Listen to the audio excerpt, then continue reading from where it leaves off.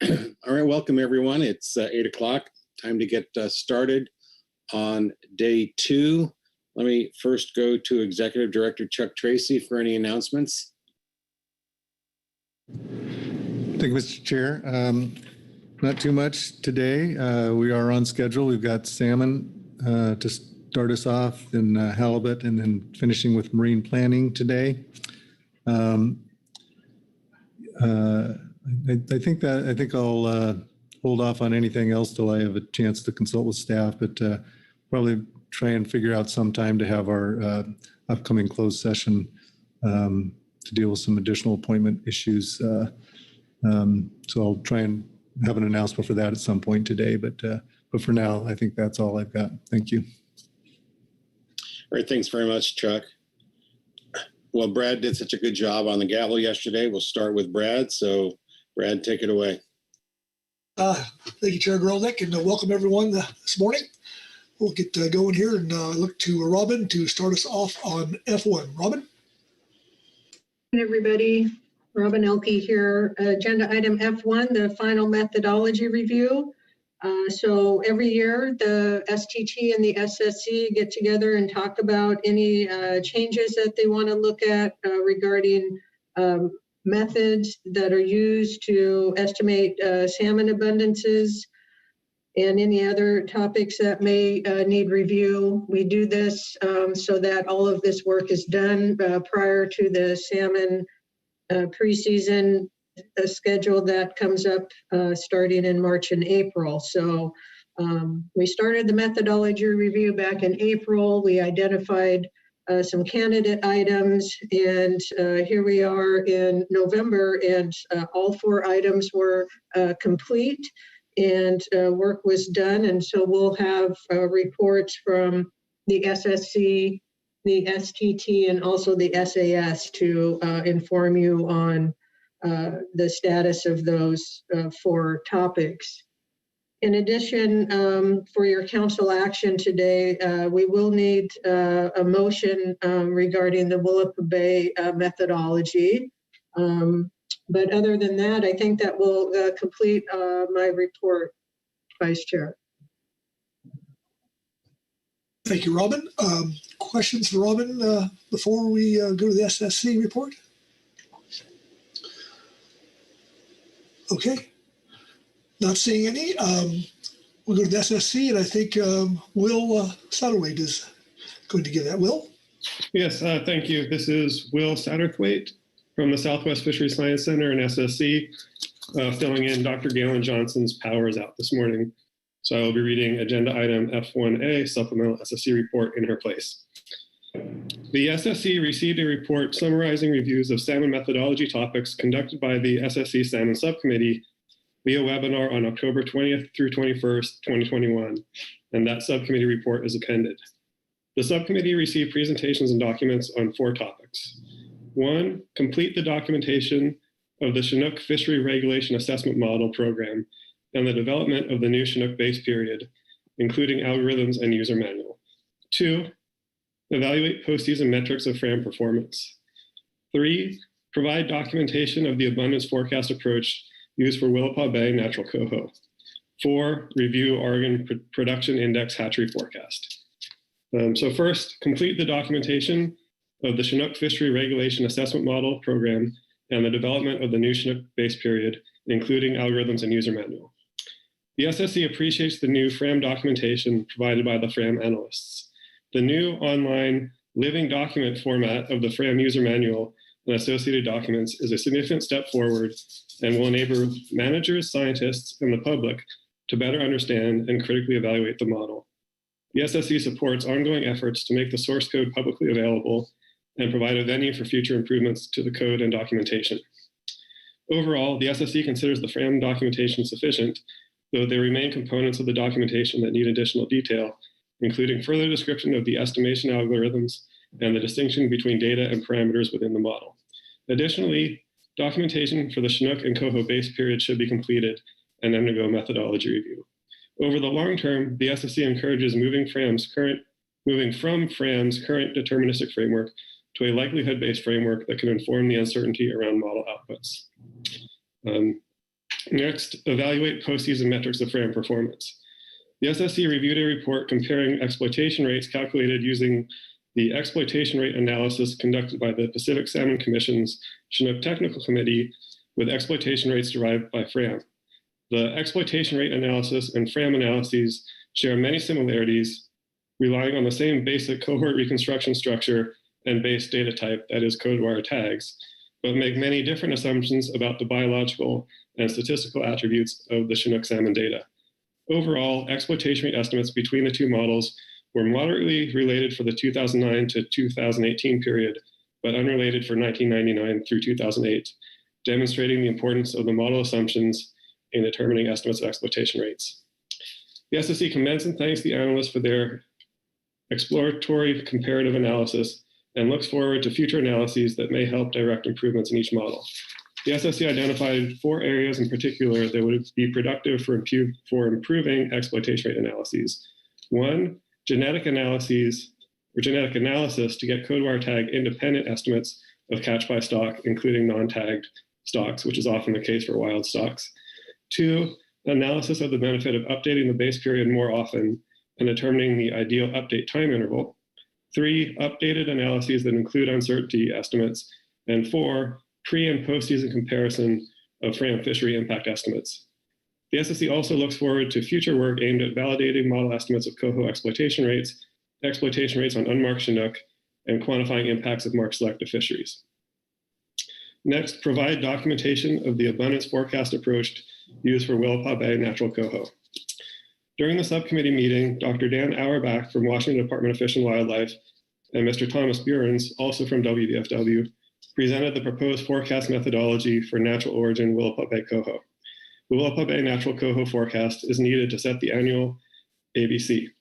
The proposed approach is based upon a recent publication, De Filippo et al. 2021, that developed a spatiotemporal integrated population model for coho management units in Washington State, excluding Columbia River coho.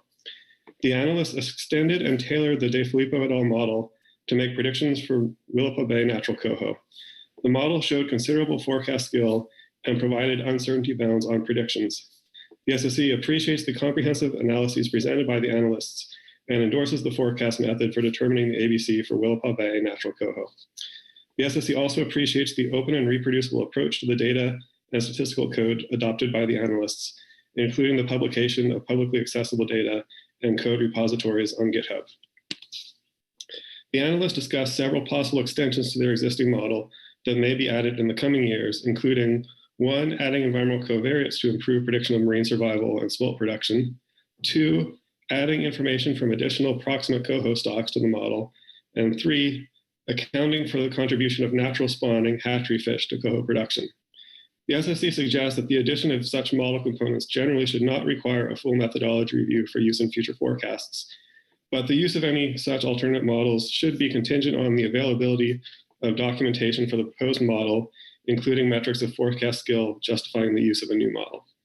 The analyst should notify the SSC by the September council meeting prior to the year in which the forecast is to be used, if changes to the Willapa Bay forecast are anticipated, and the appropriate level of further review, if any, can be assessed at that time.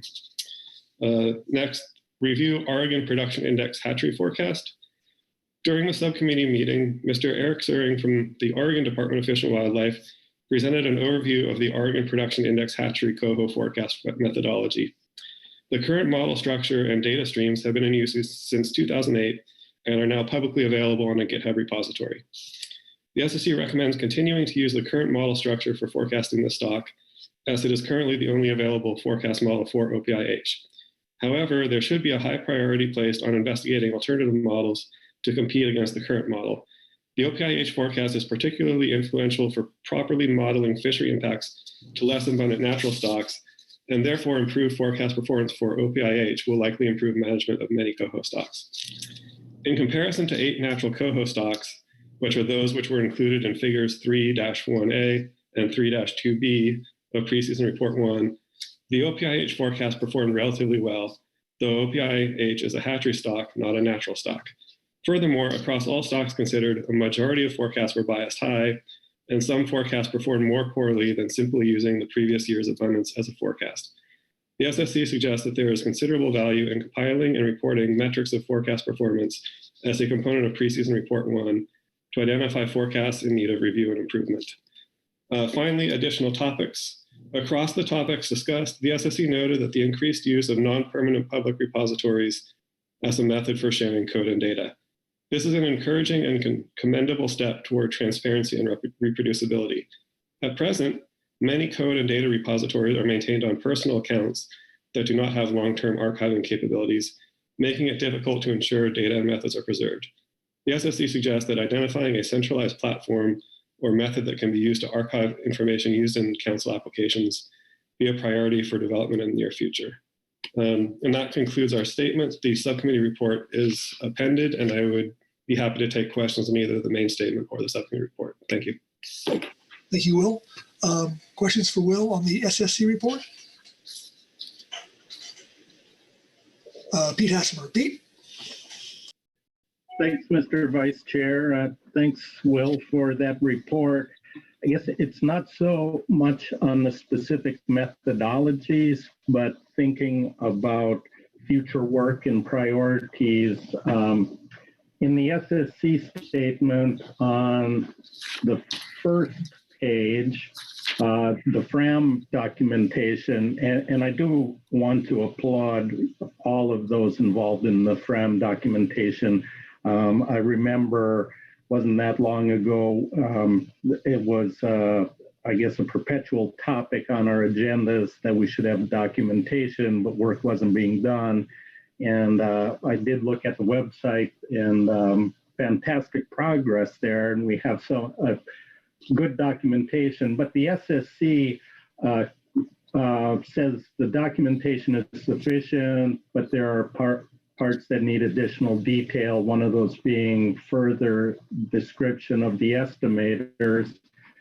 Then at the bottom of page 3 of the SSC report, the last sentence on additional topics suggests identifying a centralized platform for archiving information that the council uses in its applications. And then I noticed in the subcommittee report, under future workload items, their number 2 there was establish a database that describes forecast methodology. And in the paragraph, they talk about, they recommend as a first step a repository with the documentation of all currently used forecast methodologies. My question is, how linked are those different things that are suggested there? Their future workload, and one is, it's documentation and these repositories for information that council uses. Is there a linkage there? And then I think, I don't know if it's a fair question for you, but who does that work? If the council is to consider, recommendations that we get these things done, in what forum or where does that work? How does it actually get done? So I hope those are clear questions that you could address. Thanks. Yes, thanks. I will do my best to address those. So, first of all, I would say there is some link between the, sort of issue of permanent versus sort of permanent repository versus personal GitHub accounts. In the case of the FRAM documentation, it's not, I don't think, an individual person's personal GitHub account, but it is still, potentially the concern just is, I think the use of GitHub is great for making it publicly available. And, it's a great sort of format for being able to update things. But then the potential concern, if the only place the FRAM documentation lives is on this GitHub page, one is just that as things change, there may not be a clear record of what was used in the past.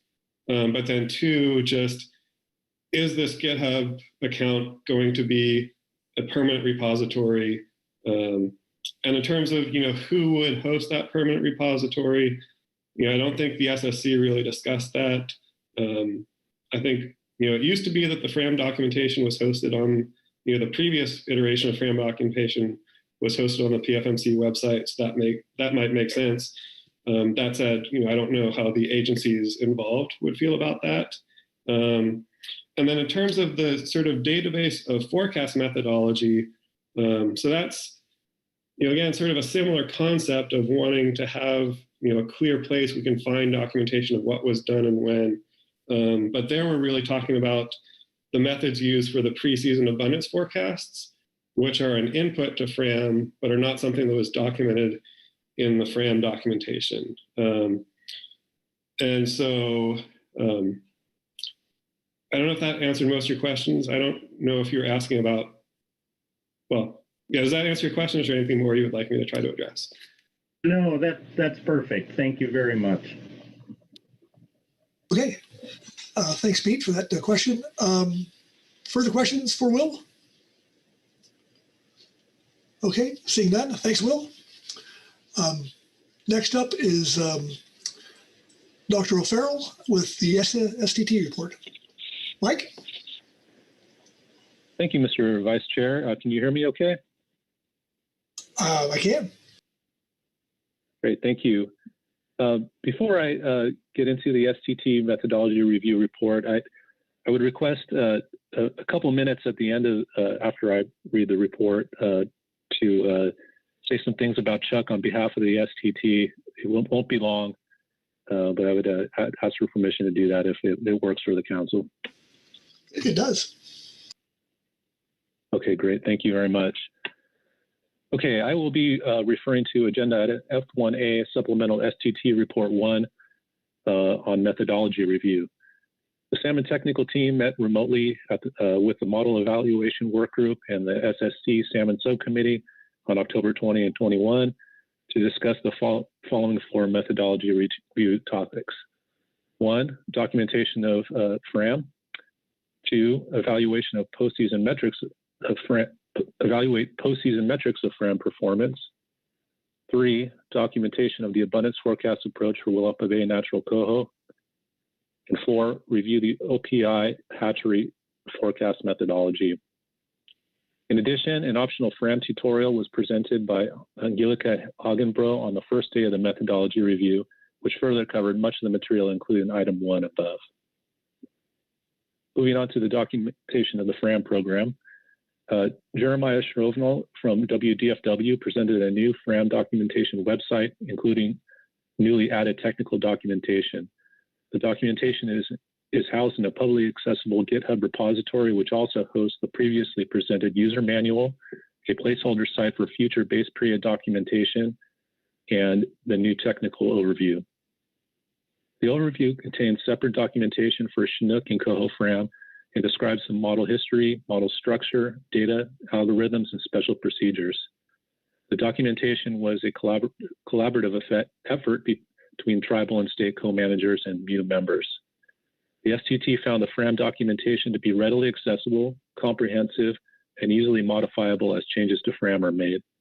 The STT commends the efforts of tribal and state co-managers to produce this documentation in time for the methodology review and looks forward to future updates to the website, specifically those that include documentation of the Chinook FRAM base period. Moving on to postseason metrics of FRAM performance, John Carey presented a comparison of FRAM exploitation and maturation rates to corresponding rates estimated by the Pacific Salmon Commission's Chinook Connect Technical Committee through their annual exploitation rate analysis. The analysis included the development of a framework to provide for rapid future comparative analyses.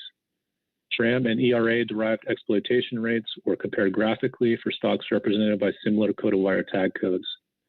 For many cases, there was generally good coherence between FRAM and ERA-derived exploitation rates. There were some cases where discrepancies were larger and initial work to explore the causes of those discrepancies was described. For some stocks, there were differences in stock and fishery mapping, which made comparisons difficult. Future work will focus on the influence of sampling and catch reporting and incorporating feedback provided at the methodology review. Willapa Bay Natural Coho forecast. WDFW staff presented analysis of new forecasting approaches for Willapa Bay Natural Coho. Those included a spatiotemporal integrated population model, or STIPM, as I might refer to it later, a lag-1 autoregressive model, and use of 3-year means of abundance calculated at various lags. The analysts also noted that alternative forecasting procedures that included model selection, model averaging, and potential use of environmental covariates could be possible with the models described at this methodology review. The data and code used to generate the forecast is publicly available on a GitHub repository. Forecast performance, assessed using 1 year ahead projections and a variety of summary performance metrics, was similar between the STIPM and AR1 models. Both STIPM and AR1 models had improved forecast performance relative to the status quo approaches, though the improvements were modest. No forecast skill results were provided under scenarios that included model selection, model averaging, or inclusion of environmental variables. After discussion with the WDFW analysts and the SSC Salmon Subcommittee, the STT recommends that future Willapa Bay natural forecasts be generated with both the STIPM and AR1 models. The forecast used for management could be either 1, the forecast generated from the STIPM model, 2, the forecast generated by the AR1 model, or 3, a model average forecast from the STIPM and AR1 models. Model or forecast selection would be guided by forecast performance statistics. Oregon Production Index hatchery forecast. Eric Suring of ODFW provided a description of the OPIH forecast approach and described the annual forecasting process conducted by the Oregon Production Index Technical Team, or OPIT. Documentation of the forecasting approach included a basic method, evaluation of model fit over time, and assessment of forecast performance. The data and code used to make the forecast is publicly available on a GitHub repository. There was no alternative OPIH forecast model proposed, and this topic was focused on further documentation and analysis of the existing approach that went beyond what is documented annually in Preseason Report 1. The STT notes that the current forecast model fits the data well, yet goodness of fit has declined over time. Nonetheless, forecast performance ranks relatively high when compared to other Coho stocks that make substantial contributions to council area fisheries. Given this, the STT recommends that OPIT continue to use the status quo OPIH forecasting approach for 2022 and beyond. Workload planning. The STT and SSC Salmon Subcommittee held discussions on 3 workload planning topics. The discussion surrounding these topics is briefly described here. First, clarify the definition of major stocks. Council Operating Procedure 15 establishes the procedure for the review and council approval of salmon estimation methodologies, utilizing the Scientific and Statistical Committee, the STT, and the MU. Within COP 15, it is stated that during the March and April meetings or at other appropriate times, the SSC, in conjunction with the STT and MU, will identify methodology issues which need documentation and or merit a full review. The SSC is responsible for reviewing new or changed methodology as opposed to specific applications of the methodology. Examples of issues that could merit a full review include new model algorithms, methods for incorporating base data into models, forecasting methods for major PFMC stocks, experimental design of proposed experimental fisheries, and technical changes to stock complexes or conservation objectives. Members of the SSC-SC have pointed out that there is no explicit definition of major PFMC stocks for which forecasting methods could warrant a full review, and that a definition of major stocks should be developed.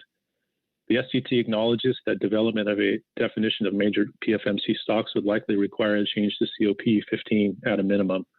If the Council wishes to pursue the development of such a definition, the STT would like to be involved in discussions with the other salmon advisory bodies. Next topic is development of an abundance forecast database. The SSC-SC has requested the development of a database that tracks salmon abundance forecast methods, documents when those methods have changed, and the review of those changes were subject to the review of the changes that they were subject to. Annually, the Preseason Report 1 presents forecasts for 42 Chinook salmon and 36 Coho salmon stock groups, along with descriptions of the forecasting methodology used for each management entities responsible for those forecasts. Past Preseason 1 reports are available on the Council website going back to 2011. In discussions with the SSCSC, it was acknowledged that it may be difficult or impossible to retrospectively chronicle all changes in forecast methodologies and review of those changes for all forecasted stocks in the fishery management plan. Potential path forward could be to track forecast modifications and reviews from the present time into the future. However, such an endeavor would be time-consuming and it would require new efforts toward database design, data entry, and database maintenance. The STT would look to guidance from the Council on the level of priority that should be given to this proposed task. Third, review of reference points and conservation objectives. Current FMP language and COPs 10 and 15 discuss the process for making changes to reference points and conservation objectives, but the COPs are not prescriptive.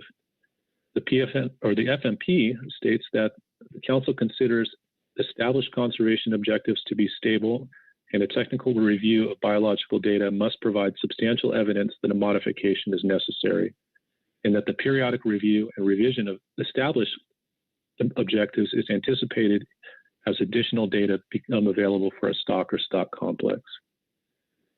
The SSCSC has recommended compiling all documentation relevant to the development of conservation objectives and documentation of any review that occurs for these conservation objectives in a repository. While citations for documents that contributed to various conservation objectives are provided in the FMP and other Council reports, it is acknowledged that some of these documents are old in the gray literature and can be difficult to locate. The STT would again look to guidance from the Council on the level of priority that should be given to this proposed task. And that concludes my statement. Thank you, Mike. Questions for Mike on the STT report?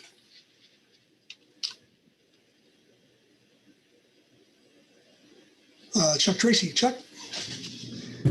Thank you, Mr. Vice Chair. Thanks, Mike, for the report. I've got a question on the Willapa Bay forecast methodology. The last paragraph talks about which model or models in combination could be used to forecast Willapa Bay Coho in the future. And the final sentence says the model or forecast selection would be guided by forecast performance statistics. So I guess I'm just wondering if you could explain a little bit more about that, how you know, of the three choices you presented, how those would be determined in any particular given year, or is this just you know, compiling forecast performance statistics as we go forward to see which one eventually performs better, or is there any sort of hindcasting approach that could be used in the near future to guide that selection? Thanks. Well, thank you, Mr. Tracy. I'll try to answer this. In the presentation from WDFW on the new forecasting approach, they evaluated forecast performance by essentially doing hindcasting or cross-validation or hindcasting sort of procedure to assess forecast performance. So what they did is a 1 year ahead sort of forecast for past years as it would be done in practice, where you would have data up to year X, and then you would forecast abundance in year X plus 1. And you would do that sequentially, for several years in a row, and then calculate the forecast performance by some metric. And there are several metrics that are possible, and a variety of them were used in the report to arbitrate which model had the best forecast performance. And so my understanding of the proposal here and what we're recommending for the STT is that this would happen on an annual basis. There would be one step ahead forecasting from past years and a reassessment of forecast performance for the different models each year. And it's that reassessment that would guide model selection from the three alternatives that we list in our statement. Okay. Thank you. Thanks, Chuck. Further questions for the STT? Not seeing any. Mike, you want to say some words to Chuck? Yes, thank you very much. Yeah, I would just like to take a few minutes to congratulate Chuck on his impending retirement and to recognize what he has meant to the council and in particular, the salmon technical team. I reached out to some past STT members yesterday and I got some responses. And Wendy Bealey recalls when Chuck joined the STT as a staff officer and she said that I feel like you transformed our good team into something really great. Put a number of the processes into place that took our preseason efficiency into a new level, processes the STT still uses today. He was a natural and confident leader, and he always had or found the answers that we needed to get the work done. Chuck was innovative, committed, and incredibly hardworking. In addition, Wendy adds, I've watched as STT members have come and gone, and Chuck has always gone out of his way to welcome people, include people, and support people. I feel like his example has shaped the whole team and has made it the uniquely close group it is today. And I will say, personally, when I joined the STT in 2009, Chuck was firmly in place as a salmon staff officer, and the team was filled with long-serving members with a lot of experience. It was a really cohesive group and worked very well together and liked each other's company enough to look forward to going to dinner after a long day of work. And the collegiality of the STT really remains to this day, and Chuck deserves a lot of credit for fostering that work ethic and respect for all members that remains with the team to the current day. I can say that working on the STT has been the highlight of my career, and working with Chuck has been a big part of that. I know many others feel the same way. And so, Chuck, I hope you understand how much you have contributed to this council and all the people associated with it over the years. I know that I have benefited from your mentorship and friendship, and I'm only one of many. So the STT just wishes you the best and hopes that you can stay in touch with us after your retirement. Thank you very much. Yeah, thanks, Mike, for the kind words, Chuck. Chuck? Thanks, Mr. Vice Chair. Thank you, Mike, and thank you, Salmon Technical Team. I think the feelings are definitely mutual. The STT really taught me a lot about teamwork, how to be a team, how to work as a team. I do consider it, probably the most satisfying aspect of my career. Not that I haven't enjoyed being deputy director and executive director, but I think just from a purely selfish point of view, the STT was definitely the most satisfying, where I felt, I did my best work in a lot of ways. So I do intend to keep in touch. Had a nice chat with some of the former STT meetings last night via text message about the embassy suites. And I do consider the entire team my friends, and hope to see you and stay in touch with you forever, really. So, I certainly hope we can meet in person. The council and the teams, advisory bodies can all meet in person at some point, and I will definitely take that opportunity to come and go out to dinner with you all again. So thank you very much. Thanks, Chuck. With that, we'll go to the SAS and Richard Heap. Richard. Thank you, Mr. Vice Chairman. Good morning, council members. I might ask to be indulged a moment at the end of my comments to address Chuck also, if that would be acceptable. I kind of set precedents here, but I'm a little nervous, but okay. Well, my statement is very short. So I'm addressing agenda item F1A, the supplemental SAS report. The Salmon Advisory Subpanel was briefed by Dr. Michael Farrell on the salmon methodology review conducted in October of 2021.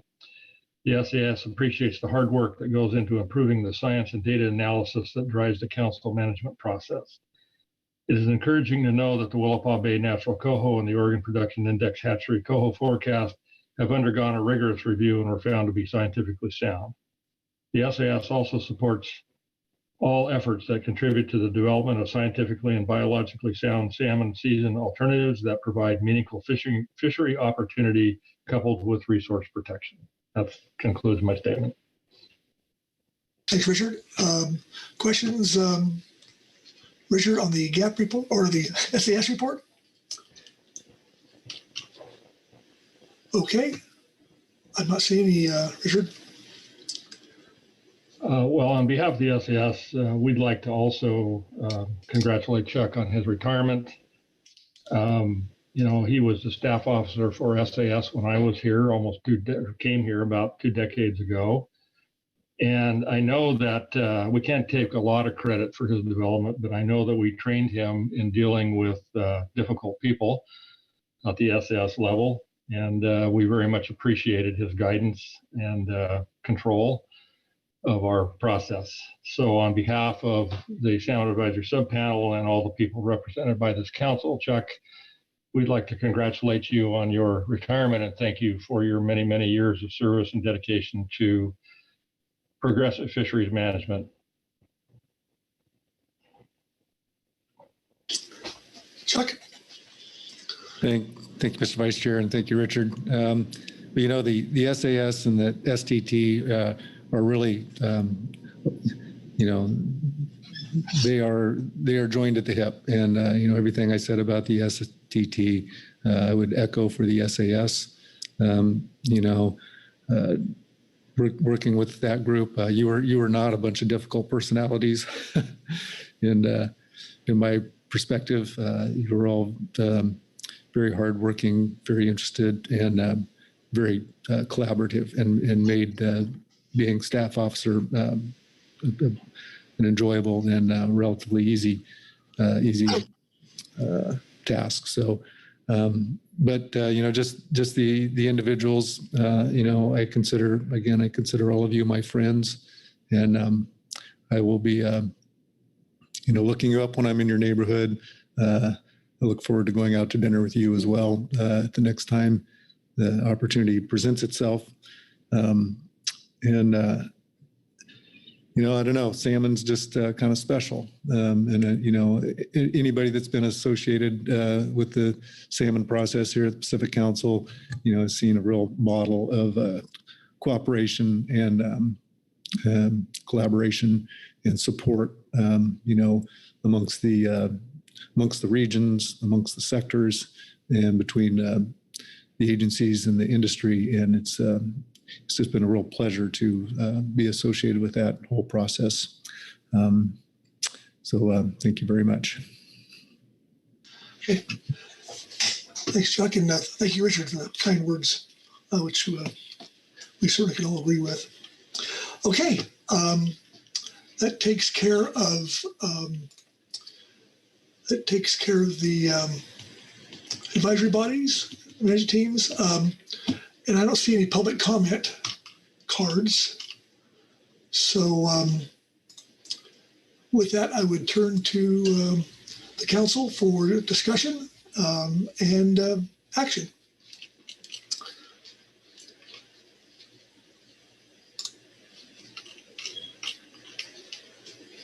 So looking for a hand, and Kyle Addix. Kyle?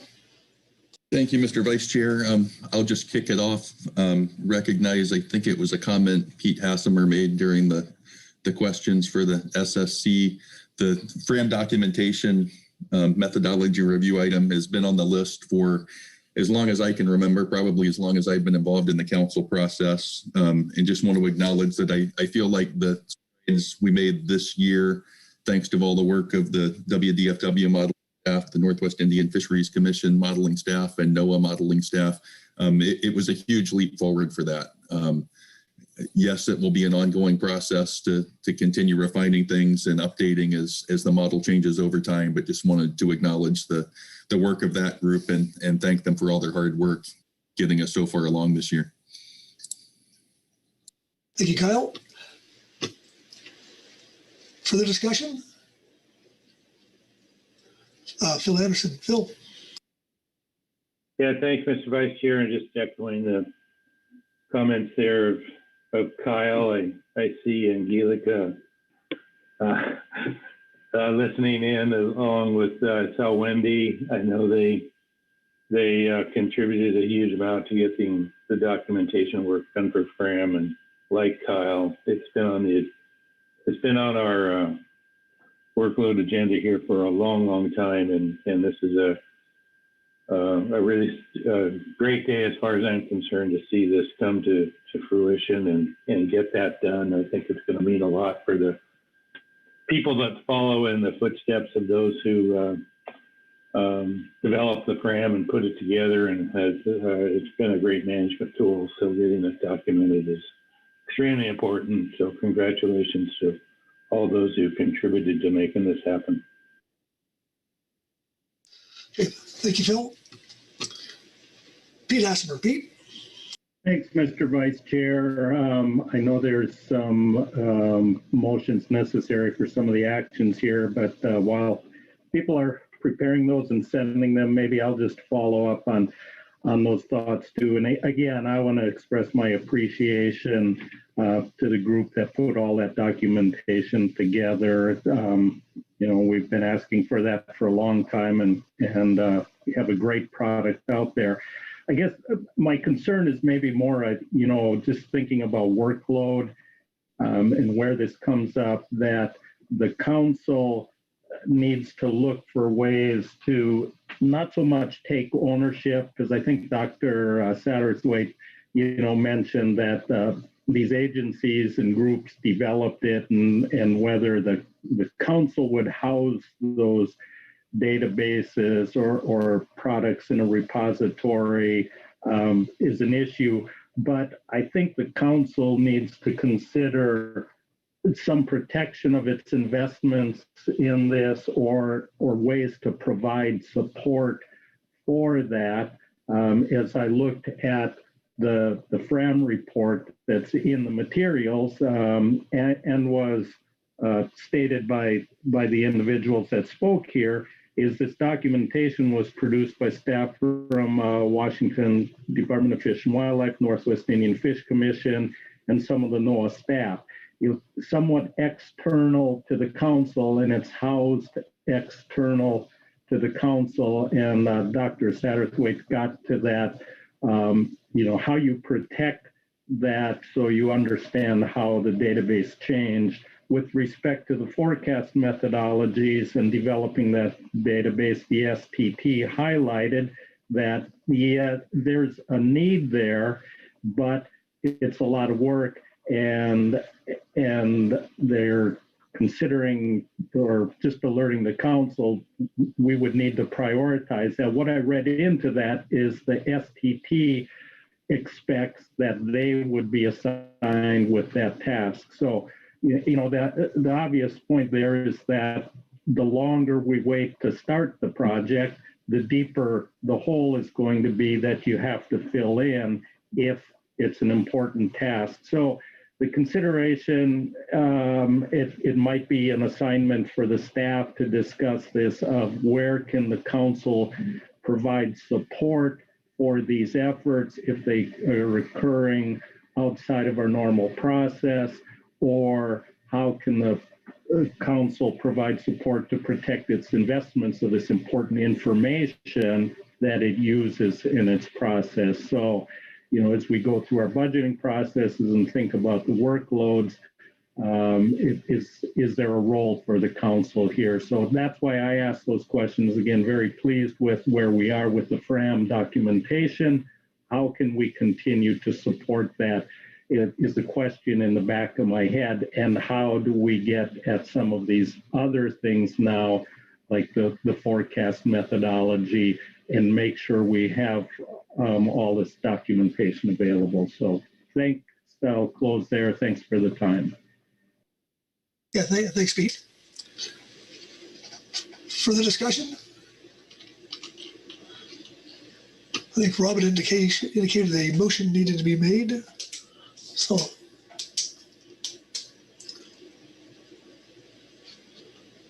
Kyle Addicks. Kyle. Thank you, Mr. Vice Chair. I don't have any great answers to Pete's issues right now on how we do a better job of documenting some of this stuff long term and where some of it is housed. But acknowledge those are issues we need to think about. I don't have a motion for the FRAM documentation. As I said, that's going to be an ongoing thing, but we've made a lot of progress. I also wanted to acknowledge the evaluation of postseason Chinook FRAM performance. When this idea popped up for review, and in my mind, it was a huge task that was going to take a lot longer to get as far as we got quickly on that one. So again, acknowledge the NOAA and WDFW staff that did a lot of work on that will continue and will help us understand the differences in some of our fishery models and hopefully make improvements to them along the way. I do have a motion when the council is ready for the Willapa Bay forecast methodology.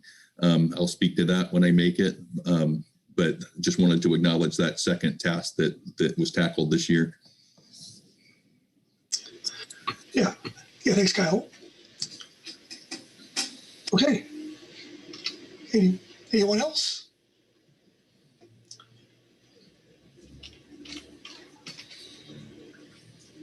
Okay, I'm not seeing any more discussion on the FRAM. So I guess, Kyle, you want to jump down to the Willapa National Coho forecast topic? Thank you, Mr. Vice Chair. Yes, I have a motion I'm prepared to go ahead and make on that topic. Well, I'm not seeing any hands, so please. I move that the council adopt the forecast methodology for natural origin Willapa Bay Coho as presented in agenda item F1 attachment 3.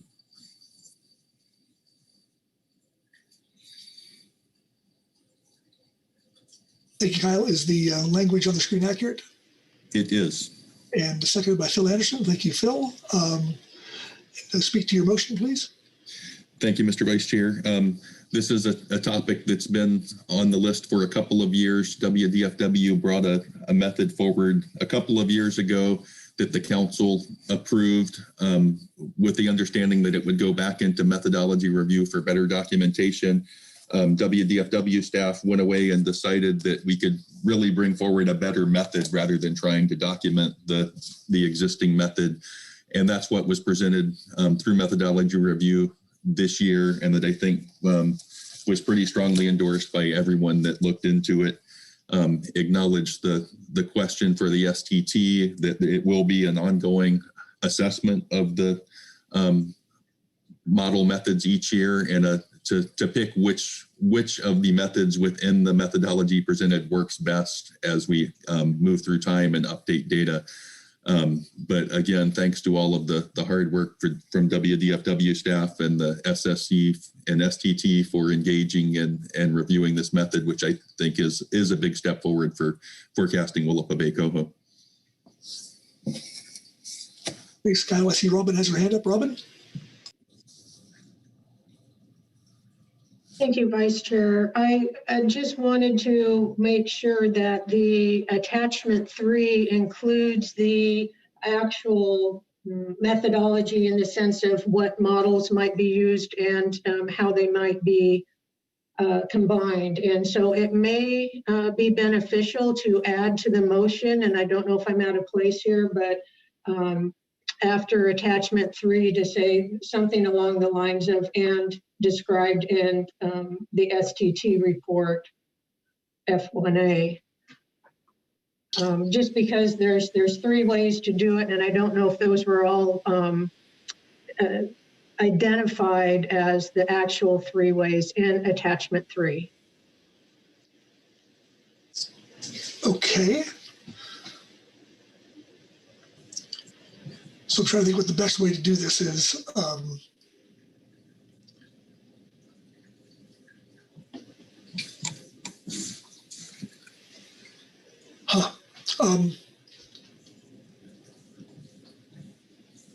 I guess, Kyle, what was your intent? Oh, Chuck Tracy. Chuck?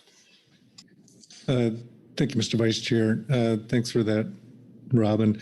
So it seems like the best way to address that would be to amend the motion. I might recommend that something to the effect of, and implemented as recommended by the Salmon Technical Team in STT Report 1. Okay. So I guess I would amend the motion then? Or withdraw it and redo it?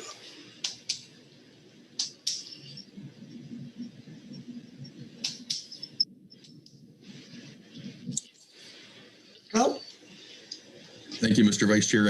I was trying to scroll through the report because I thought the report actually captured sort of the approach that the SDT recommended. Having trouble finding the exact language now. Happy to withdraw it and make a new motion, or let someone amend it. I don't believe I can amend it, but happy to let someone amendment to add the language Mr. Tracy suggested as well. That is correct. Thank you, Dave. So with that, if there's no one who wants to, Chris Kern. Chris? Well, I just offer to amend the motion. Okay. Okay.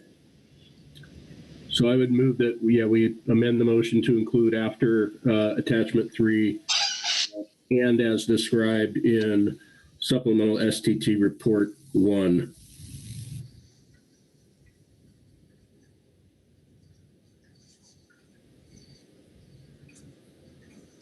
Okay. And, almost done. Okay. Is that language accurate? I hope so. Okay. And second by Phil Anderson. Thank you, Phil. Any discussion here? And I see, Phil, you have your hand up. Yeah, I should not have been as quick on my hand. I wasn't trying to second it. Oh, I'm sorry. I just no, that's my fault. I thought Chuck's suggested language was and implemented as described in, and I thought that would be more explicit. But if this wording that's on the screen does it, I'm fine with it and am happy to second. Okay, Chuck? Thanks, Mr. Vice Chair. Well, let me just take a quick look at the SDT report again.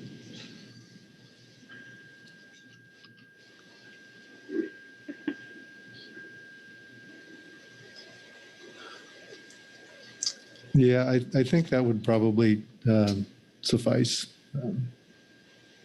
The amendment as it is would suffice. Okay. Okay. And then seconded by Phil Anderson, maybe. Yep. Oh, yep, it is. All righty. Any discussion? Seeing none, I'll call for the question. All those in favor signify by saying aye. Aye. Opposed? Aye. Aye. Opposed? Abstentions? Okay, motion or amendment passes unanimously. And now we go to the amended motion. And any discussion on the motion as amended? Not seeing any hands. So all those in favor signify by saying aye. Aye. Aye. Aye. Opposed? Abstentions? Okay, the motion as amended passes unanimously. So, okay, get that out of the way. And thank you, Kyle, and thank you, Robin and Chuck, for getting us through that. So, all right. So I think that takes care of the Willapa Bay. As we move down here, any more discussion on the hands? Any guidance to be had?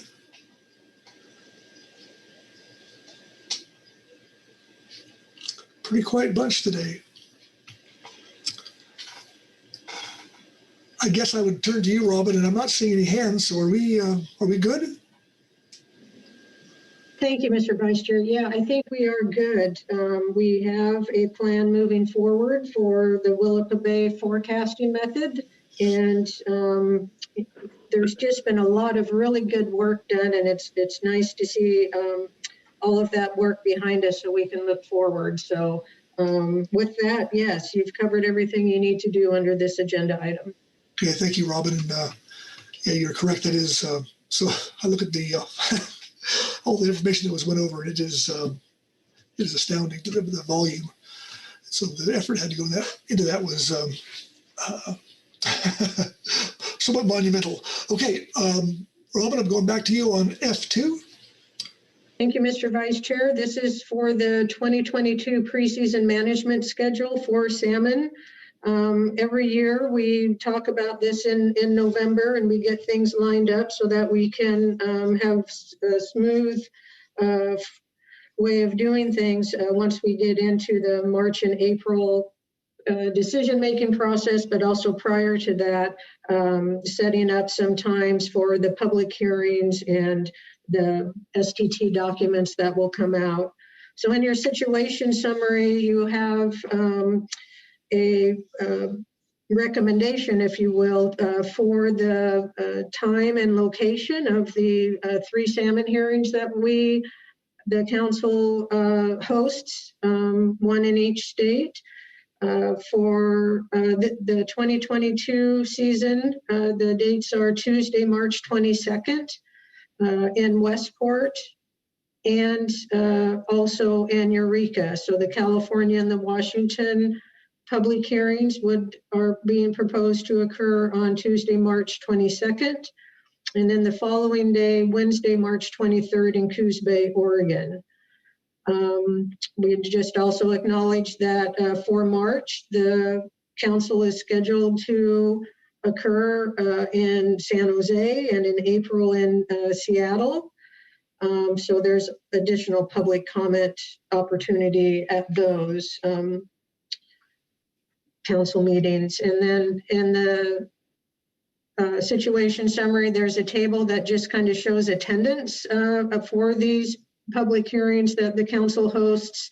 In bold are the 3 cities that we're recommending they occur in for 2022. I would note that for both 2020 and 21, those hearings were held via webinar. But the last time we talked about having a public hearing, Eureka was the city of choice, and Westport and Coos Bay are fairly standard locations for Washington and Oregon. So you can see the attendance record for 20 and 21. Really good attendance, having those via webinar, which I think is great news. They were well attended, both in person and via webinar. In addition to the information on the public hearings, there's an attachment 1 that just outlines the timing of things as they progress and as we move towards the season setting process in March and April for implementation of the fisheries come May 16. So the dates for the preseason documents and the public hearings and the March and April council meetings are in that attachment 1 as well. So the action here is just to confirm the intentions of the public hearings hosted by the council and identify any other hearings the state may be wanting to conduct, and then take a look at that attachment 1 and approve the overall schedule for the 2022 season. All this obviously understanding that we're still in a COVID-19 pandemic, and there may have to be some changes due to that, and that these are proposed dates relative to any change that might have to occur due to health and safety concerns. So with that, I'll conclude my statement. Thank you, Mr. Vice Chair. Okay, thank you, Robin. Questions for Robin before we go to the STT report? Okay, and with that, I will turn it over to Michael Farrell. Mike. Thank you, Mr. Vice Chair. I will be referring to agenda item F2A, supplemental STT report on preseason management schedule. The STT has reviewed agenda item F2, attachment 1, the proposed schedule for developing 2022 ocean salmon fishery management measures, and supports moving forward with the schedule as outlined in this agenda item. While some of the 22 preseason planning processes may occur via virtual meetings, the STT does not anticipate any setbacks and expects to provide accurate and timely analyses and reports. And that concludes our statement. Thanks, Mike. Questions for the STT? Okay, seeing none. Thanks, Mike. And now to the SAS report and Richard Heap. Richard. Thank you, Mr. Vice Chair. I'll be reading from agenda item F2A, the supplemental SAS report 1. The Salmon Advisory Subpanel discussed the scheduling of the annual salmon hearings. The SAS favors in-person meetings in each of the 3 states, particularly because of their value in familiarizing the public with council staff and the salmon advisors, and because an in-person forum allows for more discussion of the many facets involved in the development of the alternatives. However, if pandemic considerations continue into next year, the SAS recommends the continued use of the virtual hearing process that has been used. The SAS notes that virtual meeting participation has been comparatively high and that the technical aspects do not appear to have been a deterrent to participation. That concludes our report. Okay, thanks, Richard. Questions for the SAS? Okay, thanks, Rich. Okay, that takes us to public comment, and I don't see any public comment cards on this item. So that would take us to council action. And a couple things to do here. So Susan Bishop, Susan. Thank you, Mr. Vice Chair. I would just note in the schedule, just in the interest of keeping things moving and maximizing the chances that NIMS gets the 2022 salmon regulatory package in place by the time of the May 16th effective date. And the current schedule, as outlined in the documentation presented, I think the STT and the council is scheduled to complete its work on April 20th.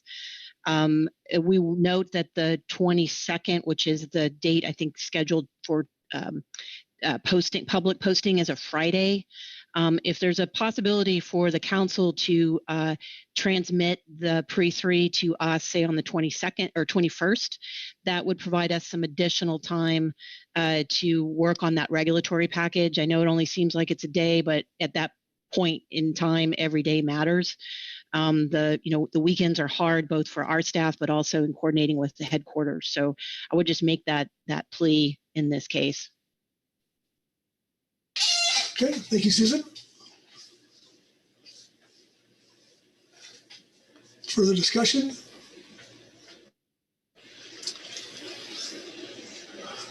Marcy Remco. Marcy. Yeah, thank you, Mr. Vice Chair. I want to thank the STT and the SAS for considering the schedule and taking up the topic of the salmon hearings and their importance in our council process. Appreciate the advice of the SAS. I support the recommendations that they've offered us. Just would add that for California, we are planning to host our annual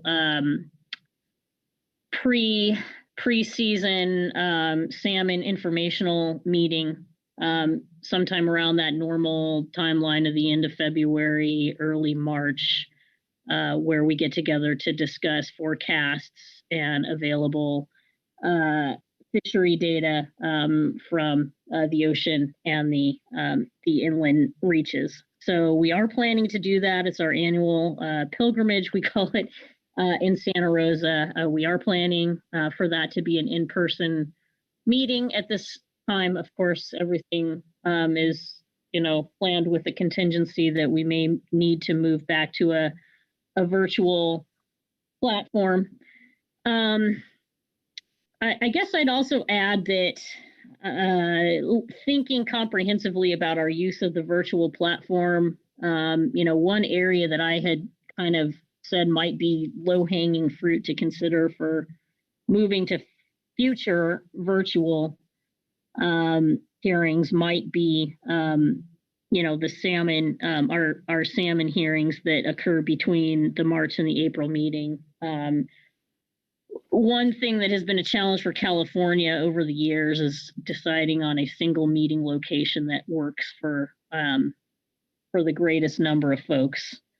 The virtual hearing has been pretty effective in getting people together to offer testimony from all parts of the state without necessitating travel to one particular location.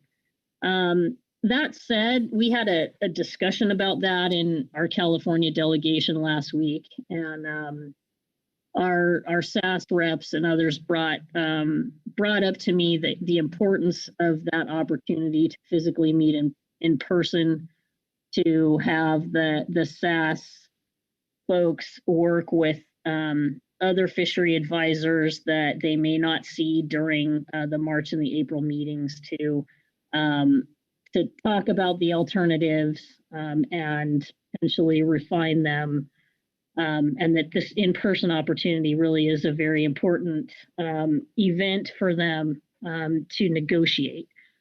So I hadn't really considered that previously in thinking about this, the salmon hearings, and thinking about, maybe moving them to virtual.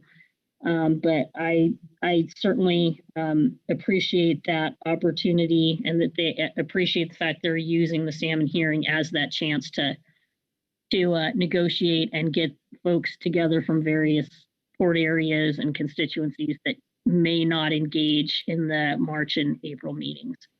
So with that, I guess I would just offer the support for the proposed plan as outlined, and the Eureka hearing site, presuming that we are in fact moving back to being fully in person. Thanks. Yeah, thank you, Mark. Further discussion, comment? Phil Anderson. Phil? Thanks, Mr. Vice Chair. I'm prepared to offer a motion when you're ready. Okay. Well, I don't see a bunch of hands underneath you, so I'm good. Okay. Chris and Sandra asked that you indulge me because I have not had a chance to email you this. So I move the council adopt the schedule for developing 2022 ocean salmon fishery management measures as detailed in agenda item F2, attachment 1, and confirm council staff hearing sites and state intentions for additional hearings identified in agenda item F2, situation summary. Thank you, Phil. Is that language on the screen? Yes, it does. Yes, it is. Thank you, Mr. Vice Chair. And thanks, Sandra and Chris. Yeah, thank you, Phil. I was just waiting until she finished her typing. So, okay. Need a second? Second by Kyle Lennox. Thank you, Kyle. And Phil, I don't know if you want to speak to your motion. I don't have any additional comments. I think we had a good discussion. The schedule's supported by our SAS, STT, taking into account the comments from Ms. Bishop in terms of implementation once council decision-making is completed. And this does give some additional flexibility to the states for scheduling additional hearings and in whatever manner, that is in person or virtual, that they deem appropriate. Thanks. Thank you. Discussion on the motion.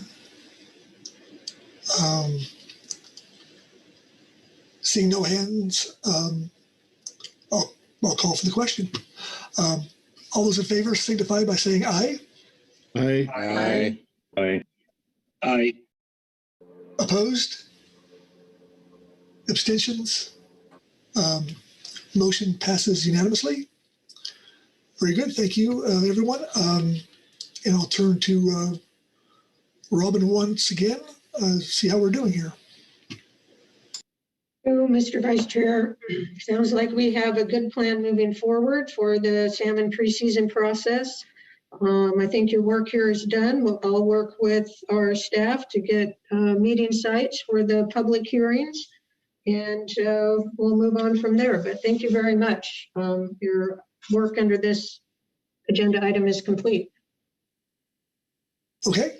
Thank you, Robin. And I think, well, we're going to break here just shortly.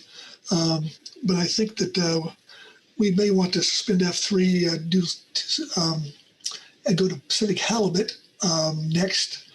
And maybe I'll turn to Chuck to explain the rationale or what he's thinking there.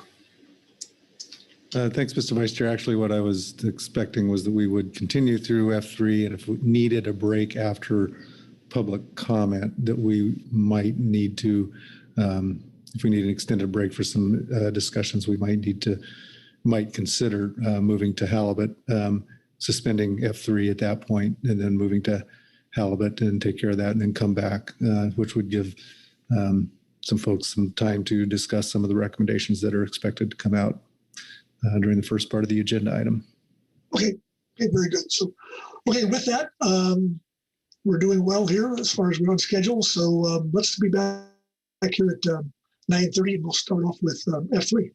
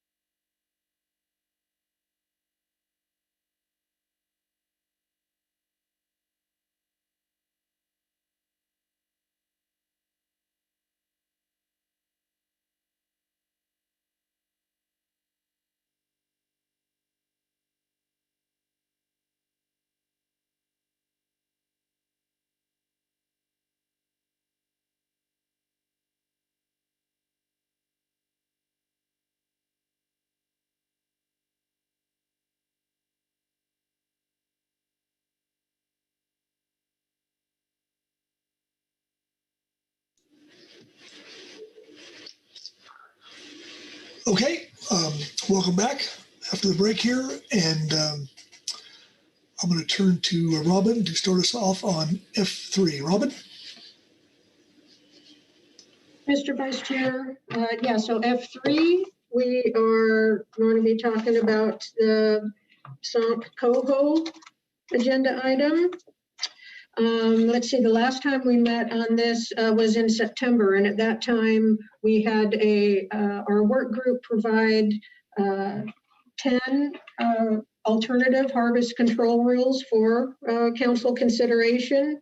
The work group has been working for the past year and a half to provide information through their risk assessment, which they've updated, and to find a range of alternatives that will be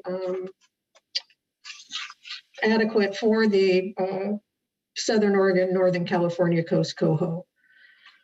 So you have your situation summary that outlines pretty much the events that have occurred over the past year and a half. And since we've last met in September, the work group has provided, like I said, an updated risk assessment that includes some of the items that the council asked for at our last September meeting. And that is Work Group Report 1. In addition, the work group provided a supplemental report, which is essentially just a one-page table that identifies the codifier tags used in the FRAM modeling.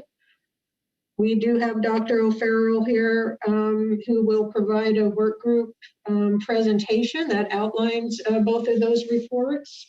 And in addition, I think after Mike is done with the presentation, we can have Susan Bishop from NEMS provide a little bit of an update from their last report that they provided in September.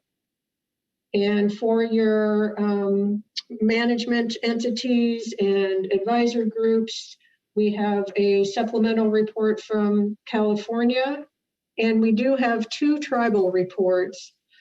We have a report from the Yurok tribe, which is posted on our website already, and we just got a tribal report from the Hoopa Valley tribe, and our secretariat is working now to get that posted for you all, and we'll have Mike Orcutt read that into the record.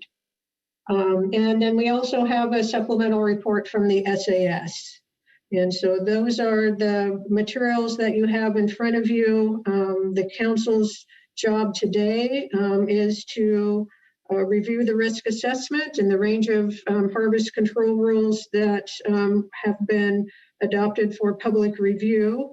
And from those, adopt a final preferred alternative harvest control rule, which will be recommended to NIMS. And I think with that, I've covered the overview on that. Thank you, Mr. Vice Chair. Okay, thank you, Robin. Questions for Robin on her overview? All right. We'll turn to Dr. O'Farrell with the STT report. Mike? Thank you, Mr. Vice Chair. I'll be presenting the work group report summary here in slides. I see the slides are up on the screen. Thank you for that.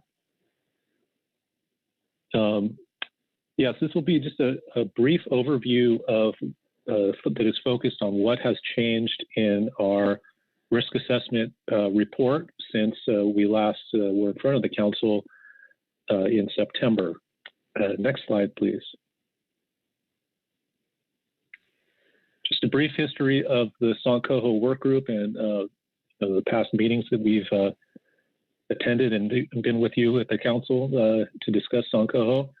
The council adopted or established the work group in April of 2020, and since then we've met many times. I will just highlight the second part of this slide here.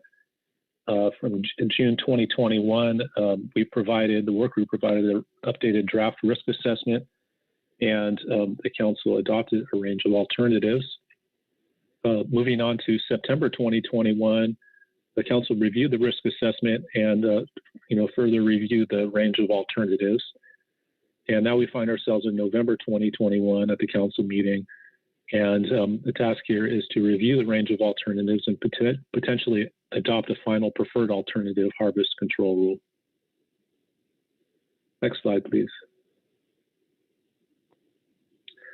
Just as a reminder, this is the range of alternatives that we've been considering since June. There are 10 control rules, and they are all specified in terms of constant total exploitation rate caps. The control rules range from 0 exploitation rate, which is just a reference point to represent the unfished condition. Control rule 2 is a 7% exploitation rate, and control rules 3 through 10 represent exploitation rates from 13% to 20% in increments of 1%. Next slide, please. Work group's focus since the September council meeting has been to address the council guidance provided at that meeting. And here I've paraphrased the 3-part guidance that we received. Number 1 is to describe how Coho FRAM is used in pre and post season, describe base period coda wire tag data, describe how non-retention impacts are determined. Guidance part number 2, describe potential fishery constraints that the control rules under consideration may impose on specific ocean fisheries, which months and sectors by region are consistently costly in terms of impacts to St. Coho salmon. And 3, examine how the control rules might be used in a planning setting, including preseason implementation alternatives that rely on A, preseason projections of ocean and freshwater impacts for the forthcoming season only, and B, a multi-year running average approach that considers the combination of preseason projections and postseason estimates. Next slide, please. So the changes, we're going to highlight the changes to the risk assessment report since September 2021 council meeting. We have a new appendix. It's named Appendix B, the Fishery Regulation and Assessment Model use in preseason and postseason. A new Appendix E, which is a summary of Coho FRAM's model distribution of St. Coho impacts. A new Appendix I, which is a memorandum concerning the incorporation of freshwater mortality into the total exploitation rate framework.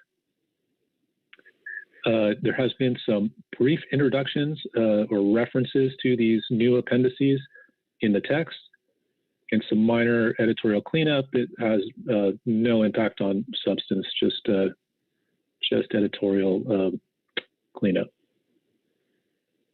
Next slide, please.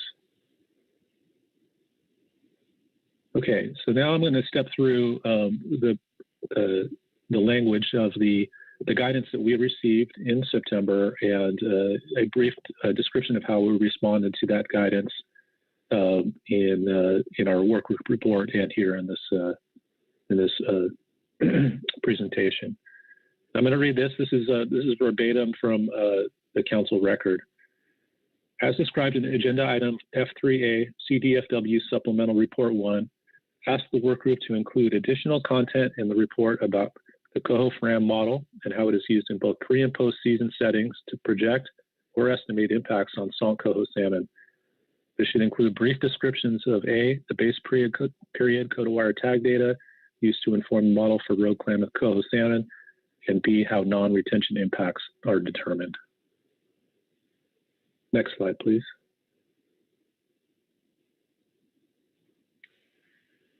In Appendix B, we first start out by discussing FRAM use in preseason. We have a series of little flow charts for the different aspects of this request.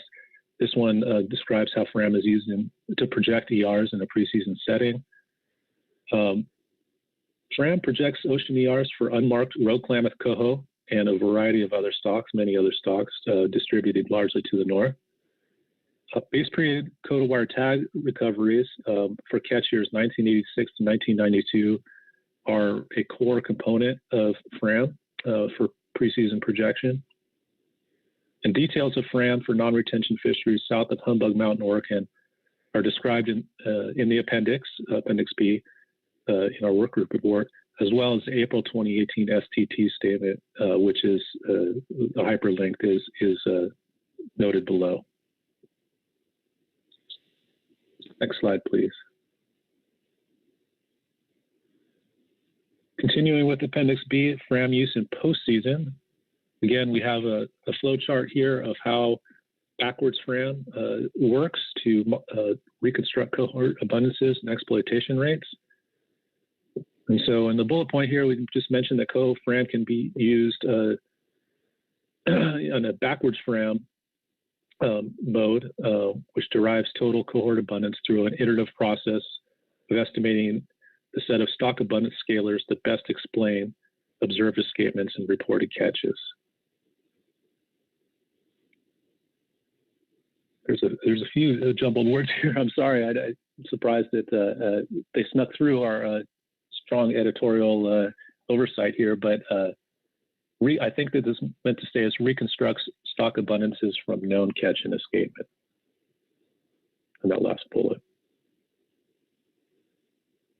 Next slide, please. Continuing on with Appendix B, we have a description of the FRAM base period with regard to Coho. And again, there's a flow chart that shows how the process for developing the FRAM base period. As I mentioned, the current base period for Coho FRAM is catch years 1986 to 1992. And the base period is developed by reconstructing abundances for each management unit for each base period year. And there's a table of coded wire tags from hatchery programs used to represent Coho in Appendix B. And in addition, we have the raw and expanded coded wire tag recoveries in the SONC supplemental, the SONC work group supplemental report, which I will show a little later in our presentation, but it is also available in the briefing book now. Next slide, please. Moving on to the second part of the September guidance, Coho FRAM and projection of impacts. The verbatim guidance was to ask the work group to include additional information in the report about the potential constraints in the HCRs under consideration may impose on specific ocean fisheries. This additional content should illustrate the specific months and sectors by region that the FRAM Coho model projects are consistently costly in terms of impacts on Coho salmon. Next slide, please.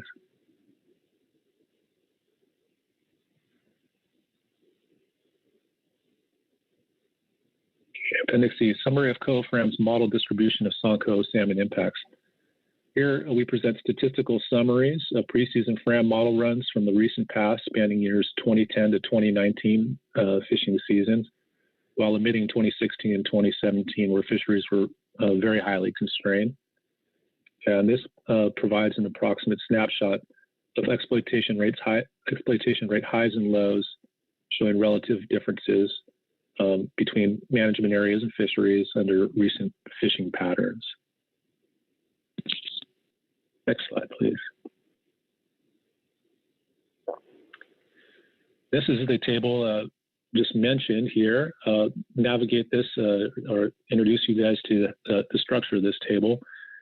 On the far left-hand column, we have FRAM fisheries that they are in abbreviated form, though I think that many people will be able to recognize where these fisheries are occurring and whether they're commercial or recreational fisheries. And then there are three panels to the right of those fisheries, and they include the average exploitation rate in the first panel for those catch years, the aforementioned catch years, the minimum exploitation rates for those catch years, and then on the far right panel, the maximum exploitation rate catch years. And in a relative sense, these three panels show very similar results in that the highest level of impacts or exploitation rates on Coho occur in the California KMZ and the Fort Bragg fisheries, both recreational and commercial. The further north you go from the California border, in general, the impact rates are lower. And the further south you go, below Fort Bragg, for the most part, impact rates are lower there as well. Next slide, please. Harvest control rule implementation. This is the third part of council guidance from September.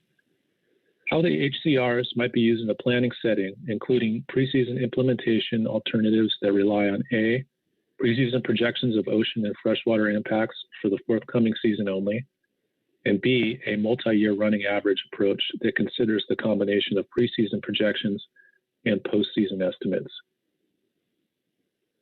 Next slide, please.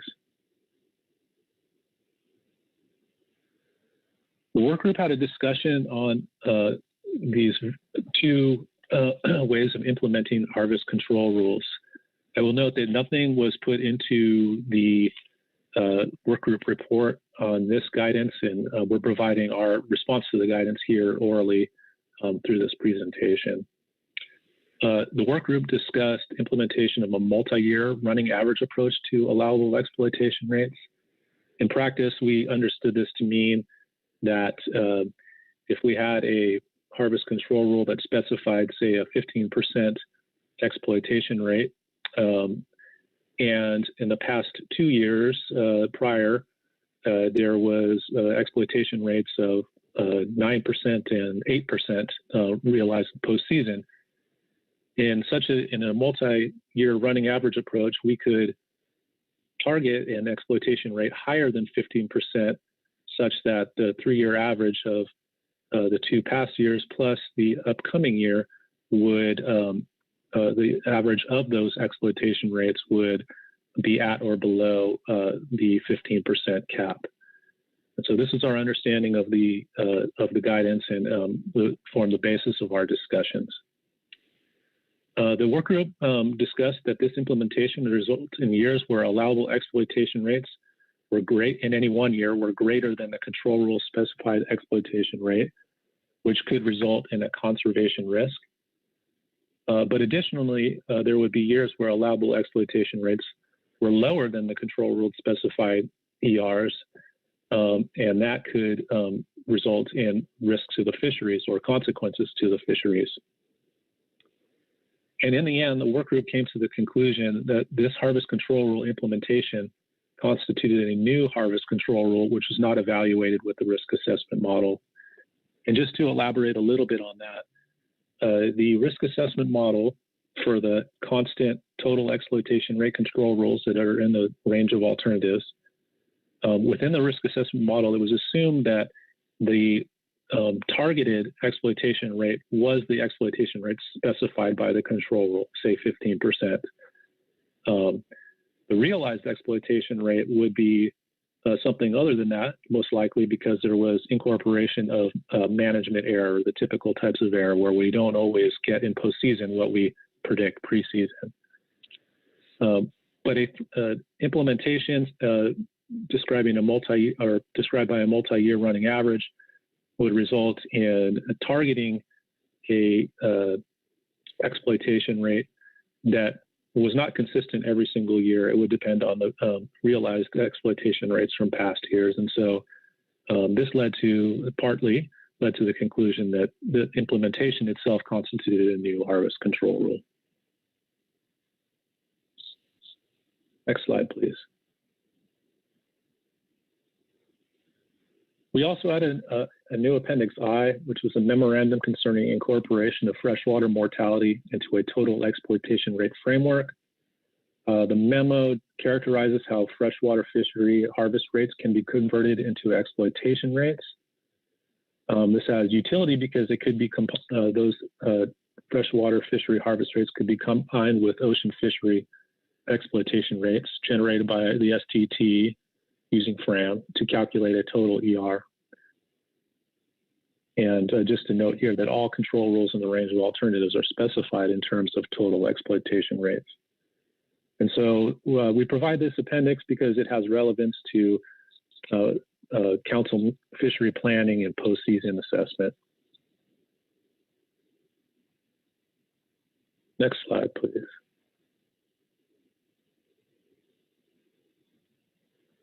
As I mentioned before, there is a supplemental work group report that has been submitted and is in the briefing book. This report consists of the number of code wire tag recoveries, raw code wire tag recoveries, and expanded number of code wire tag recoveries that are included in the current FRAM base period. The raw and expanded code wire tag recoveries are listed by fishery and time period. And the purpose was just to shed some light into the core data in the FRAM base period that is most relevant to Coho modeling and beyond what has already been presented in Appendix B and E. Next slide, please. And this is a picture of the supplemental report. The report just consists of one table. There is a brief introduction header to this table in the briefing book, but I trimmed that off for ease of looking at this table here. On the left-hand side, we have the FRAM fisheries, both in the short names, the ones that were similar to the ones I showed previously for those heat maps, and where the impact rates are higher or lower, and then the full name in the second column. And then the first panel to the right of those columns is the observed number of tags, not expanded. And on the right-hand side panel, we have the estimated tags, which are expanded for sampling. Next slide, please. In summary, a range of alternatives was adopted at the June 2021 council meeting. And we had council guidance from September 2021 to address 3 items. Items 1 and 2 have been addressed in Appendix B and E, respectively, in the report. Item 3 has been addressed here with a description of the work group discussion. Again, a new Appendix I was produced in an effort to aid incorporation of freshwater fishing mortality into a total exploitation rate management framework. And at this meeting, the council may consider adoption of a final preferred alternative. I believe I only have one more slide, and it's a repeat, next slide please, of the range of alternatives. And with that, I would be happy to try to answer any questions the council might have. Yeah, thank you, Mike. Questions for Mike on the STT presentation? Okay. Oh, Chuck Tracy. Chuck? Thanks, Mr. Vice Chair. Thanks, Mike, for the presentation. Just a question, I guess, about the new alternative, the averaging multi-year average exploitation rate, and its lack of inclusion in the risk assessment. And just wondering how, was there any consideration of how that might be used or how the risk assessment might be used to evaluate that? And is that something that's relatively straightforward or not? Thank you, Mr. Tracy. Our discussions on this were more focused on whether this was within the range of alternatives, and determined that it wasn't. I don't recall getting into the nitty-gritty of exactly how we would implement this in the risk assessment model. I think we talked about it briefly, if my memory serves. I'm not sure that we talked about it in great detail with Ray Beamsurfer, who is running the model. We never quite got that. We didn't get as far. I mean, our focus was really trying to figure out whether this was within the range of alternatives, and whether it was simply a new implementation or if it constituted a new harvest control rule. the consensus was that it constituted a new harvest control rule. And beyond that, we didn't go into great detail. Thanks. Follow up, Mr. Vice Chair. Please. So it's a new alternative, and your question was it within the range of alternatives? So I guess just to be clear, so are you saying that it's not within the range, or the impacts of such a rule would not be within the range of impacts assessed from the other control rules? I would say that the implementation was not within the range of alternatives. The range of alternatives are just constant exploitation rate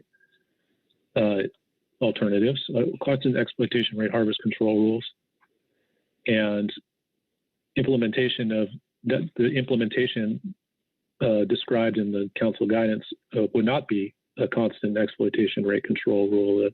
Based on past years, the exploitation rate in any given future year would be variable.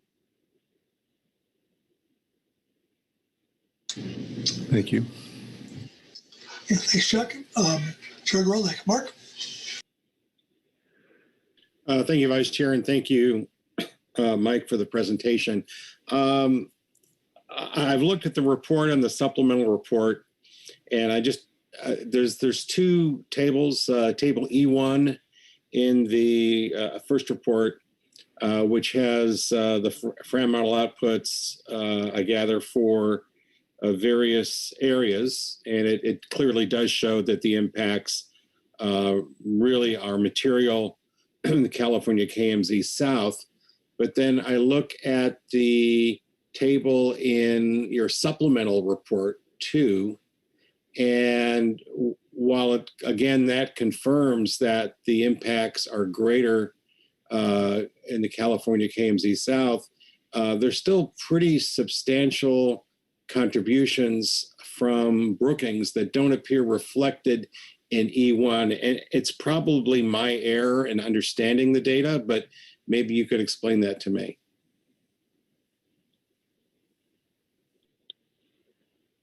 Thank you, Mr. Grolnick. I'm just trying to call this up on my screen here and to make sure we're on the same page.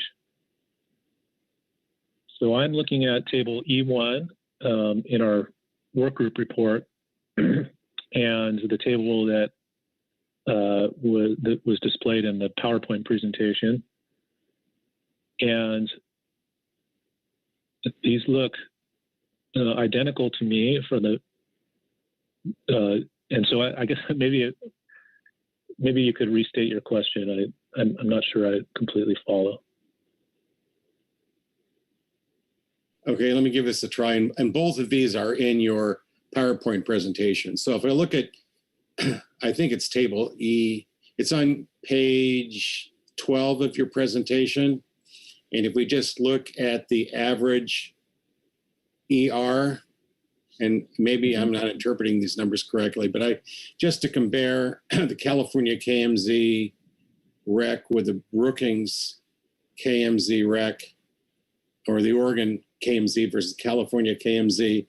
In July, for example, I've got 0.25 and 0.87. And if I look at the troll, it looks like it's about 25% as much in Oregon. And then if I look to this other table,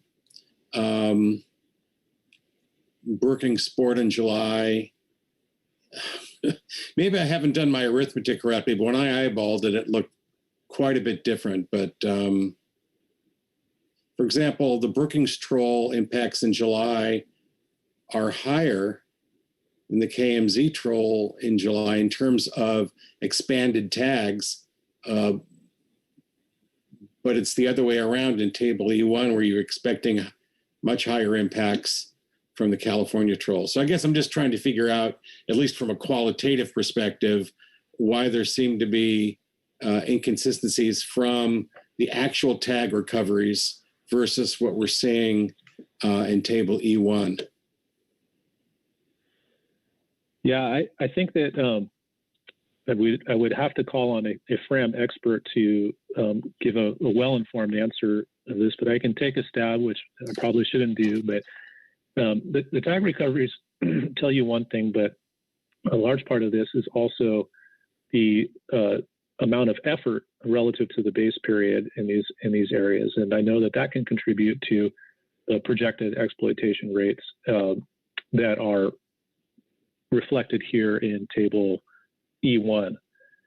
And so it's not strictly a function of those tag recoveries from the base period, but it has to do with relative abundances and also relative differences in fishing effort by time and area. So I don't know that I can unravel it any further than that.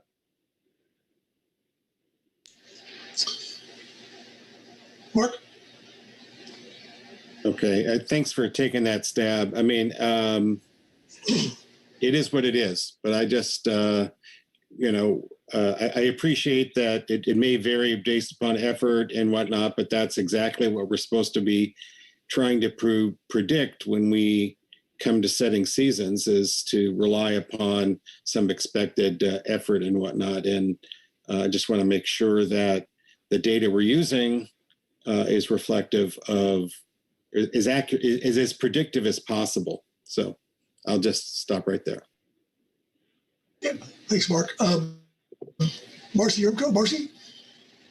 Yeah, thank you, Vice Chair Pettinger. Thank you, Dr. O'Farrell. I'd like to, I guess, follow up on Chuck's line of questioning and maybe see if we can get a little more clarity.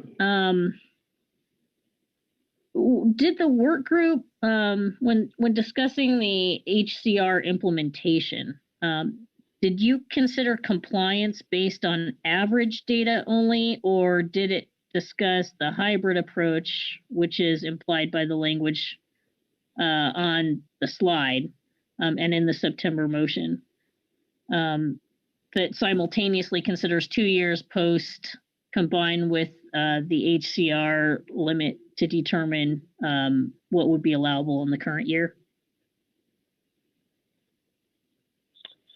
Well, my recollection of the work group discussion was that we had discussions about the 2 years prior the 2 years postseason estimates of exploitation rate, plus a third year or the present year, which would, in combination, on average, those 3 years, the 2 postseason estimates plus projection would be equal to the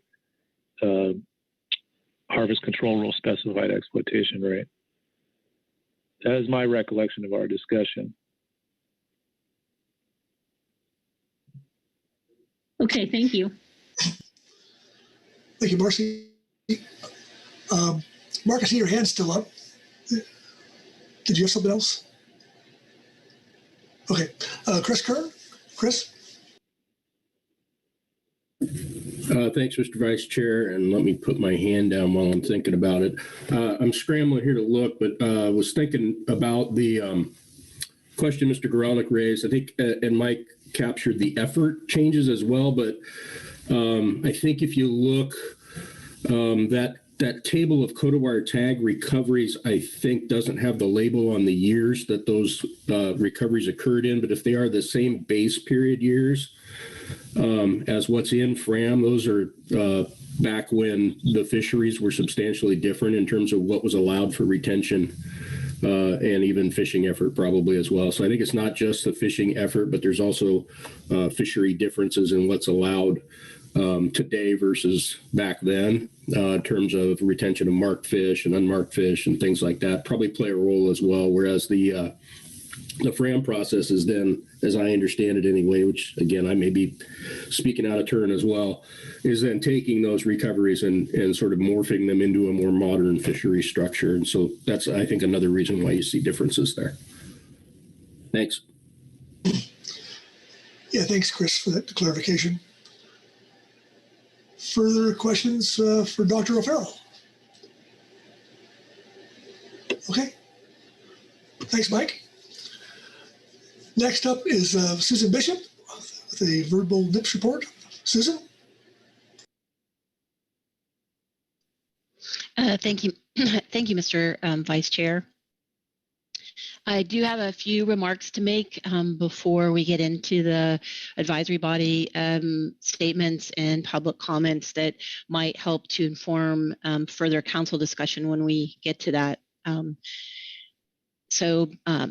Thank you for your patience and your indulgence while I give those remarks. I'd first like to thank the work group for its work, which was really instrumental in council discussion and decision over the last couple years. I think I've heard multiple people acknowledge that. And to the state and tribal managers that devoted a substantial effort to that work, and to the council for engaging in a fully collaborative, solution-oriented process. So it's been a long road, and people have devoted significant amounts of their time and their staff's time to doing this. It's been a challenging project as on an aggressive timeline, as I believe you will hear in the advisory body statements. Based on the stay of litigation, we will still have some decisions to make after the council takes action. But again, I'm hoping that these comments will be helpful. Secondly, as the SAS and the tribes have highlighted along the way, there's a variety of actions that are responsible for the poor status of the Coho ESU, and we recognize that changes to fisheries alone will not recover the ESU. However, NMFS's responsibility is to make sure that the fisheries under the Endangered Species Act do not increase the risk when the effects of those other actions are considered. We recognize that the council and the managers have taken substantial actions along the way to minimize fishery impacts to Coho. Ocean fisheries have been non-retention since the mid-1990s. The tribes have constrained even their CNS fisheries in some years, and that NMFS is working with its partners, the states and the tribes and other inland entities to protect and improve habitat with actions like the recent Safe Harbor Agreement in the Shasta watershed and habitat restoration in the Eel River, and also to enforce those protections as well. We know that there's more that should and will be done. NMFS is committed to its federal trust responsibility to the tribes as well. So we're trying to hold all these things in our hand. Our review in September highlighted the ESU's poor stock status, declining abundance, and poor outlook for the foreseeable future. The stocks are generally in poor status relative to other coastal coho populations based on what the work group results demonstrated. Monitoring is limited on the majority of the ESU, which results in limited and highly uncertain data on which to assess that risk to survival and recovery. Although the data are limited, the work group assessment does represent the best available science at this time to guide us in assessing risk while minimizing adverse impacts on the fisheries and on the exercise of tribal fishing. So that is our collective foundational approach. I think we share that with the council as well and how it goes about its business. So with regard to NMFS's perspective, in looking at the science represented in the work group report, considering the risk to the various populations in the ESU, given their status and roles in recovery, and also taking into account the standards used in ESA fishery consultations for similar Coho ESUs highlighted in the work group report, NMFS's view is that the council action should not appreciably increase the risk to the ESU. And based on those considerations, the work group risk assessment indicates that harvest control rules above 15% total exploitation rate, as represented by alternatives 6 through 10, so those are higher than the 15%, would pose increased risk to the populations assessed in the report. We, of course, have not made decisions about where we will go with regard to ESA consultation or completed a more comprehensive analysis, but this is our assessment based on what we have in front of us, and we thought it was important to be transparent with the council. With regard to implementation, NMFS anticipates, as reflected in the range of alternatives, that the salmon fisheries planned each year, together with all marine and in-river fisheries, would not exceed the adopted harvest control rule limit. Due to the limited data for much of the Coho salmon ESU, we understand that implementation of this action will likely be part of an iterative process. I think others have spoken to that as well, which could be refined over time as data and technical tools improve in order to provide additional flexibility. The work group identified potential areas where data availability may improve the implementation of those harvest control rules over time or better inform the harvest management framework, and then strongly supports those recommendations as important to informing areas of potential future flexibility. We note that the SAS and the manager state testimony discussions have underscored their support for several of them as well. These include increased monitoring of populations within the ESU, further work on forecasting coho abundance among the co-managers, model improvements and alternative or improved methods to generate preseason projections of both freshwater impacts and ocean fishery exploitation rates for both hatchery and naturally produced coho salmon. We understand this is a new approach, and we fully support it. There remains questions and data gaps, so there will be new information.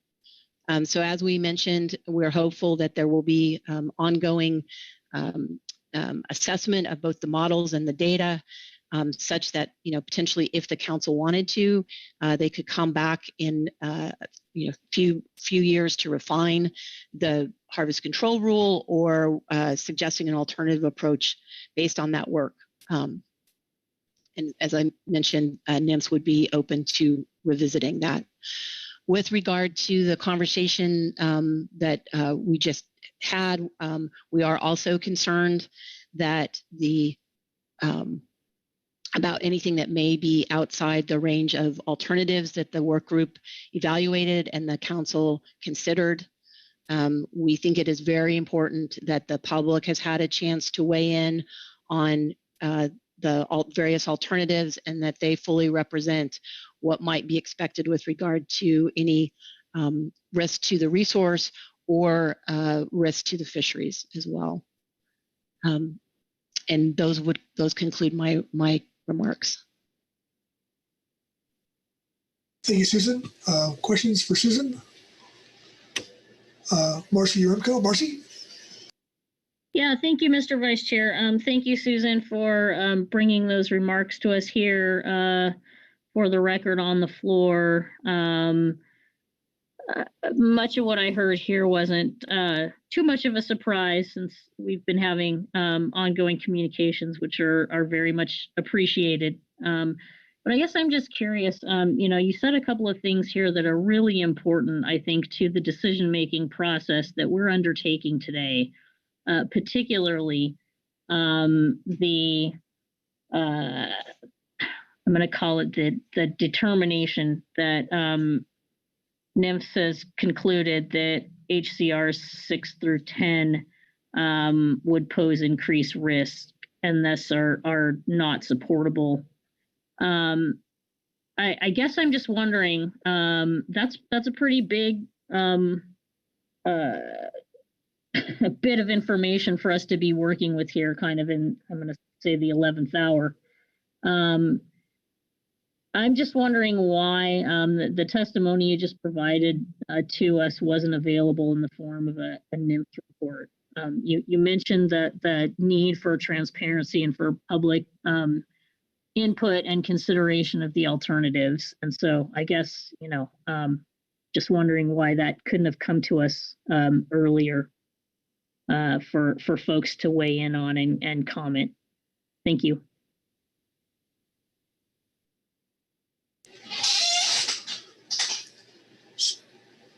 Susan, you're muted. Oh, there we go. Thank you, Mr. Vice Chair. Thank you, Mr. Uremko, for the question.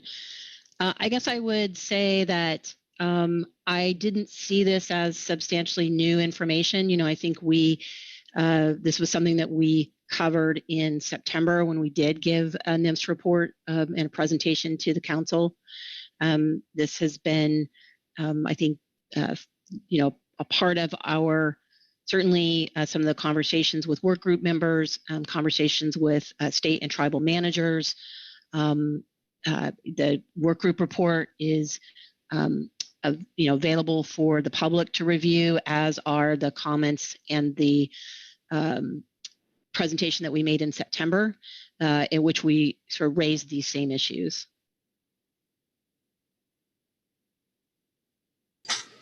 Okay. Further questions for Susan? Okay, I'm not seeing any. Thank you, Susan. And now we'll go to Joe Oatman. Joe? Thank you, Mr. Chair. And apologize for the slowness of getting my hand up, struggling there for a moment. So I wanted to ask Susan, so part of your verbal report, you did acknowledge that there are a variety of other factors responsible for the status of the SONC ESU, and that, as you look at the fishery part of this whole equation, that you have a responsibility to ensure that risk is not increased in light of these other mortalities, if I heard that correctly. And so one thing I think that would be of interest to better understand is, because part of the trouble testimony that you'll see here soon is that, more should be done on the other mortalities. But it's difficult for me to understand, not be, as engaged in this.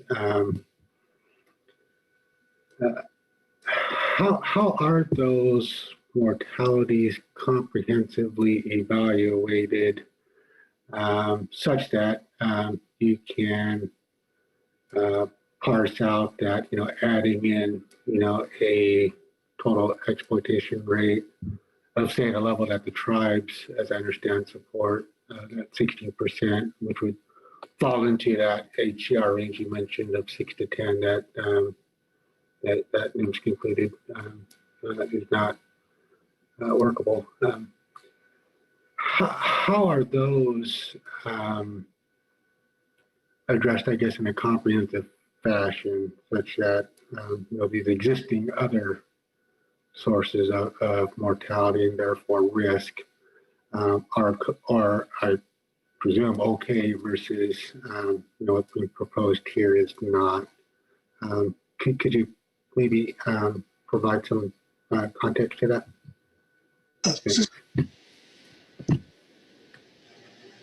Susan? Thank you, Mr. Vice Chair. Thank you, Mr. Oman, for the question. So I want to be clear that NOAA has not completed its analysis. We're trying to let you know what our perspective is with regard to the information that we have in front of us. But with regard to if I understood your question correctly, Mr. Oatman, the way we do that, and I probably would have been helpful to revisit some of the presentation from September, is that the other non-fishery related impacts are reflected in sort of the productivity and capacity on the population and the status of the population. And so one of the things that the work group report allows us to do in the risk assessment that we did there is it lets us look at what would be the risks of extinction to the different populations without any fishing. So at the zero exploitation rate, for example, and then what are the changes in that risk as you add fisheries to it, as you increase the exploitation rate from fisheries, and what does that look like? And so that is the information that we were looking at to determine what is the effect of fishing on the ESU, on the various stocks within the ESU. And then we're looking at what is the role in each of those populations within the ESU. And as we discussed in September, all of the stocks that we are currently evaluating, and again, there's very limited number of those, given the 6 out of the 41 in the ESU, all of those populations or population aggregates are basically essential to recovery of the ESU or important to recovery of the ESU. And so they have, we look at the change in risk relative to those roles, that those populations have important roles in recovery. Is that helpful? Mr. Chair, if I may. Please. Yeah. Thank you for reminding me of those details. And just to be candid, I'm still trying to follow those as best I can, given the relative importance here. So you mentioned that, when you're doing this assessment, you're looking at the current productivity and status of the population in light of, the various mortality sectors that affect them. And then from there, you look at with the proposed harvest control rules, what the additional risk that those will have on those affected populations and ESU. What was my, is my understanding correct there?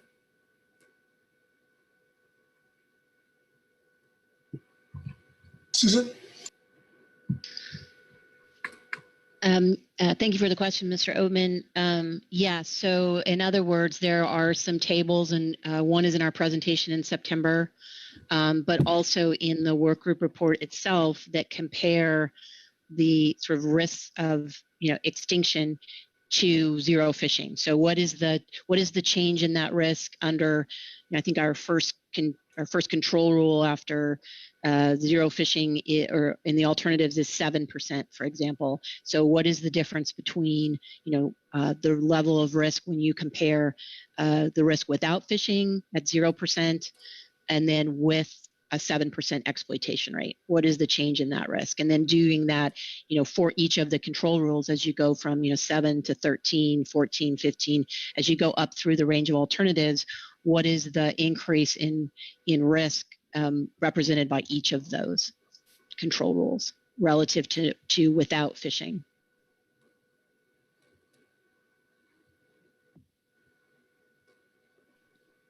Thank you, Mr. Chair, and thank you, Susan, for the additional response. Yeah. Thanks, Joe, and thank you, Susan. Further questions for Susan? Okay. Well, Joe, we'll go right back to you for the tribal report 1.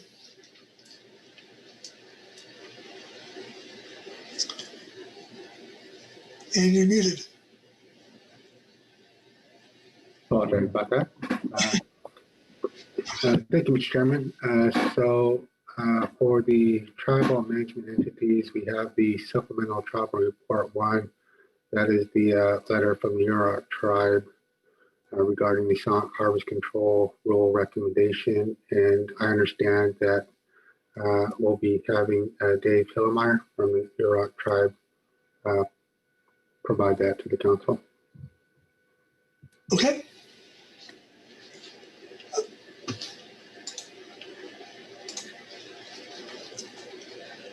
Dave, is he there?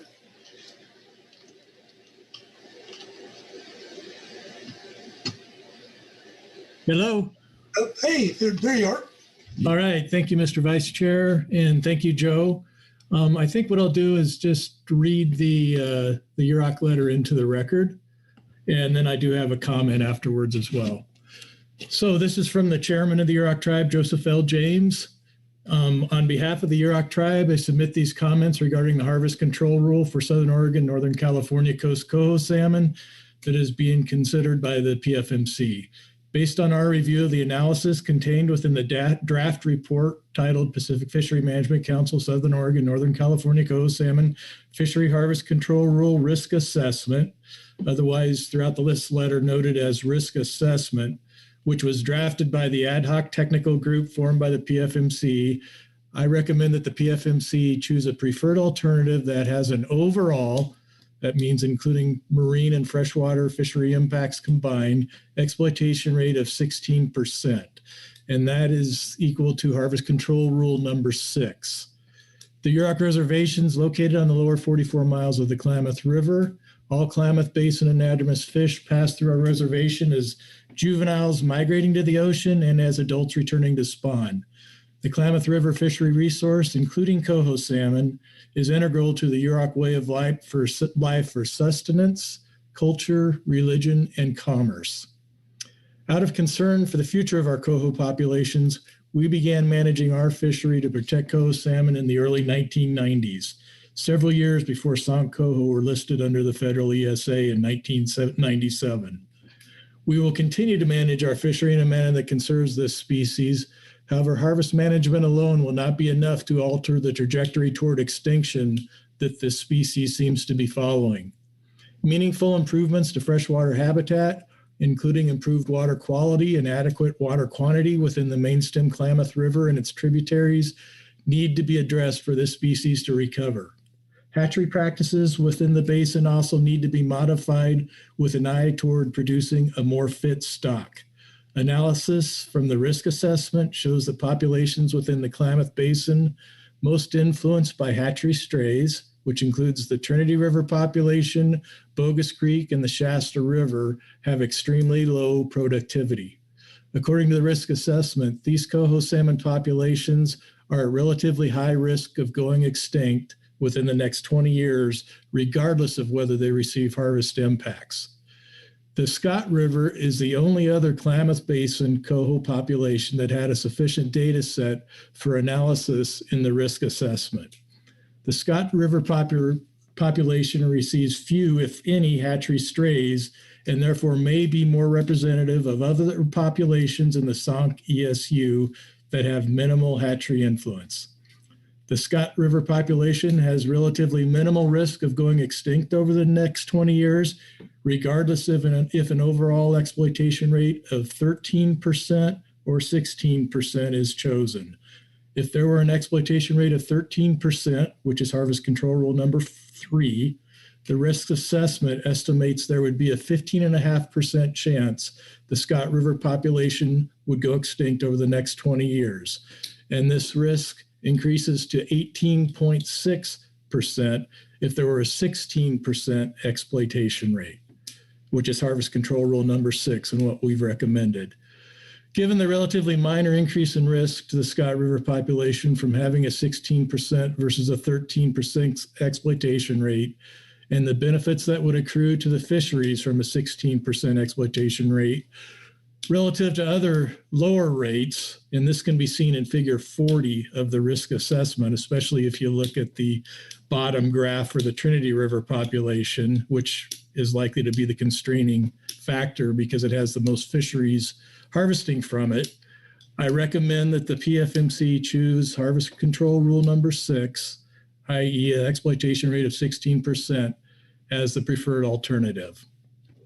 So that's it for the letter from our chairman from the Yurok tribe. And then I would just like to note that just this morning I did have an opportunity to skim the state of California's report to the council on this issue. And in particular, at the very end of it is a recommendation that I suspect could end up being a motion for council's consideration. And I will just note that I'm a little bit confused about it, in particular in the last part of it, where it says that in addition, ocean fishery season shall be designed pre-season each year such that coho fram projections of ocean fishery impacts to Sank coho salmon do not exceed 9% more frequently than once every 4 years, which is a reduction in the status quo allowable ocean impact rate of not more than 13%. That is a bit different than the harvest control rule that the state has recommended, rule number 5. So I just note that it's unclear to me if this is a different alternative than what was assessed by the risk assessment. And if not, then there must be some assumptions being made in regards to what in-river fishery exploitation rates would be given in that year when the ocean was targeting a 9% rate. If we were targeting an overall 15% rate, then that would mean the assumption would be that freshwater fisheries would be targeting a rate no more than 6%.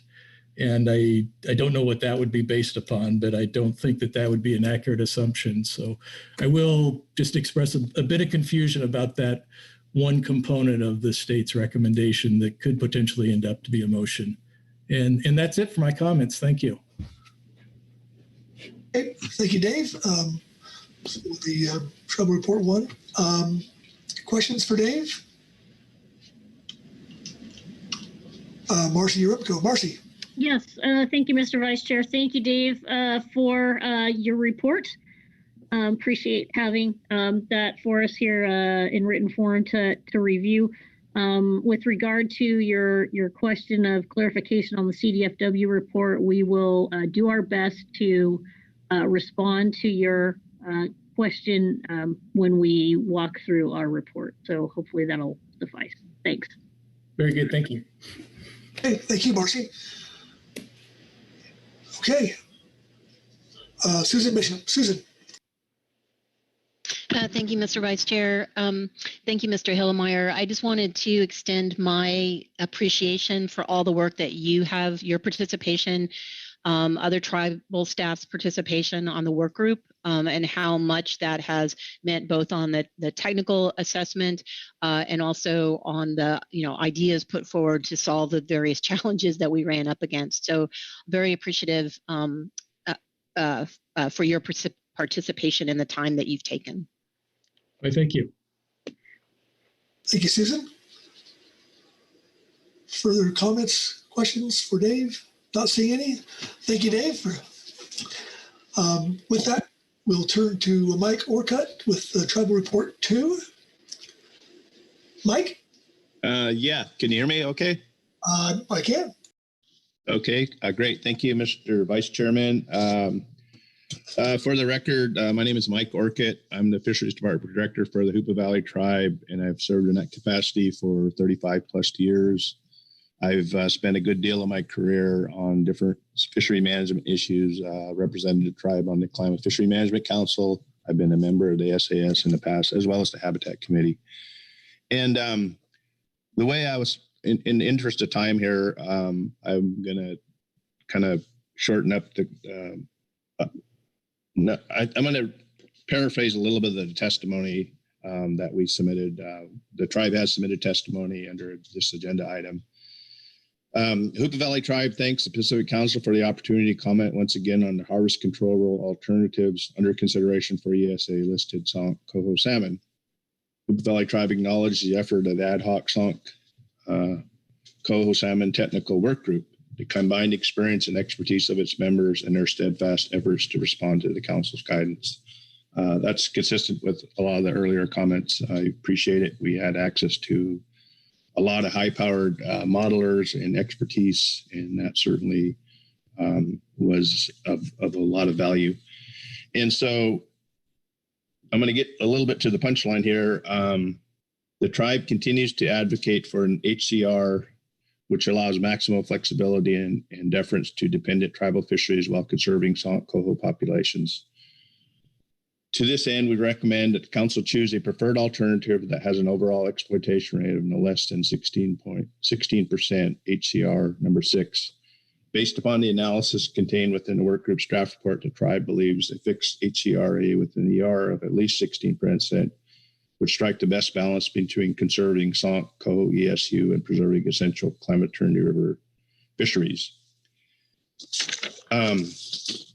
The other parts of our testimony is what I would really like to highlight in my the written testimony and the information on the modeling and the technical analysis is contained within our written report. But the couple of things that I wanted to reflect on here is that most of my time is spent on a lot of the, I guess one way to look at it is 4-H's and the habitat, the hatcheries. A lot of those things are major efforts that the tribes in the Klamath Basin have been involved in. We have a major effort in the Trinity River where we reallocated water for some 20 plus years now We're in the process of refining some of those things there. But a major reallocation of water, a major restoration effort. And yet the Chinook, the Coho are listed, Steelhead have been petitioned for listing. Springers are still under review for potential listing as well. And so despite the efforts, the stocks continue to decline. And so the couple of things I wanted to highlight here is one is the Hoopa Valley tribe for a long time has tried to and sought recognition as a co-manager in terms of its action, in terms of its management philosophy and policies. And so we don't control the ocean impacts or the ocean effects. And in fact, the tribe was the one that filed a lawsuit, and it's a part of the stay that is still under consideration. And at some point, the court will have to evaluate where we're at in that case. But the point I wanted to make is there's a couple of things that could be done readily. And I think it is, it's a term I've heard from a guy that I've worked for a long time that started a tribe involvement in the management of ocean fisheries. Danny Jordan was a council member when I first started involved in the ocean fishery management. But I think it's important to note that we do have an HGMP for Trinity River Hatchery. There's also one for Iron Gate Hatchery. There's some very simple things that can be done there. There's an HGMP that is on record, but we still utilize a maxillary clip for the marking of TRH origin fish. I think it's with the technology, there's auto fish tagging machines. The Hoopa Valley tribe actually marks and under contract with the Bureau of Reclamation. We do that project every year for the Chinook. And so I think it would be relatively easy to add a post fin clip and code wire tag all the Coho at TRH. But more importantly, I think there should be, as we know, and our testimony reflects, and I think the ad hoc committee's review, that the data and information hasn't been updated. The baseline is in the 90s prior to listing. And so there needs to be a action in ocean fisheries in terms of management of evaluating those impacts directly to KT origin fish, including Trinity River Hatchery. And so throughout in terms of my participation in the work group, we had staff involved, and I tried to engage folks, state and other tribal co-managers. And I think, I guess, an open invitation here at this level that if there are things that we can do that will tighten up, that will better the management of the fisheries as a whole, then we will be looking for in the future to reach out to California, Oregon, and others, including UROC representatives, to try to come to some agreement on a comprehensive management and monitoring program that is inclusive of bettering our understanding of Coho impacts. So with that, thank you, and I'd be willing to answer any questions that any member might have. Thank you. Thank you, Mike. Questions for Mike on the tribal report too?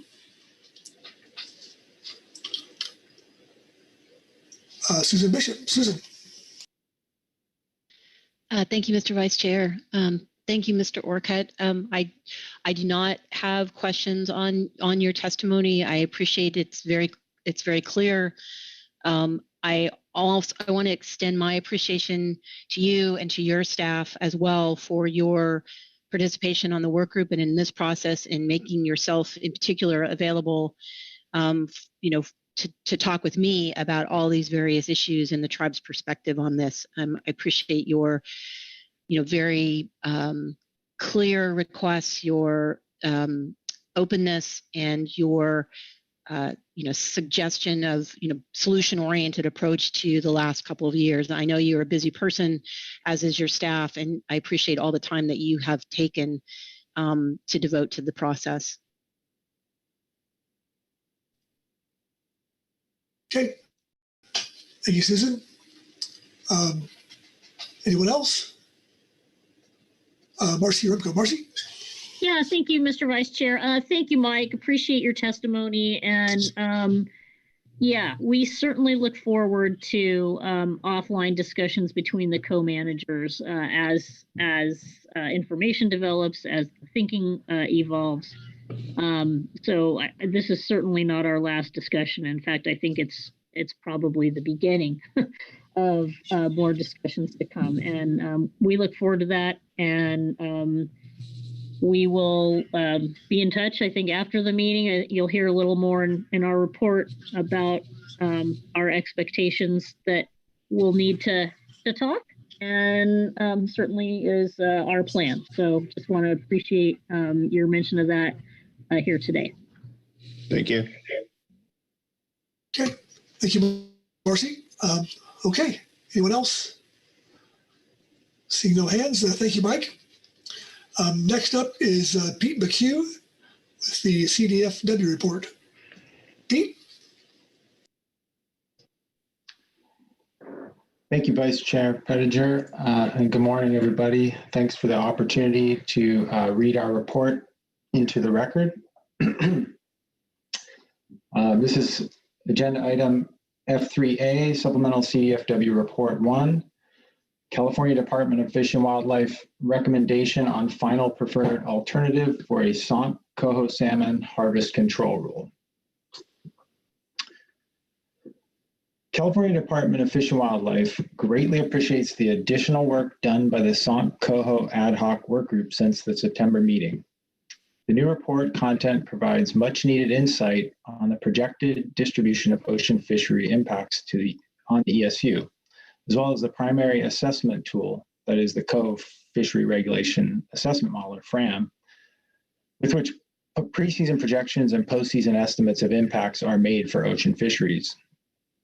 This new information, combined with the existing modeling results, allows better understanding of the stock and fishery implications of different total exploitation rate limits, or harvest control rules.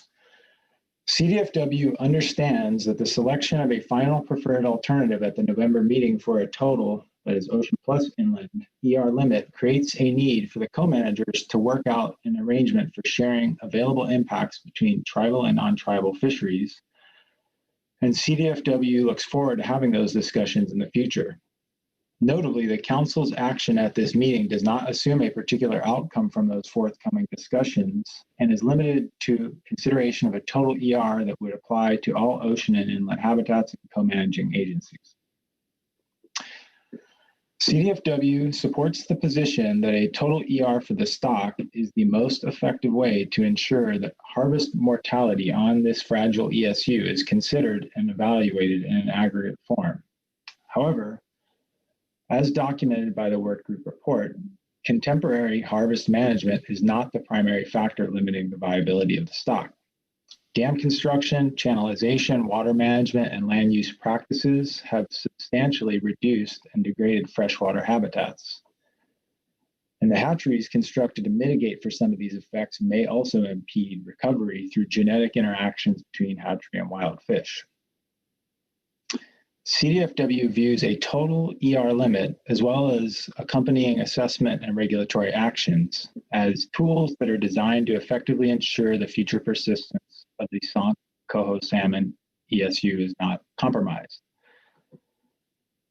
The risk assessment report indicates there are two distinct population groups with differing levels of productivity and, consequently, viability in the presence or absence of fishing.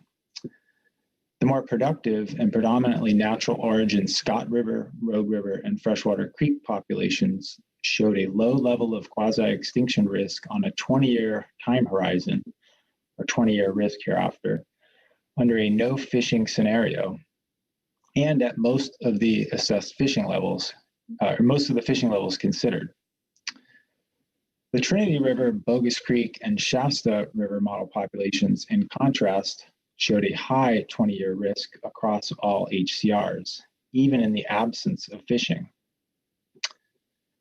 Stock recruit parameters for these populations are indicative of poor productivity, which may be due to their heavy hatchery influence and or poor habitat conditions.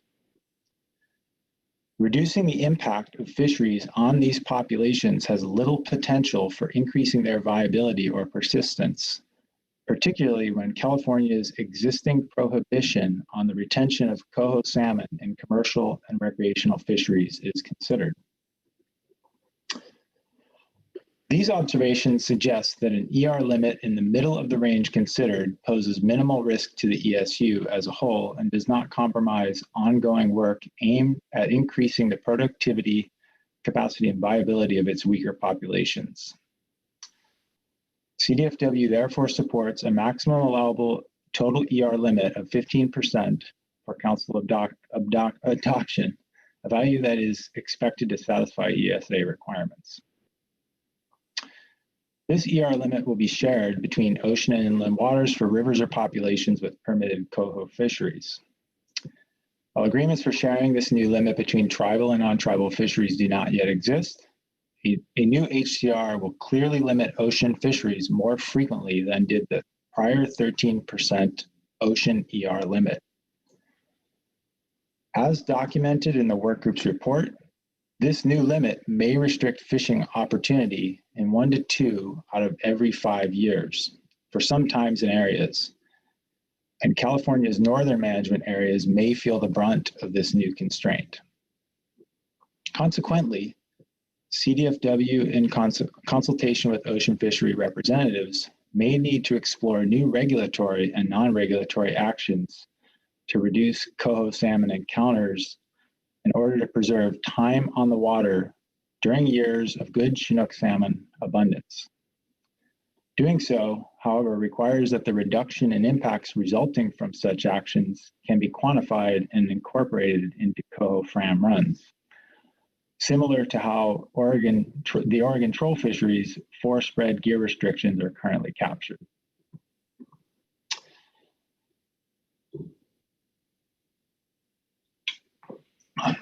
Catching my breath here. To complement this new 15% ER limit, CDFW also supports the following actions to help ensure HCR implementation achieves the intended conservation and fishery objectives. Number 1, state, federal, and tribal agencies, as well as non-governmental partners, should continue their efforts to monitor natural and hatchery populations of coho salmon and pursue new or expanded monitoring opportunities as they arise. For CDFW, this means a continued emphasis on escapement monitoring for populations considered in the risk assessment, as well as other coastal streams that could not be included due to their short but growing monitoring histories. Number 2, if evidence of predictive relationships supportive of forecasting become apparent in the future, the feasibility of developing and implementing an abundance or matrix-based harvest management framework should be revisited. It may be sensible to postpone any such reassessment until after the Klamath dams are removed, given that this restoration effort will open considerable habitat to coho salmon, which is expected to enhance the viability for a major portion of the ESU. And number 3, the primary tool used to assess the impacts of ocean fisheries on coho salmon, coho fram, should be validated and improved for coho salmon applications. Fram's preseason projections of ocean ER for the ESU have tracked 67% higher than postseason values since 2018, when non-retention input calculations changed, and 49% higher than preseason values since 2004. In addition to this pattern of systematic error, Fram's pre- and postseason estimates of ER for the ESU are poorly related.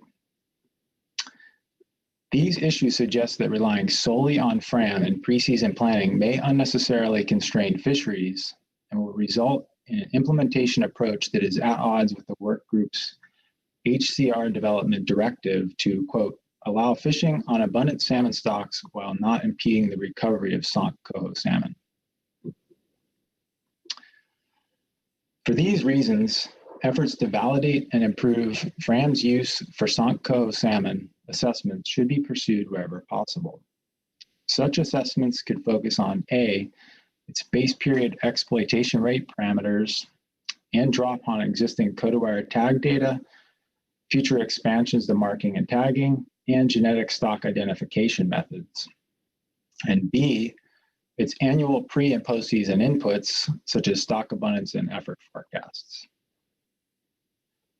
CDFW believes that these actions, combined with a total exploitation rate limit that is adequately protective, will successfully limit the impact of ocean and river fisheries on the Coho salmon ESU. Precisely, given the concerns outlined in item 3 above, CDFW does not support the existing approach of relying solely on a preseason application of Coho FRAM in combination with preseason river fishery expectations to assess compliance with the adopted HCR limit. Doing so will allow model deficiencies to unduly constrain ocean fisheries and create real hardships for coastal fishing communities. For this reason, CDFW recommends that the council recommend that Coho FRAM be used only as a guide for HCR attainment in a preseason setting, and instead assess HCR compliance using postseason data. More specifically, CDFW proposes that compliance be measured based on the ability of fisheries to remain at or below the adopted adopted limit of 15% on a running average postseason basis. This approach is within the bounds of implementation error assessed by the work group and simply shifts the focus of HCR attainment to what is ultimately the more important measure of fishery impacts, that is, those which actually happen. However, acknowledging the need to ensure that each year's proposed ocean fishery season structure is risk averse, specifically with regard to Coho, CDFW recommends that ocean ER guidelines continue to be an element of the preseason planning process. An annual preseason cap on ocean impacts will ensure that the postseason estimate will not increase risk to the ESU beyond what is encompassed in the assessed HCR. To this end, it is recommended that the preseason ocean ER remain conservatively within the range of error modeled by the workgroup in its evaluation of a 15% ER limit, and more specifically at or below the 75th percentile of the model ER distribution. Considering that a total ER limit will be shared between ocean and inland waters, this equates to an ocean ER guideline of 9%. Additionally, this guideline should not be attained more often than once in every 4 years to ensure that no single brood line is affected on a repeated basis. And all of this content is captured in the following recommendations. CDFW recommendations. Adopt Harvest Control Rule 5 as described in Agenda Item F3A, the Fishery Harvest Control Rule Risk Assessment. This amounts to a total fishery exploitation rate limit of 15% on Coho salmon to be implemented as follows. Evaluation of attainment of the limit occurs on a postseason basis each year using the annual postseason exploitation rate, which is the sum of the fishery exploitation rates experienced in the year across all ocean and inland sources of fishery mortality. The annual ERs are then averaged over the available postseason record for the period following HCR adoption, and this average must not exceed the adopted limit of 15%. Postseason estimates of the ocean ER will be generated using the Coho Fishery Regulation Assessment Model, whereas the in-river ER component will be determined using data provided by co-managing agencies as described in Appendix C and Appendix I of the Risk Assessment Report. In addition, ocean fishery seasons shall be designed preseason each year such that Coho FRAM projections of ocean fishery impacts to Coho salmon do not exceed 9% more frequently than once in every 4 years, which is a reduction in the status quo allowable ocean impact rate of not more than 13%. And that concludes our supplemental report. Thank you. Thank you, Pete. And before we go to questions for you, I'm going to hand the gavel off to Chair Grelnick because I have to step away for a few minutes. But Mark, it's yours. All right. Thank you, Vice Chair Pettinger. And thank you, Pete. I'll now look for questions from around the table on the CDFW report.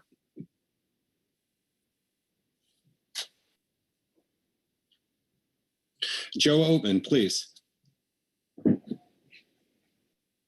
Thank you, Mr. Chair, and thanks for the presentation. One area I wanted to maybe try and get some additional clarification on is, I believe it's on your page 2, that second full paragraph, where it mentions this ER limit will be shared between ocean and inland waters or rivers or populations with permitted Coho fisheries. While agreements for sharing this new limit between tribal and non-tribal fisheries do not yet exist, a new HCR will clearly limit ocean fishing more frequently than did the prior 13% ocean-only ER limit. And then in your recommendation, very last paragraph, you mentioned that the ocean fishery impact on South Coast salmon will be planned not to exceed 9%. Does that in a way establish some sort of allocation to the ocean fisheries? Thank you, Mr. Oatman, for that question. And I actually want to apologize. I erred in addressing Mr. Hillemeyer's comment previously as intended. I think it touches on a very similar theme. So just to clarify, that 9% is not a target.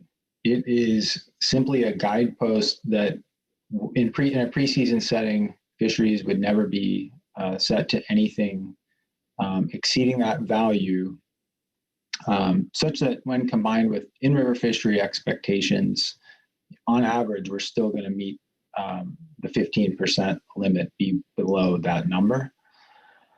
And yes, indeed, the sort of sharing details here are subject to further discussion and consultation between the co-managers, and we're not presupposing that by suggesting 9% that is an assumption of exceeding greater than half or whatever sharing arrangements may emerge from those discussions. It's simply a means to prevent the ocean from planning outside of a range that, when combined with river fisheries, would result in something that exceeds the 15% limit.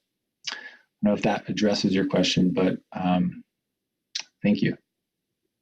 It does, and thank you for the response to the question.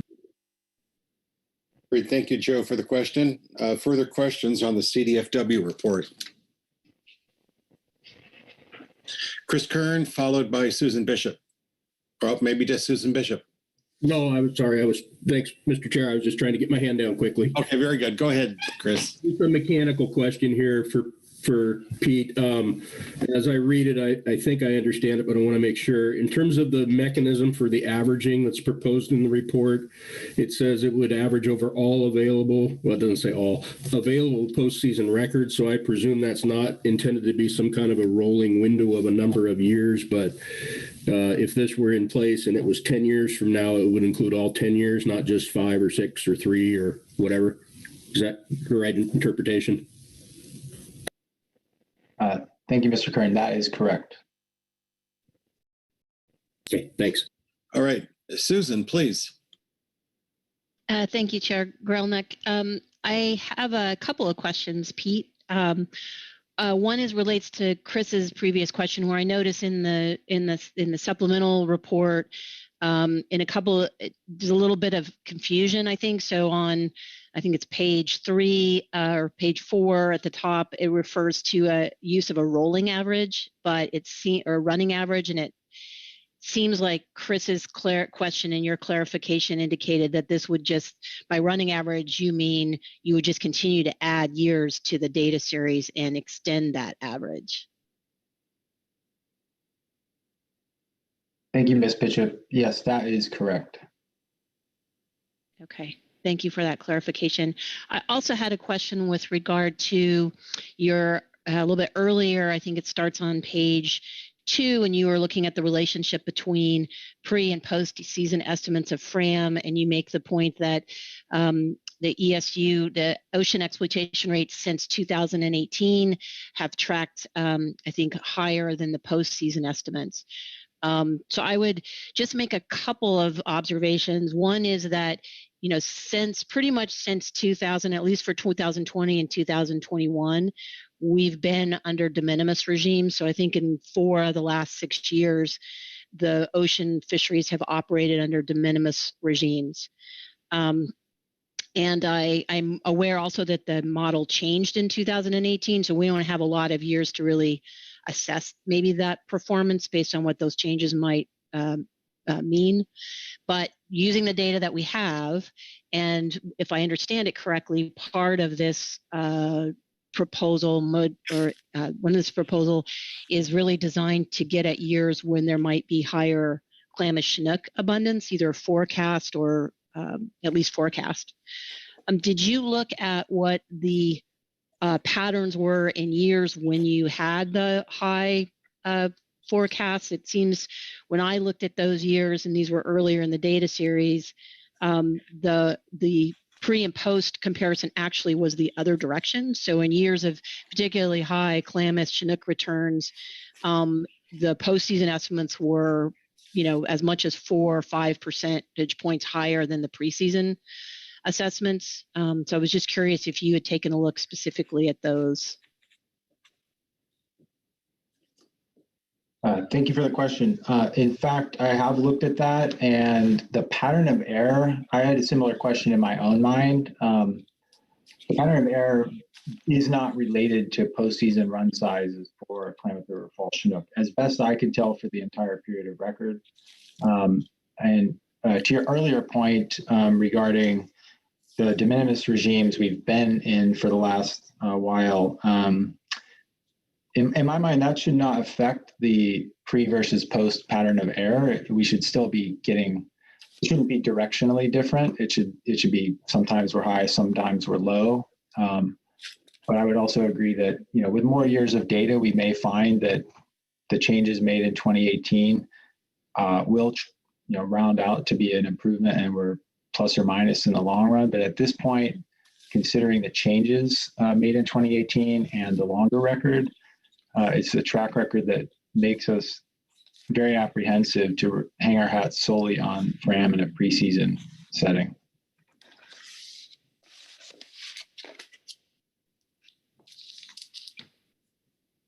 Just a follow up, if I may, Mr. Chair. Go ahead, Susan. Thank you for that response, Mr. McHugh. I would note, and I don't know this, I mean, this is something that's certainly I think Mike raised this earlier and would be worth some more investigation by our technical folks, but that effort is an important aspect of those predictions. And so it may be that particularly in the last couple of years where, you know, we have been under unusual circumstances, that effort may have been suppressed. So not envisioned preseason in our calculations. I would also note, and I know there's been improvements here as well, that we don't have a lot of years to track, but then in some of those previous years, the forecast for Klamath Chinook was substantially over forecast. And so that there may be, if the fish aren't showing up in the fishery, there may be a possibility that that had affected effort as well. It's just, you know, sort of typical as we see across the board and in other areas along the coast when that happens. So I would just, I guess, ask you whether you had considered those as well. Yeah, so in fact I have, and you know, patterns of pre versus post error from the Coho FRAM model can be due to a variety of factors, and that may be one of them. Effort forecasts, forecasts for hatchery, sonk, coho, among other factors.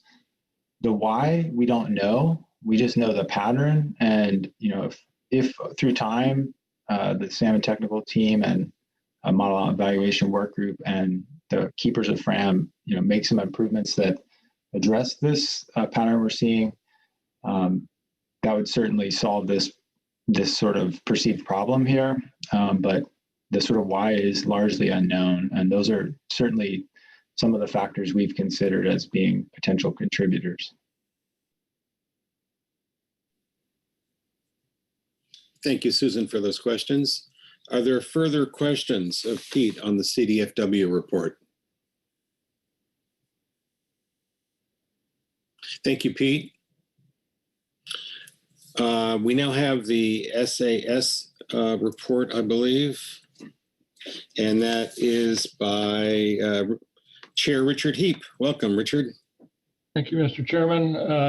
I'm wondering if it might be acceptable if I enter the written report into the record and then summarize what we have said. Sure.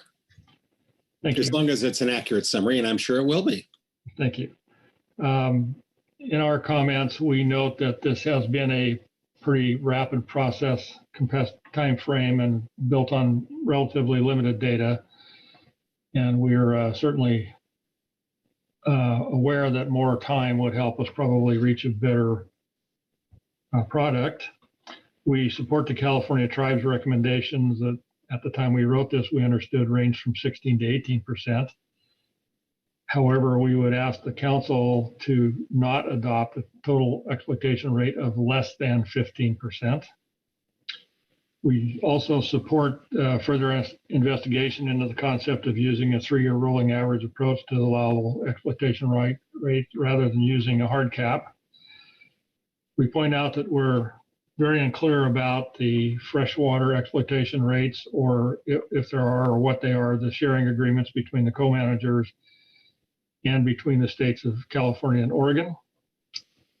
That said, we're not sure what the balance would, if after we take the freshwater exploitation rate, what balance would be left for ocean fisheries. We point out that the poor status of these stocks is not caused by ocean fisheries, but rather by negative environmental conditions. And finally, we recommend that the co-managers improve the data that is available to manage these fisheries and assess the status of the stocks in this evolutionary significant unit. We've had considerable discussion about this over the period of the last 3 meetings, and I guess we're kind of feeling like Wile E. Coyote here. We're not sure if we grab one of these brass rings, there isn't a falling safe attached to it. So our statement is at best cautionary. That's my summary, sir. Great, thank you very much, Richard. Are there questions of the SAS on the report, either the verbal or the written?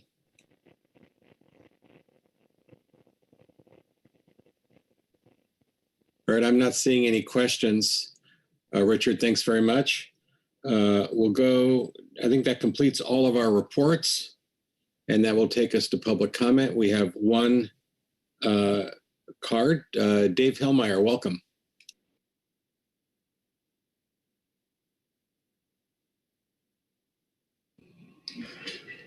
Thank you, Mr. Chairman. I already gave my comment under tribal comment. It was just an error when I was signing up. I probably shouldn't have signed up for it. All right. Thank you very much, Dave. It was good to hear from you. Chuck Tracy? Thank you, Mr. Chair. Well, Dave, well, I've got you here. I did come to understand that you will be retiring shortly. So I wanted just to say how much I appreciate your contributions to the council's salmon process and habitat committee process over the last more than 20 years. I think we first met before I came to the council, working on some green sturgeon business with Yurok Tribe and ODFW. And from the get-go, I found you to be very easy to work with, very organized. I think you bring a great presence to everything you do. You've represented the Yurok Tribe extremely well over the years.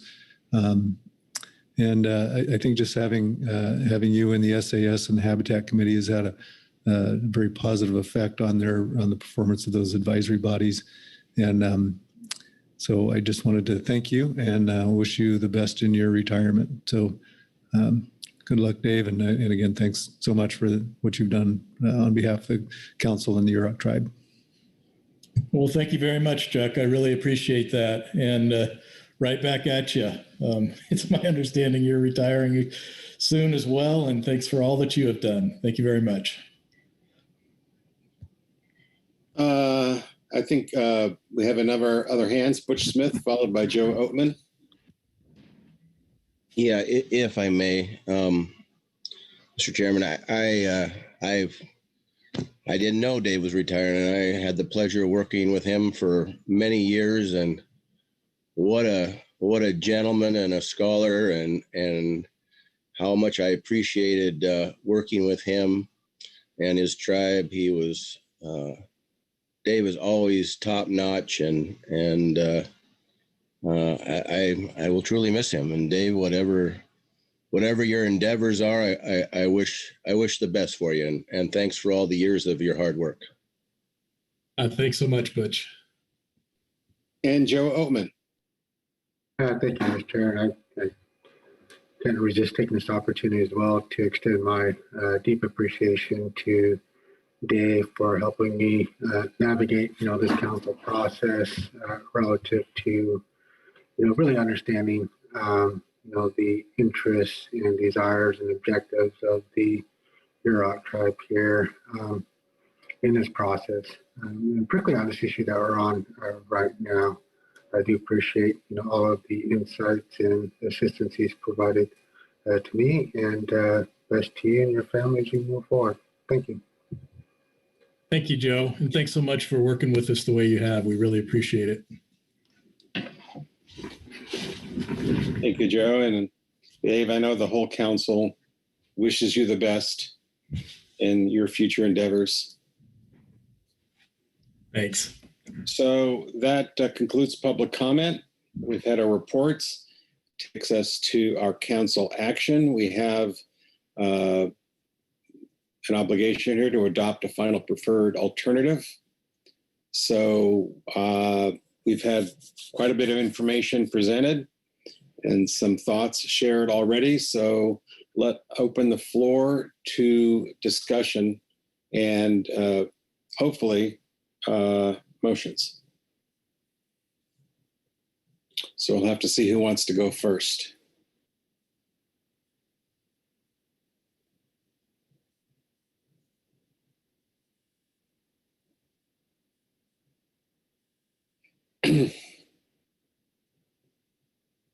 Chuck Tracy. Thank you, Mr. Chair. Just to note that we did have an earlier request for at least consideration of suspending this agenda item to allow some further discussion. I guess I would just ask if that request is still relevant, and if so, perhaps we could suspend this and move on to halibut. I believe the halibut folks are aware of this possibility. So let me just defer to the council on whether that's still a desired process. All right, Mr. Oatman.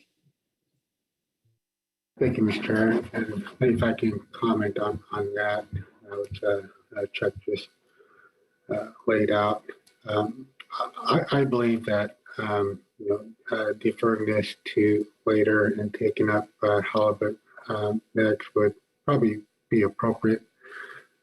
I think what I've heard on this item so far, both from NOAA Fisheries, California, the tribes, it seems like we're not in kind of full agreement on what type of harvest control that I think we all could support. And maybe having some additional time, might be able to look into that further. All right, that makes good sense, Joe. Thanks for that. So we will suspend this agenda item F3. We'll come back to it, and we'll proceed now with G1 unless there's a request for a break. Chris Kern. Thanks, Mr. Chair. I had a couple, I was going to wait and see if anybody else wanted to lead off, but I had a couple of questions that might, I wonder if now is a time to do that and to inform any of the discussions that may be occurring. And then I would also ask whether the answer to that is yes or no, if we have a sense of when we may be coming back to this, because I am actually on the road doing a number of other things today and through the rest of the week, and I'm going to have to adjust my schedule to make this work. So just any info I can get on what we might be expecting would be helpful to me, even though I hate to be whiny about it, but I gotta adapt here. So any information I can get would help me. Or I think that's a fair request. G1 is scheduled for an hour, and then presumably we would take lunch. So I guess my question to the folks working on Coho, is this something we could expect to come back to the floor by 1:30 or 2 o'clock? Or will more time be needed? I mean, I realize that's not a question that can be answered with any precision. Joe Oatman. Thank you, Mr. Chair. And maybe I'll weigh in here. I think I'm comfortable with, trying to return back to this item, around 1:30, 2 o'clock. Hopefully, we may have some progress report out there by that time and see whether or not we can proceed with motion. All right. Well, hopefully, Chris, that works okay with your schedule. Yeah, Mr. Chair, I'll make that work. So 1:30 at the earliest. Well, yeah. Well, I would say 1:30 at the earliest. If we wrap up G1 very quickly, we can start with G2 and then come back to F3 no later than 2 o'clock, hopefully. Okay. Thank you. That's our window. I appreciate the accommodation there. Thanks. Sure. We aim to please. All right. So we're going to shift chairs here, at least metaphorically, and go to G1. Marcy Remco? Yeah, thank you, Chair Gorelnik. Just a point of clarification. If there's any discussion needed with CDFW. I see that you're talking, but I'm not hearing you. How about now? I have no idea why. Everybody else is hearing you, Marcy. I think, Mark, it's on your end. Okay, thank you. Just a point of clarification that if there's any need for discussion with CDFW regarding Coho. Am I the only one not hearing Marcy?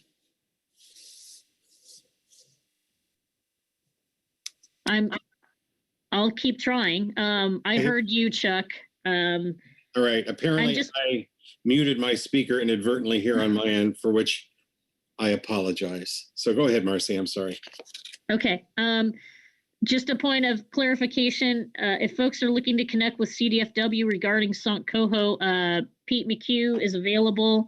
I am in the chair for Pacific Halibut, so I'm not going to be available for sidebar discussions. Hopefully Pete can catch me up over the lunch break before we reconvene. So thanks. All right, thanks for that, Marcy. All right. Now we can get started with G1, and I'll turn to Robin to get us started. Thank you, Chair Gorelnik. This is agenda item G1, the commercial directed fishery regulations for 2022, final action.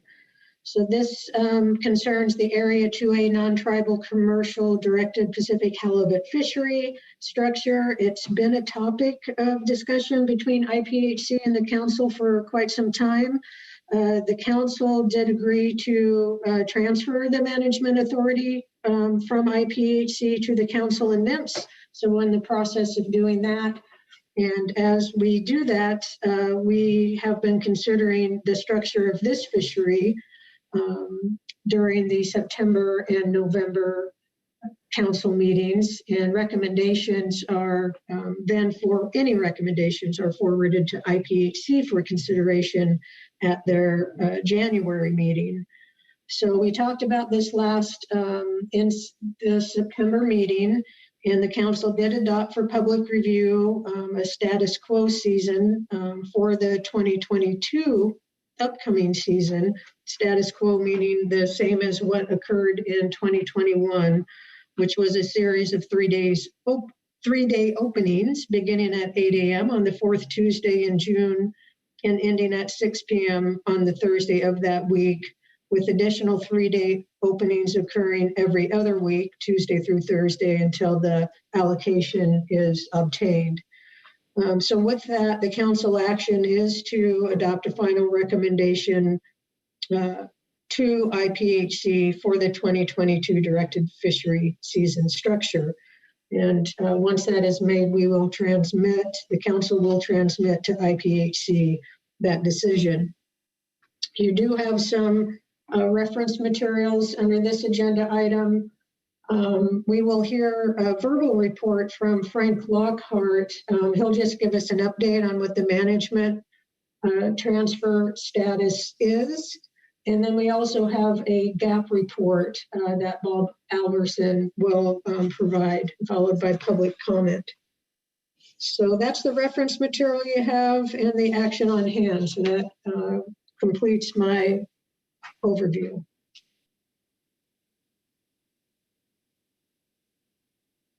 Okay, thank you very much, Robin, for that overview. So we will move on, unless there are, let me first see if there are any questions from around the table on the overview.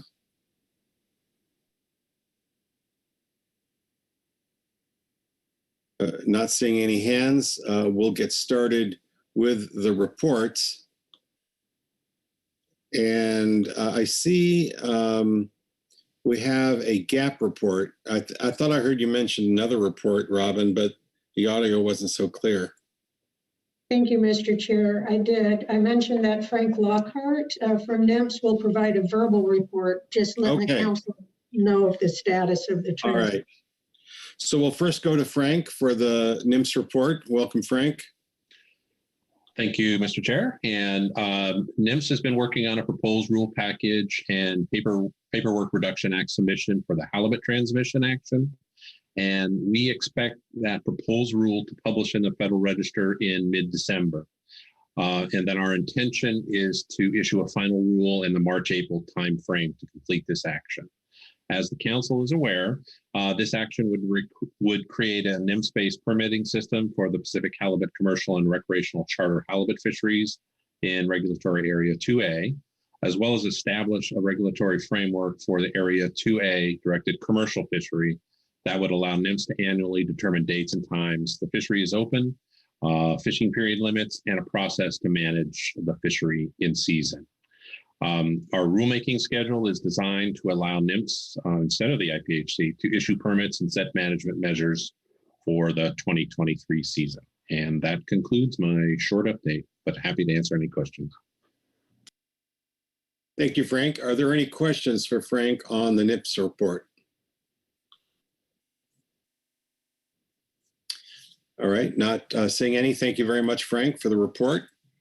We'll now go to the GAP report. Bob Alverson. Welcome, Bob. Chair Gorelnik, this is Robin. Yes, Robin. Hey, I'm not sure that the GAP got the memo on halibut starting. I know we've are going to the GAP room, if you will, to see where Bob's at, but I am more than happy to provide that report now, and if it helps, perhaps Bob could make it into the room for any questions, if any. All right, I think that's good. So let's proceed with that. In the meantime, maybe someone can rustle up Bob while you're reading that. And if there are questions, then we'll have to wait until Bob's available, but please proceed. Thank you, Mr. Chair. This will be agenda item G1, the supplemental GAP report 1 from the Groundfish Advisory Subpanel on the commercial directed fishery regulation for 2022 final action. The Groundfish Advisory Subpanel discussed the documents under the agenda item and offers the following comments. The GAP supports the directed commercial fishery season structure as outlined in the situation summary. That is a series of 3-day openings beginning at 8 a.m. on the fourth Tuesday in June and ending at 6 p.m. on the Thursday of that week. Additional 3-day openings would occur every other week, Tuesday through Thursday, until the directed fishery allocation is obtained. We also supported they also supported that in the September report, noting the positive comments from the fishermen about the more flexible fishery, allowing for more opportune times to get ice and sell some of their fish directly to the public over the weekend. And that concludes the GAP report. All right, thank you, Robin, for reading that. I understand that Patricia has been in touch with Bob and he's on his way.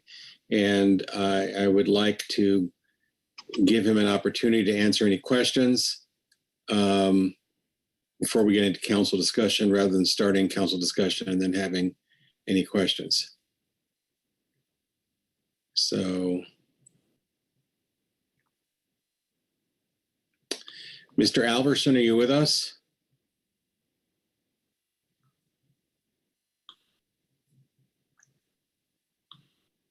Am I on or not on? Yep, we hear you. Go ahead, Rob. Bob, Robin has already read the report into the record, and this is an opportunity to see if any council members have any questions for you on the GAP report. So now that you're here, I will ask to see if there are any questions. And if not, we will thank you. And I'm not seeing any questions, so I'm going to thank you. You're more than welcome. Could I add that as commissioners to the Halibut Commission and representing the Trade Association, I have not received anything negative about this framework for this fishery, the way it's laid out in the GAP report, and no one in the GAP had heard any complaints about it either. So I just wanted to add that. All right, thank you very much. So that completes our reports. I do not see any public comment under G1. So we have no public comment. That takes us to council discussion and action. And our action here is on the screen: to adopt final recommendations to the IPHC for the 2022 directed fishery season structure. And so I'll look to see who wants to get us started with any discussion. Heather Hall. Thank you, Chair Grelnick. And I didn't really have a question for Bob, so didn't put this to him, but I do just want to thank the GAP for talking about this, and especially in response to the changes that were made last year, and input that Bob shared at the end there with how the changes to the season structure were going. So I think I mentioned in March that it was something I was interested in hearing about, and so I'm just glad to hear that there's no issues, and I do have a motion that's ready, but I'll wait and see if others want to have any comments to make. Thank you very much, Heather. Appreciate that. So let's see if there's any discussion or comments to be had before I bring back Heather for a motion. And not seeing any hands, I'll ask Heather to go forward with your motion, and then maybe we can have some discussion then. Okay, thank you. And Sandra does have my motion that we could put up, and I will read it. I move that the council adopt a directed commercial fishery season structure for 2022 as recommended by the GAP in the supplemental GAP report 1, November 2021, which is a series of 3-day openings beginning at 8 a.m. on the fourth Tuesday in June and ending at 6 p.m. on the Thursday of that week. Additional 3-day openings would occur every other week, Tuesday through Thursday, until the directed fishery allocation is obtained. All right, Heather, is the language on the screen accurate and complete? Yes, it is. All right, we'll look for a second. Seconded by Butch Smith. Thank you, Butch. Please speak to your motion. Well, it's pretty straightforward. I think the season structure that we implemented in 2021 worked well, as we've heard from the GAP and others, including folks that have reached out to processors. There was some concern that this might not be ideal. The 3 days proposed here might not be ideal for processors. So I'm glad to have heard the confirmation that it's working well. And I think that's it. All right, thank you very much, Heather. Are there questions for Heather on the motion or any discussion on the motion?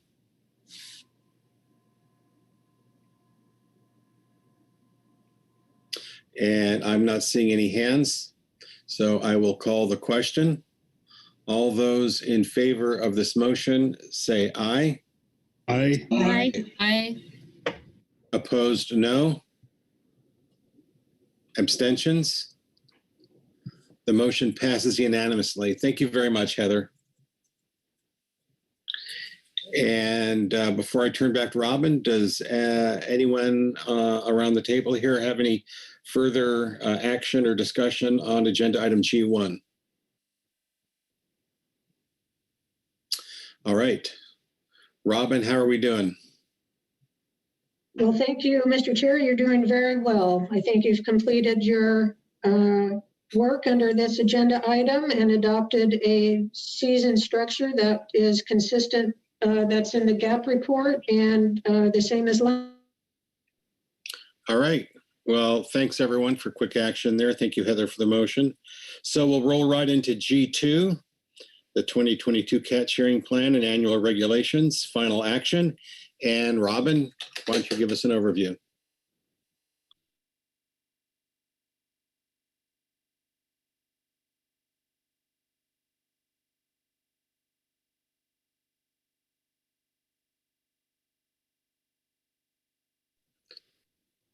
Robin? Sorry, I'm back. So let's get started on G2. So if you can provide the overview on G2. Absolutely. Agenda item E2 is the 2022 Cat Sharing Plan and Annual Regulations, final action. As described in Council Operating Procedure C9, we solicit input to changes to the Cat Sharing Plan for Area 2A and annual regulations that may change. We do that at the September meeting, and then here in November, we take final action after we've had public review. So attachments 1 and 2 under this agenda item describe the current cat sharing plan and then just a visual representation of the sharing within that cat sharing plan.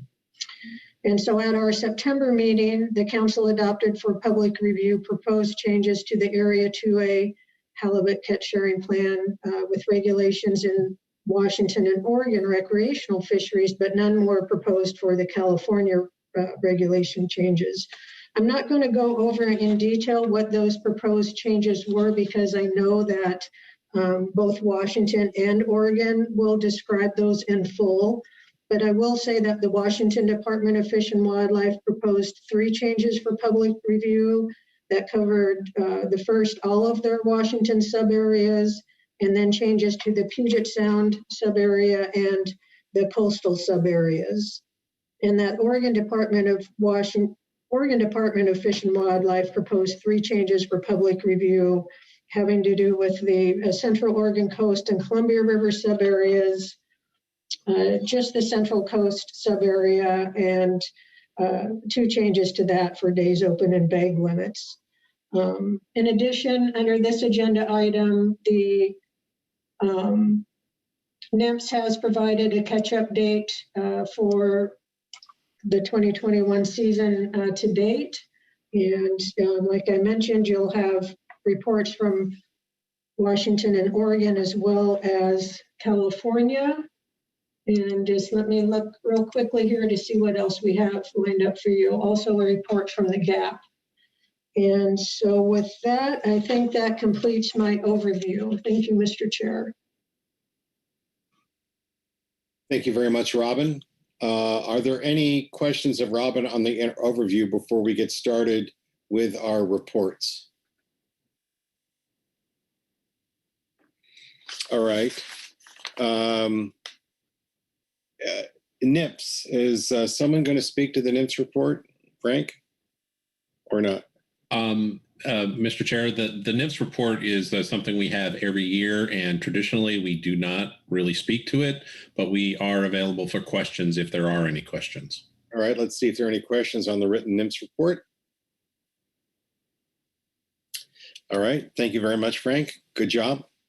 So we'll start north to south, and we'll start with the Washington Department of Fish and Wildlife report. Heather Hall. All right, thank you, Chair Grelnick. I'll summarize the information from agenda item G2A, the supplemental WDFW report. This report summarizes a meeting with recreational anglers on October 18th, and it follows up from a meeting we had prior to the September council meeting in September.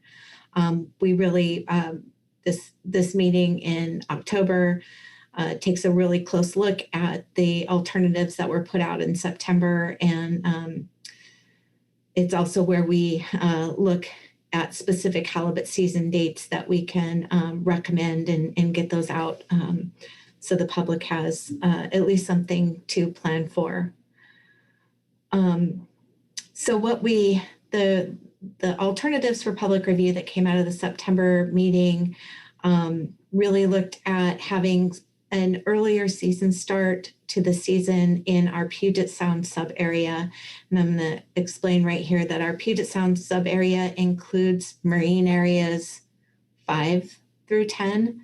That's, but we often refer to the eastern portion of the Puget Sound sub area, and that's marine areas 6 through 10. The western portion of the Puget Sound sub area is just marine area 5, and it's a little closer geographically to our North Coast sub area. So just want to explain that a little bit up front. So there was interest in exploring an earlier start date in marine areas 6 through 10 and having more days open per week. There was a broad interest in looking at a status quo season structure for marine areas 1 through 4, which are our coastal marine areas, but there was also interest in looking at an alternative structure for the coastal sub areas that would look at a shared allocation approach, at least for the first initial weeks of the halibut season. So relative to all of the Washington sub areas, what we've been really relying on heavily since actually 2019 is some flexibility to adjust the season dates that we have, add more days, or potentially shift allocation between sub areas. We're wanting to, we've done that in response really to, in 2019, in response to a higher Washington sport allocation than we had anticipated when we finalized the changes to the catch sharing plan in the fall, but then had the higher 2A TAC that was announced at the IPHC annual meeting the following year. And then since then, we've had the pandemic in 2020, and we're still relying on some flexibility as the Port of Neah Bay remains closed on our North Coast due to the ongoing impacts of the pandemic. So what we want to do in the catch sharing plan, or our intention here with this proposed change, was really just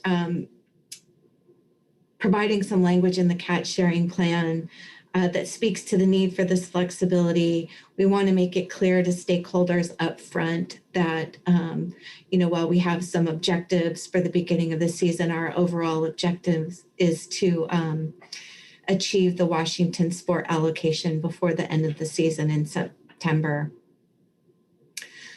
Then relative to the Puget Sound subareas, as I explained, the eastern region has, it opened last year for the first time in April. We still didn't achieve our full subarea allocation for that region, and so there was an interest in opening even a little bit earlier. We tried to balance that with the fact that the western portion of the Puget Sound subarea and Marine Area 5 is more efficiently managed, or when it's closely linked to the North Coast. And this is particularly true when the port of Neah Bay is closed. So we anglers have the ability to access the fishing grounds off the North Coast from Marine Area 5. And so we try to keep that alignment there as close as possible. So the proposed changes here is to just revise the catch sharing plan language.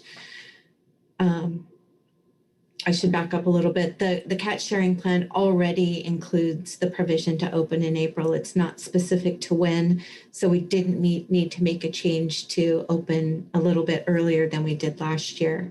But what we did do is to get at this ability for subareas to access their allocation, is to describe in the catch sharing plan that if there's any remaining quota after the May and June fishing dates, that the subarea could reopen in August and September, which we've done for the last couple of years, and it's been quite successful. So, but we did need to revise the catch sharing plan to say that it would be open up to 5 days per week potentially, and that would be dependent on how much quota is remaining after that initial May and June season. So for the Columbia River, the North Coast and the South Coast subareas, these are our coastal subareas.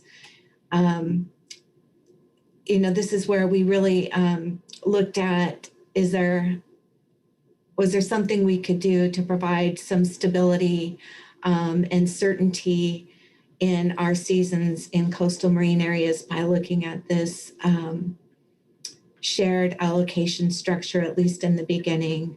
We've seen some effort shifts as folks, respond to port closures, and maybe they're fishing more in, for example, the South Coast subarea off Westport and the Columbia River subarea in Marine Area 1 in Washington, and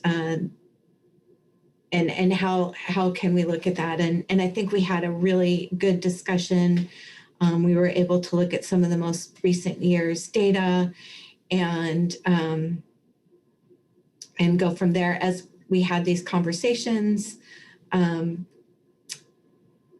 it was decided during our meeting, and the input from stakeholders was that status quo is working, but status quo is working because we've had this flexible approach, because we have stakeholders, meetings toward the end of May and early June, and we talk about where we are with the quota and what kind of changes can we make. And again, just in a way that allows for the Washington sport fishery to achieve the overall allocation by the end of the year.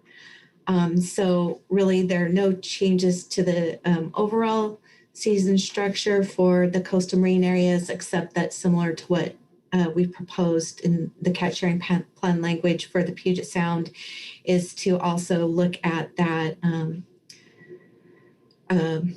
late summer, fall fishing opportunity and revise the catch sharing plan language so that it does include the opportunity to open in August and September, again, up to 5 days a week. And we'll be able to do that, or we'll have a good idea of where we are with that after the May and June seasons. So based on all of that information and part of our discussion in October, we are following a very similar season structure as what we had in place last year, with the exception that marine areas 6 through 10 and our Puget Sound subarea will open on April 7th, Marine Area 5 and the rest of the coastal marine areas will open on May 5th. The season structures are described here. All opening days will be on Thursday. Some areas will open Thursday and Saturday. The South Coast and Columbia River open Thursday and Sunday. And then the description that if there's quota remaining after those June dates, additional days could be added in August and September. We also included a section in the WDFW report that outlines the proposed changes to the catch sharing plan, starting with the flexible in-season management provisions. We wanted to hopefully clarify that again, but also would note that as we've done in the past, we've provided these proposed changes to the catch sharing plan, but we hope to be able to work with National Marine Fisheries Service as we finalize the actual catch sharing plan language. Scrolling down to section 6.9 in the catch sharing plan, Washington Coast subareas, this captures our first recommendation by including a management objective that hopefully provides clarity to stakeholders. And then just some changes to the season structures in the following sections for each sub-area that reflect the changes in our report. That's it. I'd be happy to take any questions. Great. Thank you very much, Heather. Are there questions of Heather on the detailed WDFW report?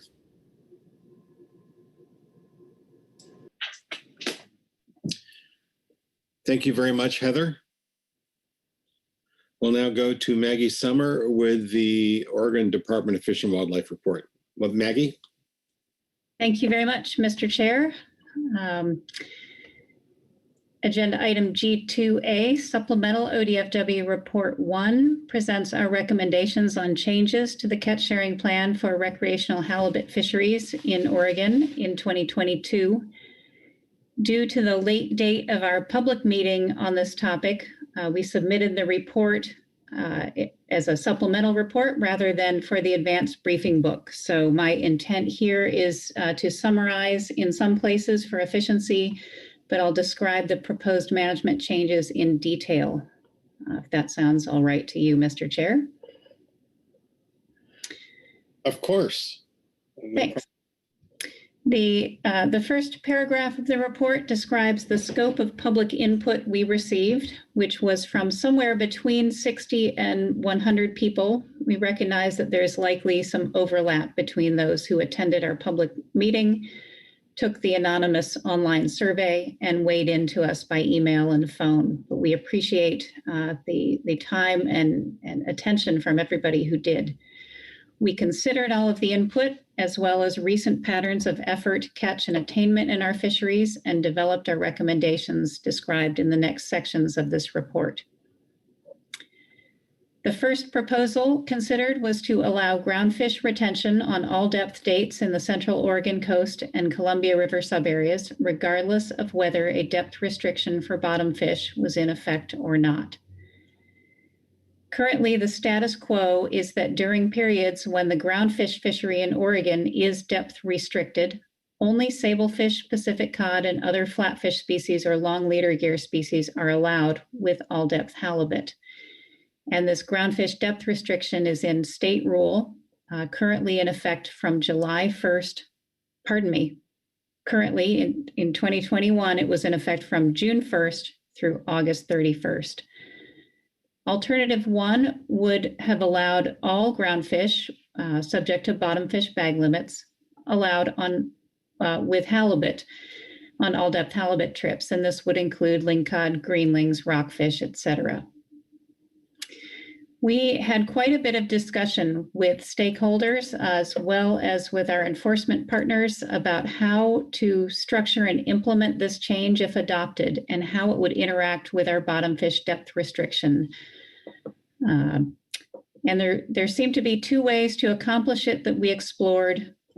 We could have either only allowed all depth halibut anglers to retain bottom fish at any depth when the bottom fish depth restriction was in effect, but still apply the bottom fish depth restriction to anglers on targeted bottom fish trips.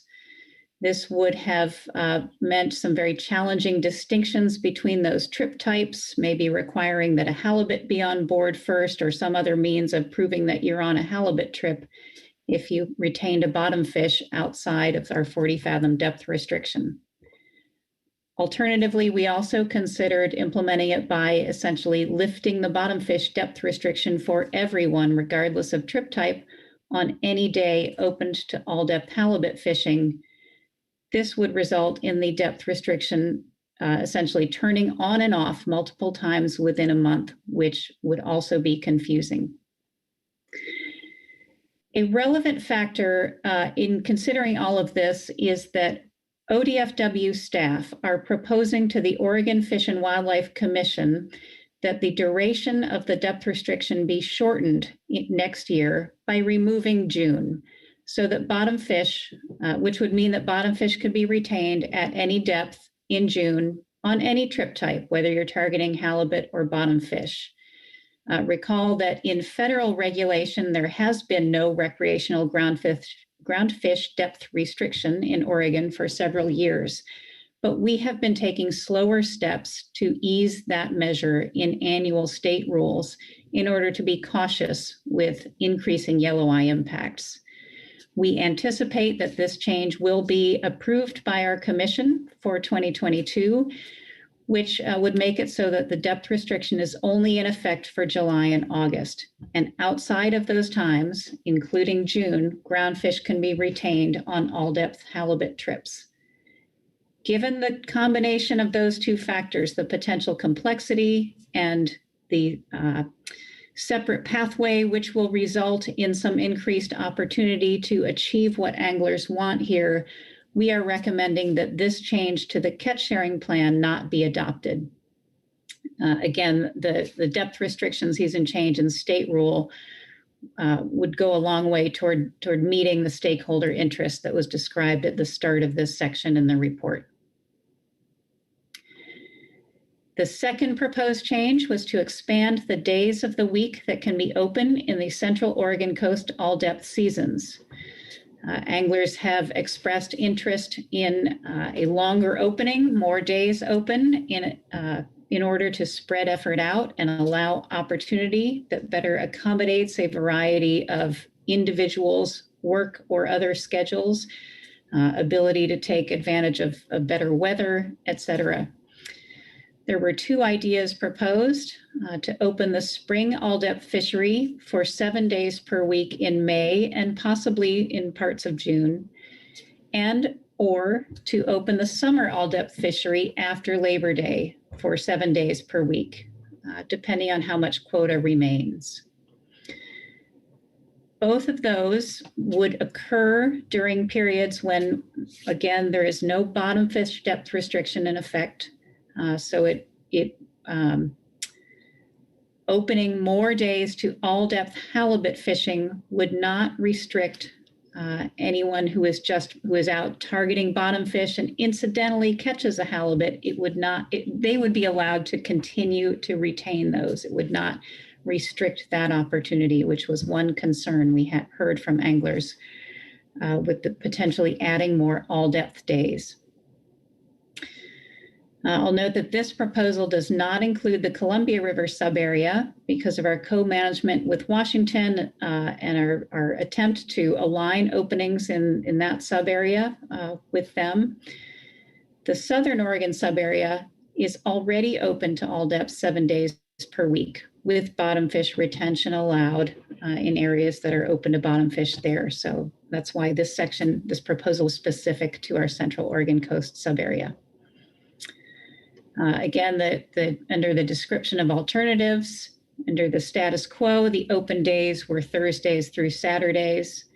Alternative 1 here applies to our spring all-depth fishery, and we included an allocation trigger so that at allocations to that subarea and season greater than 100,000 pounds, The season could be open up to 7 days per week, starting the second Thursday in May and through the period of June 30th.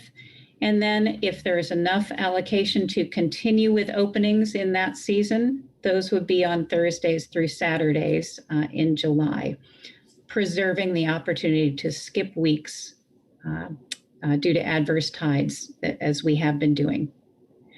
Alternative 2 here applies to our summer Central Coast all-depth season. And if after the first summer opening, which would be the first Thursday through Saturday in August, there's an estimated 60,000 pounds or more quota remaining in the combined Central Oregon Coast nearshore and all-depth allocations, then the all-depth fishery could be open up to 7 days per week beginning September 1st. We note below that in the description that the opening day of the spring all-depth Central Coast halibut fishery overall would remain the second Thursday in May. That's been the traditional start date.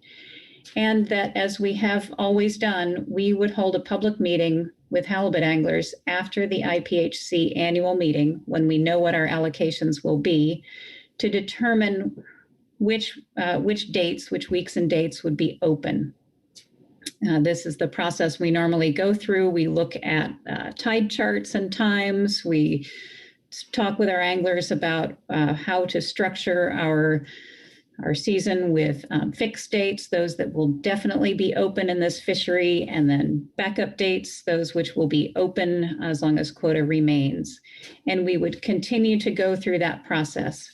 This change, if adopted, would simply allow us to open more days of the week, to establish more days of the week that could be open, quota allowing, than more than just the Thursdays through Saturdays that were before. So we're looking for, again, flexibility to open more days per week.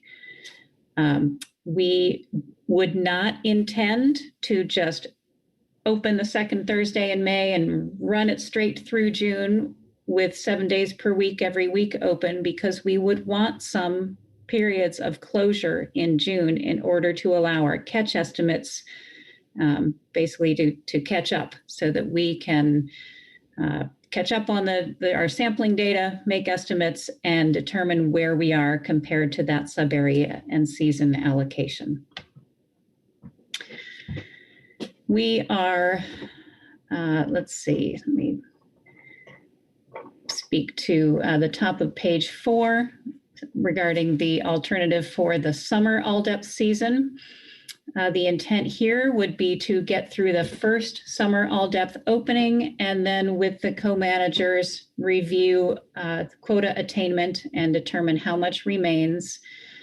And then based on that consultation, we could make a determination whether we could open up to 7 days per week after September 1st, but that decision could be made and announced hopefully by mid-August, which would allow those interested in that halibut opportunity to make plans. We do recommend that both Alternative 1 and Alternative 2 be adopted. The third proposal is to make an earlier decision on whether the daily bag limit can be raised from 1 to 2 fish in our Central Oregon coast subarea. And I note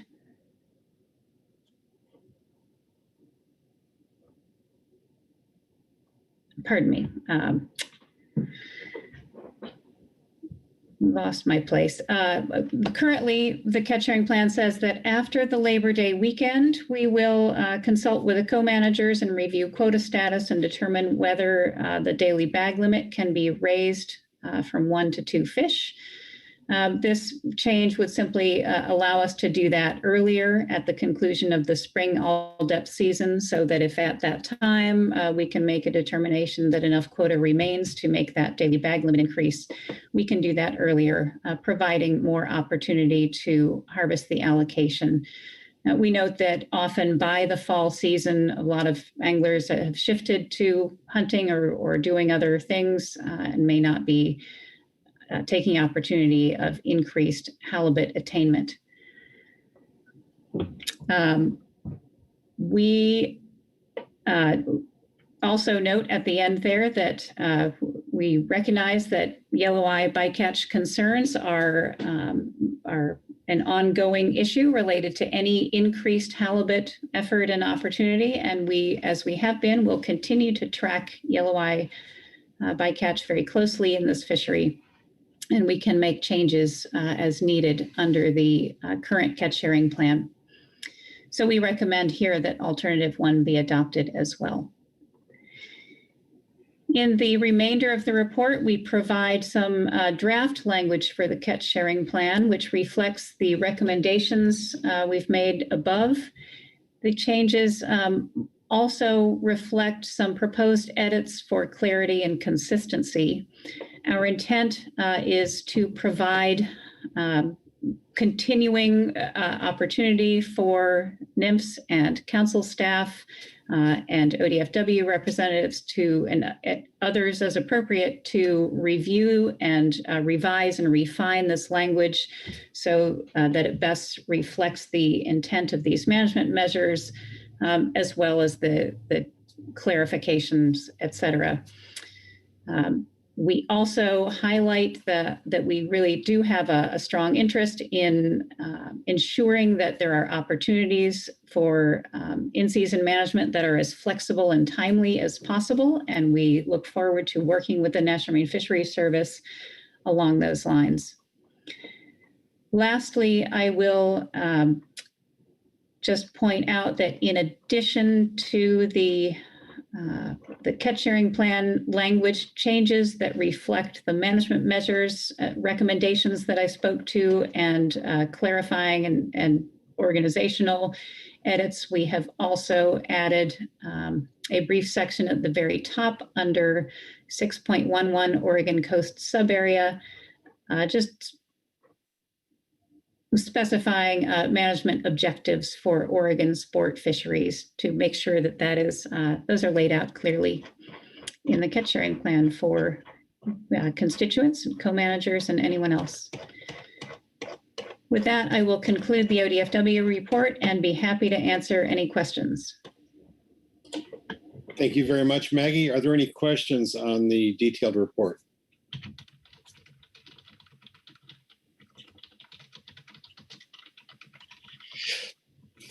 Not seeing any hands. So thank you, Maggie. And we'll now go to the California report. Marcy Yaremko. Thank you, Mr. Chair. As described by Robin in our SITSUM, California does not have any proposed changes to the CSP. And so kind of in keeping with in past years, we've used this opportunity in the catch sharing plan agenda item to update the council on developments in our recreational Pacific halibut fishery and the progress of the fishery in the current year. As in prior years, the 2021 fishing season structure was designed with input provided by anglers in an online survey that we conducted in the beginning of February, which followed determination of California's quota amount at the IPHC meeting. We will be conducting an online survey again in February for the 22 season. So we appreciate folks that have participated in that survey and offer us their thoughts on the recreational season structure and opportunities on how we utilize the California quota.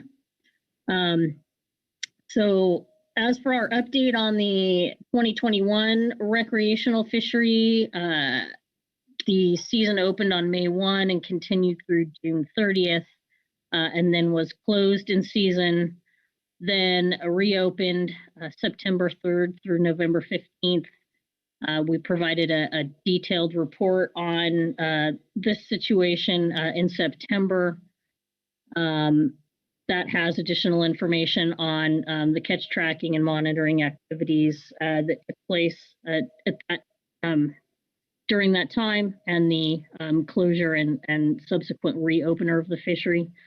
The department coordinated with NIMS and IPHC and council staff to ensure the catch did not exceed the federally established quota. The total preliminary projection of the season's catch is provided in Table 1. We are projecting a take of about 25,000 pounds, about 64% of the total quota. We won't have our final catch estimates until January of 2022, but you can see the process that we used again this year. First, we create a CDFW projection of what the catch will be in a particular month. And then the SURF's estimate comes along 6 weeks after the end of the month. And then we replace that projection with the actual estimate that has been generated by our SURF's program. We acknowledge that the projection modeling in June and September of 2021 resulted in significant overprojection of the month's catch estimate. That's shown there in the table. Our projection was more than double what the actual estimate became. We described the situation back in September in that it was due to abnormally small-sized fish being landed in the fishery. And the projection method that has been employed since 2015 is based on an assumption that all fish are of equal and average size. And that's calculated over a series of years. In light of this situation, CDFW has made significant progress this year to ensure that in the future, length information will also be evaluated in season to determine if there is a deviation from that multi-year average size, and if so, to consider that in the range of information that's being evaluated when evaluating quota attainment. Excuse me. And with that, I'd be happy to take any questions. Thank you, Marcy. Any questions of Marcy? All right. Thank you very much, Marcy. Maggie Summer. Chair Grolnick, I do not have a question for Marcy, but I do have a brief clarification to make on the ODFW report at your pleasure. Okay, well, there have not been any questions asked of California, so please provide your clarification for Oregon. Thanks very much, Chair. My apologies. On page 3 of the report, the section with the proposal for the daily bag limit change, the subheader title of that section and the introductory sentence are specific to the Oregon Central Coast subarea. However, it is our intent that the bag limit increase to 2 fish if it occurs, and this alternative 1 would also apply to the Southern Oregon subarea, and that is included in the draft catch sharing plan language provided below. It just didn't make it up into our summary above, but the alternative 1 here would apply to both the Central Oregon coast and Southern Oregon subarea. And again, the reason that it would not apply to the Columbia River subarea is due to the co-management of that with Washington and need to take into account available Washington quota regulations, et cetera. Happy to take questions, if any, on that clarification. Thank you, Maggie. Any questions on the clarification? All right, thank you very much, Maggie. That completes the state reports. We have one advisory body board, report, the GAP report. Tom Marking, welcome, Tom. Or is someone else going to give the report? Dale Meyer, maybe? Yes, thank you, Mr. Chairman. Yeah, I've been asked this up for Tom, and can you hear me? We can. Okay, thank you, Mr. Chairman and members of the council. Name is Dale Meyer, and I am prepared to read our GAP statement on G2 for the halibut catch sharing plan at your convenience. Yes, please provide the report. Okay, the Ground Fish Advisory Subpanel reviewed the documents under this agenda items, heard from Christian Heath of the Oregon Department of Fish and Wildlife about the ODF&W report and offers the following comments. The GAP reviewed the statements of the state's reports from the California Fish and Wildlife, ODF&W, Washington Department of Fish and Wildlife, and supports the alternatives for season structures as proposed in the ODF&W and WDFW reports. Referencing the WDF&W report, the GAP suggests amending the catch share plan to the following in the bold italics. This would be under 6.8 flexible in-season management provision from page 4. The protocol for in-season modification, the regional administrator, National Marine Fisheries West Coast Region, after consultation with the chair of the council, the International Pacific Halibut Executive Director, and the fisheries directors of the affected states or their designees. And this bold part here is what we were recommending be added, and the affected tribes, is authorized to modify regulations during the seasons after making the following determinations. And then that's the end of that. And then the tribes are an integral part of the halibut management, and they hope to be able to open their ports for more fishing next year. Additionally, California Sport Fisheries members requested a 2% increase of the Area 2 non-tribal FCEY allocation from 4% to 6%. California sport fishermen are under severe pressure from poor salmon seasons, and the downturn in the quillback and the copper rockfish will cause further stress and economic harm to the California ports. The change was not included for public review in September, but California and Oregon sport fishermen on the GAP support the change at this time. Washington sport representatives do not support it this time, but might support considering it in the future once more analysis is available. And that concludes our report, and I'll stand by to answer any questions. Thank you very much, Dale. Are there any questions of Dale on the GAP report?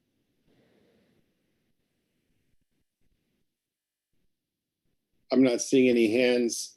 Dale, thank you very much for that report. Okay, thank you.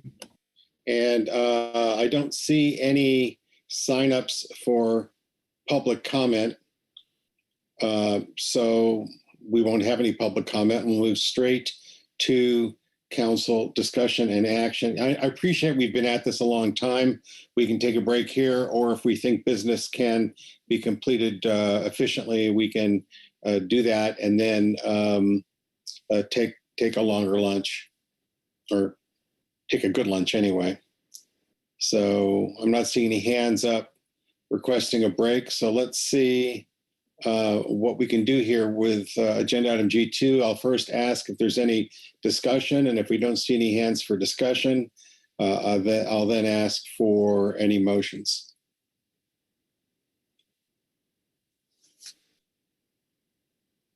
And I'm not seeing any hands for discussion. Maggie Summer. Thanks, Chair. Just briefly, I wanted to acknowledge the request in the GAP report to consider an allocation shift within recreational halibut allocations. And I would have, I absolutely understand the motivation for that request. Would have some reservations considering it as a final change at this meeting, given that it has not, gone through a public review and analysis process. But appreciate that coming forward, and just didn't want to let it go by without any comment.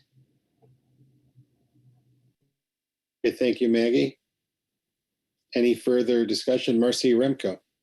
Yeah, thank you, Mr. Chair. Thank you, Maggie. I appreciate your acknowledgement. I was a little surprised to hear about this morning, but I really want to express my thanks to the GAP for just their willingness to communicate and discuss the possibilities. I agree too that it's kind of late in the game. We don't have analysis or proposed changes to the CSP in front of us, and I think would create some challenges for us to try to act on that here today. But just the collaborative nature of the discussions, and I think the willingness to make our management work and to share. So I want to really thank our GAP reps, particularly the private sport reps that made these discussions possible, and agree that maybe we shouldn't lose sight of them as we look toward next year. And gosh, we've come a long way, to receive a suggestion like that that's supported by two states, kind of in the interest, of others. It's a great thing to read, and I just want to say my thanks, because I think there's some, potentially some changes coming in the membership on the GAP, and I really look forward to their continued leadership in these discussions. So, thank you. Thank you, Marcy. Heather Hall.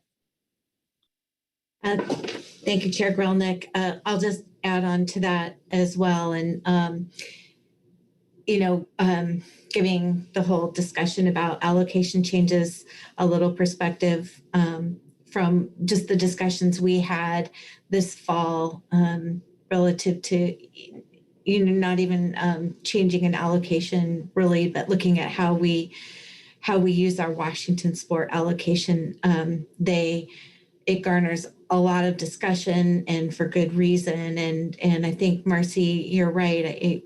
I applaud our GAP members for, being able to talk about it and put it forward and think about it thoughtfully in the context of all the other things that are facing our sport fisheries. And I definitely appreciate the folks we have on the GAP and their skill and ability to do that in the way that they have. So I know that was probably the input provided by Washington folks, knowing that these are, I think when we've done this before, it's not just a 2-meeting discussion, but we've taken more time to have those discussions over a 3-meeting process. So I wanted to acknowledge that change in the GAP report, and then just wanted to talk a little bit about the change to the flexible in-season management provision.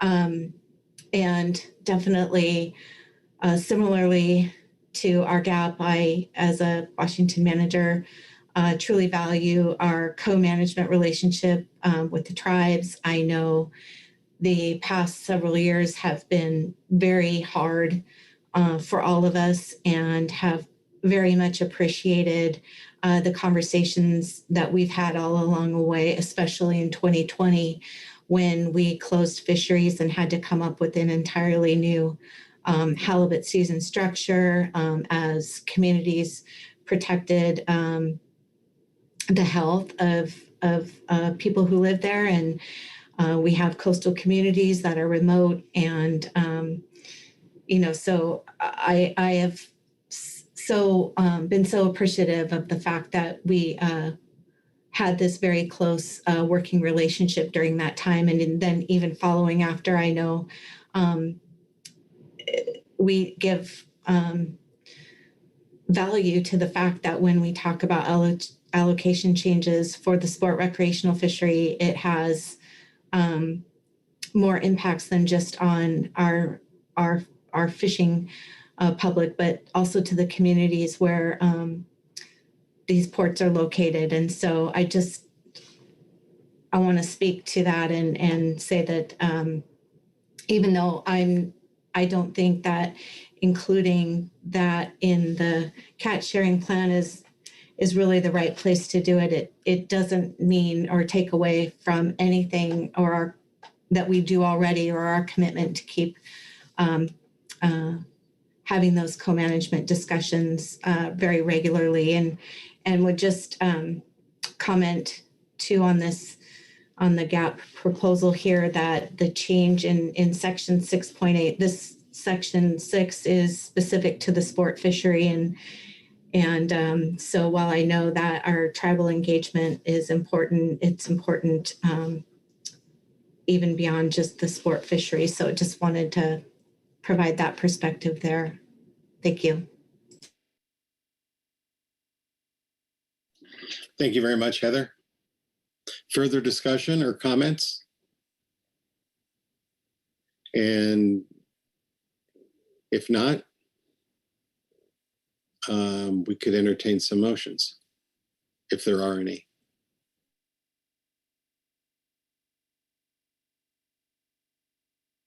Maggie Summer, thank you. Thank you, Chair. Sandra should have a motion, and that looks like it. I move that the council adopt the proposed changes to management measures for Oregon recreational fisheries in the catch sharing plan for 2022, recommended in agenda item G2, supplemental ODFW report 1, November 2021. The daily bag limit alternative 1 will apply to the Southern Oregon subarea in addition to the Central Oregon coast subarea. All right, thank you very much, Maggie. The language on the screen is accurate and complete. It is. Now look for a second. Seconded by, I'll give it to Krista Svensson, an Oregon representative. Please speak to your motion. Thanks very much, Chair. I will be brief. This reflects the recommendations that I reviewed in presenting the ODFW report, which are, as a whole, intended to provide more opportunity and flexibility for Oregon's recreational halibut fisheries, and hopefully improve our stakeholders' opportunity to achieve the allocations in those sectors. The specific wording of this motion is deliberately intended to make it clear that we are not proposing actual final adoption of the catch sharing plan language in our report today. As I spoke to, we provide the draft language, but we do intend to leave some room for the National Marine Fisheries Service, council staff, and others as appropriate to revise and refine that going forward to accomplish the intent of the recommended management measures. And finally, the motion also includes the clarification that I spoke to a little bit earlier about the bag limit alternative applying to the Southern Oregon subarea in addition to our Central Coast subarea. Thank you. All right, thank you very much, Maggie. Any questions for Maggie on the motion or discussion on the motion? Not seeing any hands, I will call the question. All those in favor of this motion say aye. Aye. Aye. Aye. Opposed, no. Abstentions? Motion passes unanimously. Thank you very much, Maggie, for the motion. Any other motions on this agenda item?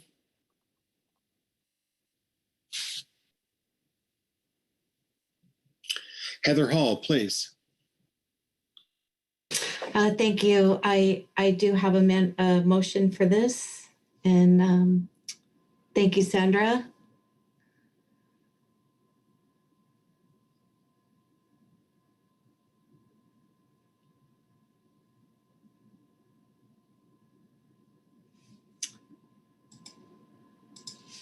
The motion on the screen reflects what I intend.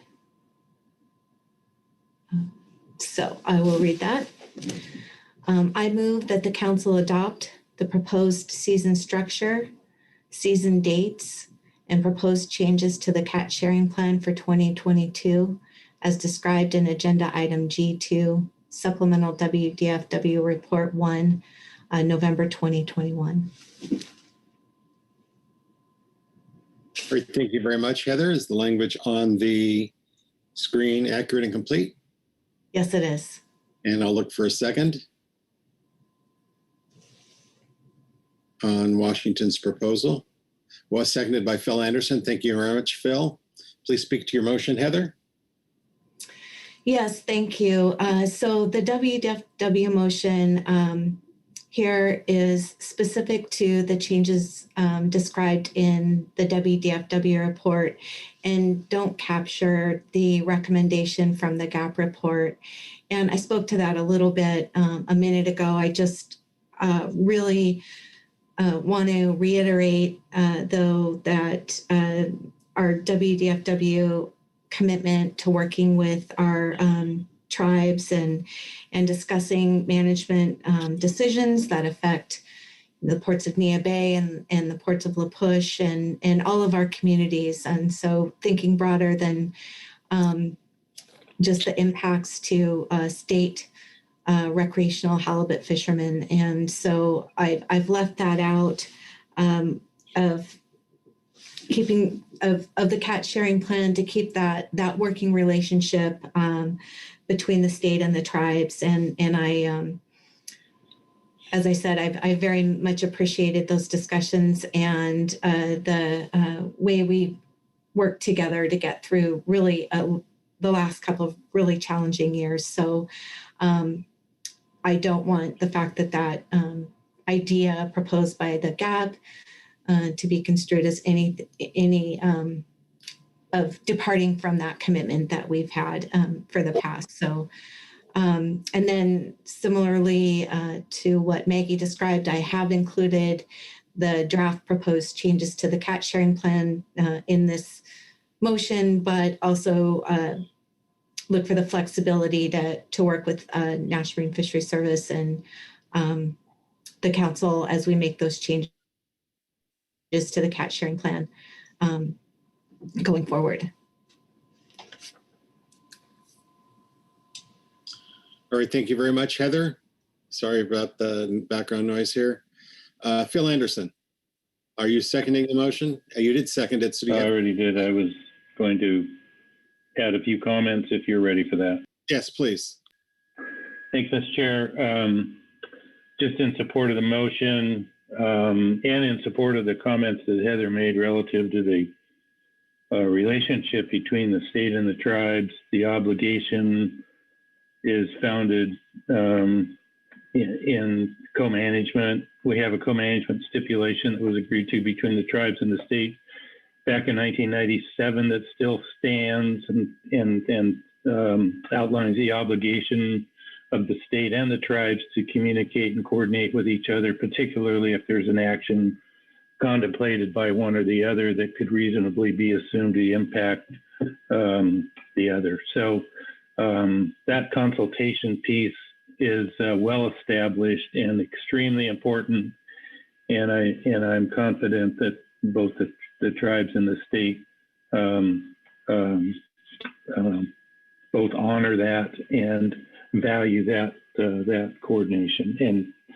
And I also just wanted to say we've got a really challenging year up ahead of us in terms of halibut management in front of the IPHC. We've enjoyed some time here with some stability and what the 2A allocation is going to be. We're going to have to start to, as that agreement comes to an end, it's going to have to be replaced with something. So the importance of all of us working together, the states, National Marine Fisheries Service, the tribes, as a unit is going to be really important. And of course, that'll start with our interim meeting. That's the IPHC interim meeting that's coming up here at the end of November, followed by the annual meeting in January. So we'll just appreciate the motion, support it, and just wanted to emphasize the need for all of us to be prepared to work together for the overall good of Area 2A. Thank you very much, Phil, for those comments. Appreciate them. Heather?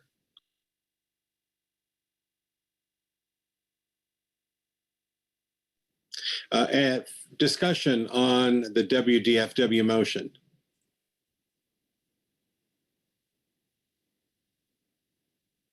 And I'm not seeing any hands, so I will call the question. All those in favor say aye. Aye. Aye. Aye. Opposed, no. Abstentions? The motion passes unanimously. I don't believe there is a motion coming from California. Let me ask around the table if there's any further action on this agenda item. Phil Anderson. Thanks, Mr. Chair. And I'm not sure if this is appropriate time. I know IPHC is going to be looking for an update from the council on and specifically National Marine Fisheries Service on how we're coming with the transition in terms of managing the non-treaty directed fishery.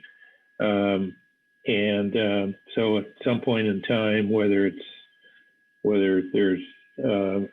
Frank may be prepared to speak to that, or at least we're going to need to be prepared to provide that as part of our report to the IPHC, probably at the annual meeting. So just wanted to put that on people's radars. Thanks.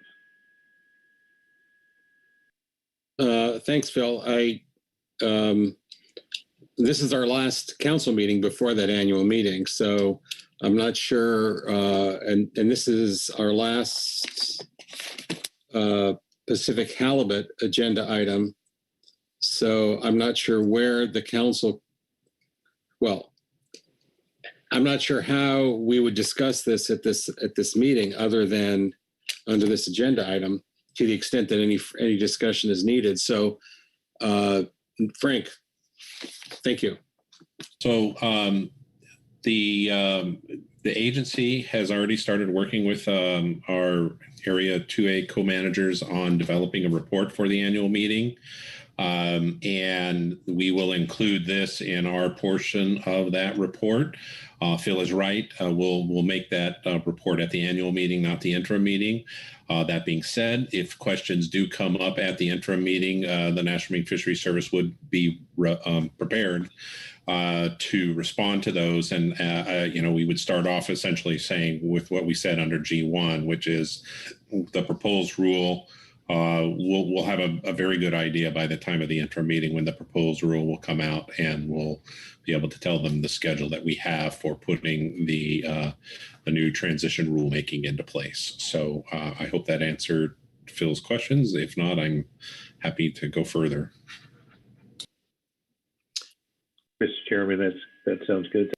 Yeah, Phil.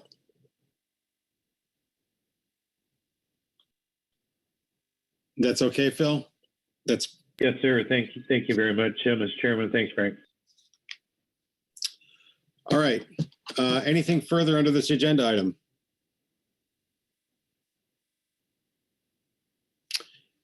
Okay, Robin, how'd we do?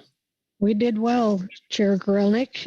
We have motions in place, so changes adopted for both Oregon and Washington to the catch shearing plan. So we'll work to get those in place. And then I guess I would just also note that the council will transmit to both IPHC and NIMS the proposed changes in that we decided on today. And so with that, I think the council has completed its work under this halibut agenda item. All right, thank you very much, Robin. We're gonna break for lunch, obviously now. Be back at 1:45, and fingers crossed that we'll be able to go back to and complete agenda item F3 on Coho. So 1:45, we'll be back.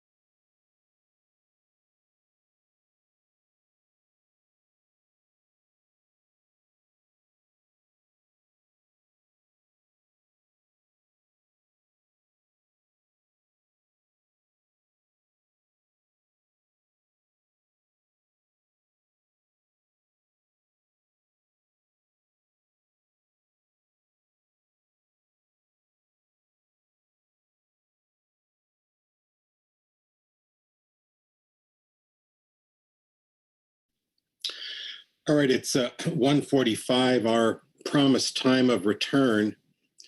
I'm hoping to get an idea from the folks who are trying to consider Coho issues as to whether they're ready to come back or whether they need more time. Let's see if there's anyone who wants to help us out here with that. If it's only going to be a brief period of time, we'll hold on. But if it's going to be a longer period of time, I would just soon start with marine planning.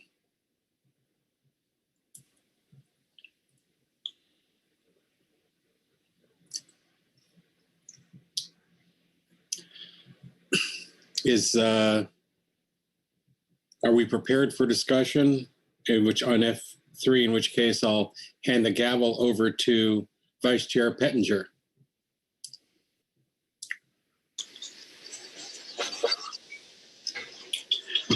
Chuck Tracy, do you have any idea?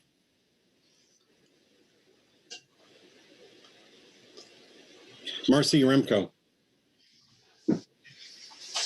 Yeah, thanks, Chair Grelnick, and I welcome Joe or Chris to jump in here with thoughts. I think we are kind of, I don't know how much more resolution we're going to be able to get in sidebar. It's kind of a fluid situation. You know, I think we're all kind of feeling very much stuck.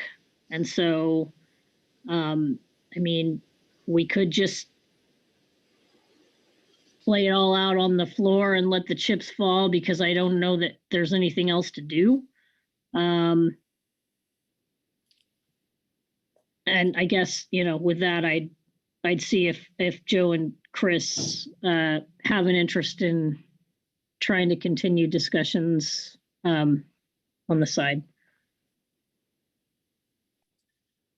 Joe? Thank you, Mr. Chair. And thank you, Marcy, for those opening thoughts. I think I find myself in the same place. You know, I think we've had a number of conversations on the side to see if there's a pretty clear path forward that we could all potentially support, and just don't see one. I think in the time that we've had to try and deal with this, it's fairly complex and a little bit differing perspectives. I think between the management entities and NOAA fisheries. So I think I would support just proceeding into council discussion and see where that leads. All right. Well, thanks, Joe, and thanks, Marcy. So, Vice Chair Pettinger, you have the gavel. Okay. Thank you, Chair Grolnick. And I guess we'll take it from there. So, open the floor for discussion. Chuck Tracy. Chuck?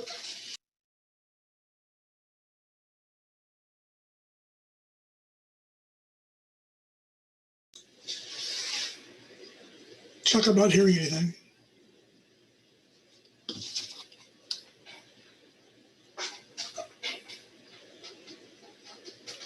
Still not.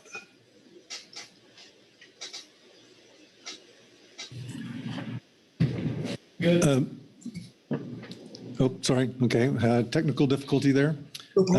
I was just looking at the attendance here. I do not see Susan Bishop in here. I do not see somebody from National Marine Fisheries Service, a designee from National Marine Fisheries Service. I guess I would be a little reluctant to continue this agenda item without that. I see Rose Stanley. She might have some insight into that.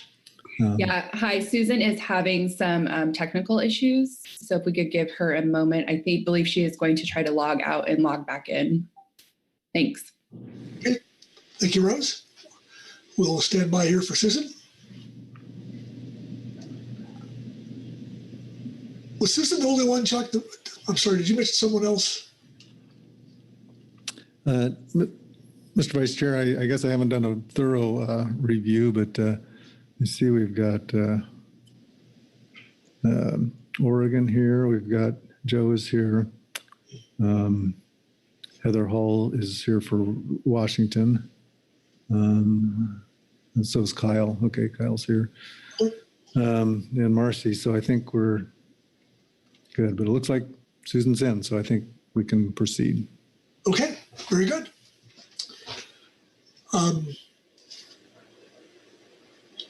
So I'll open the floor for a discussion.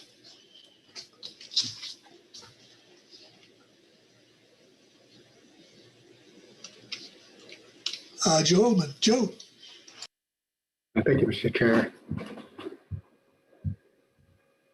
So I think I would like to take this opportunity to provide some comments before any motions may come to the table.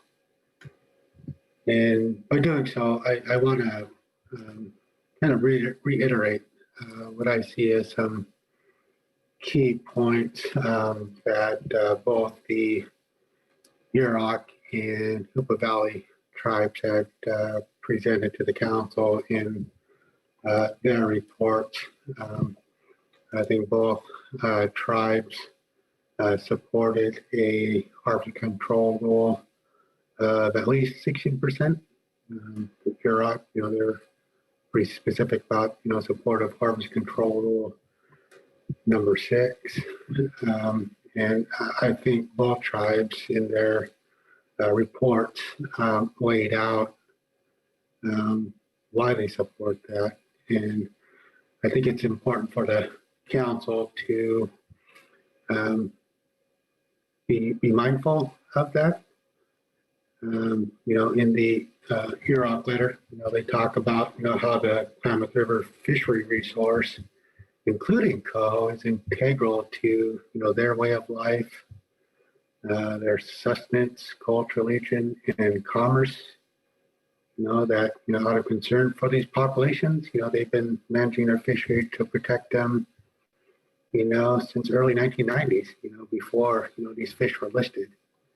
And they've also committed to, continuing to manage their fishery in a manner that conserves these fish. But they also, acknowledge that, harvest management alone, can't do it. More, needs to be done on these other, factors that, really drive and affect the abundance and productivity of these fish.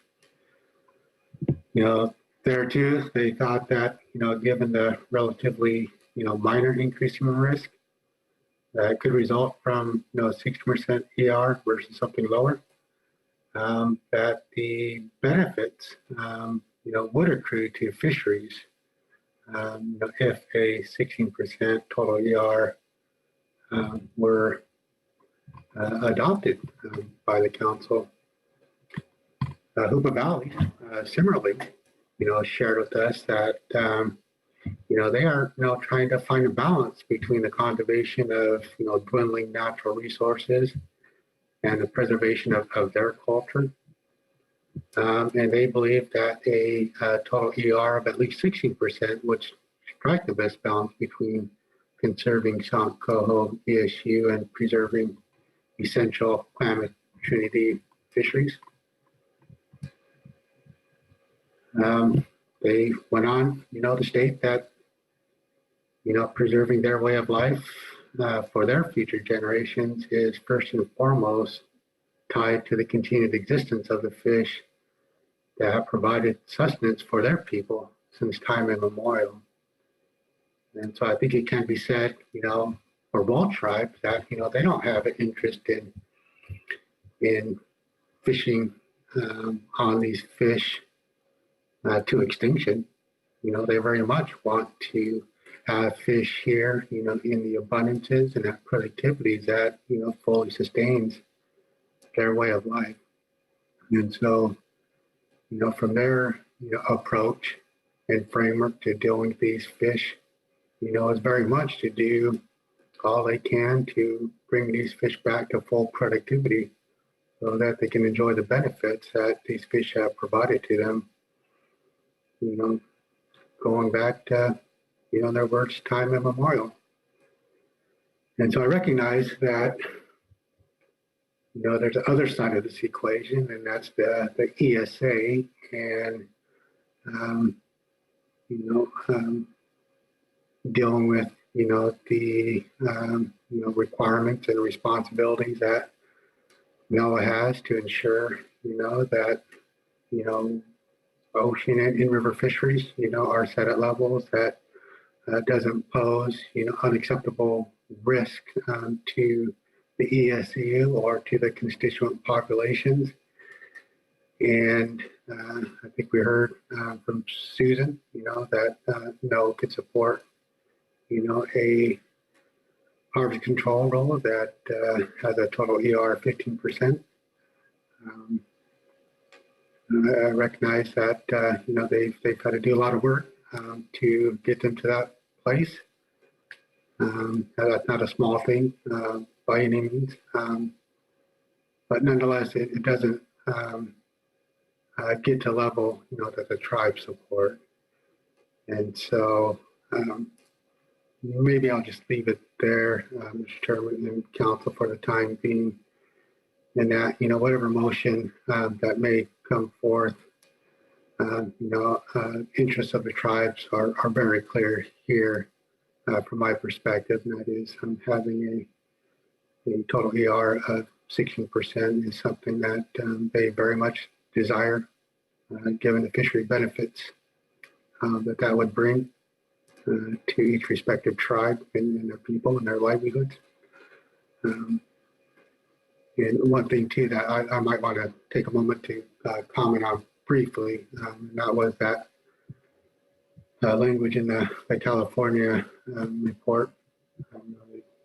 Acknowledge that there's still more discussions that need to occur between the co-managers, the state, and the respective tribes on whatever exploitation rate is ultimately adopted, that they'll have to have those discussions between the co-managers to figure how that would be allocated.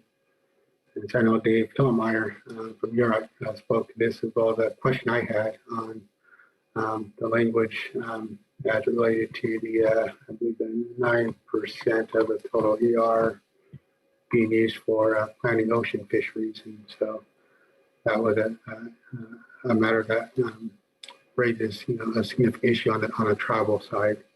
And so we also want to make sure that we're kind of mindful of that piece as well. And so I will pause there, Mr. Chairman, and do appreciate the opportunity to provide those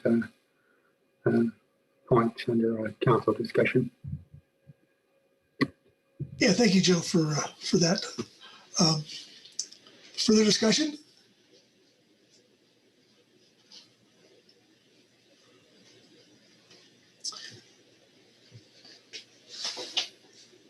Chris Kern. Chris? Yeah, thanks, Mr. Vice Chair. One of the things I was contemplating discussing before we broke, and I apologize, it's a vague enough notion in my head. I'm struggling to think of how to describe it, but I guess I'm trying to think about, well, let me back up. One of the things that I've heard today, and it's at least at the high level, is a sort of a concern that I share and have mentioned before. Several of us had that, we've been pushing towards a deadline here that, we don't have to get into the whys, the reasons for the deadline, but there's been a deadline. And we've expressed concern along the way that, we want to do the best we can at this, whether it meets the timeline or not. And I've seen that a little bit today, maybe phrased differently.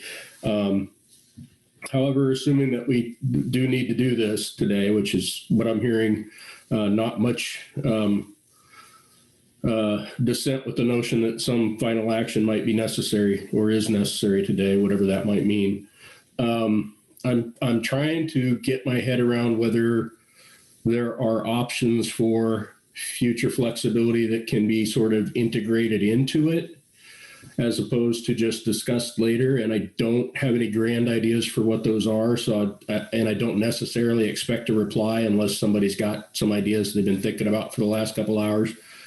One of those might be, but maybe not necessarily, how does the council weigh in at a future date to sort of revisit the control rule if we decide that that's necessary? Does it generally result in a full reconsultation? I'm sure it depends on what it is. And then what other options might we have to address some of the concerns we've had raised today relative to like modeling?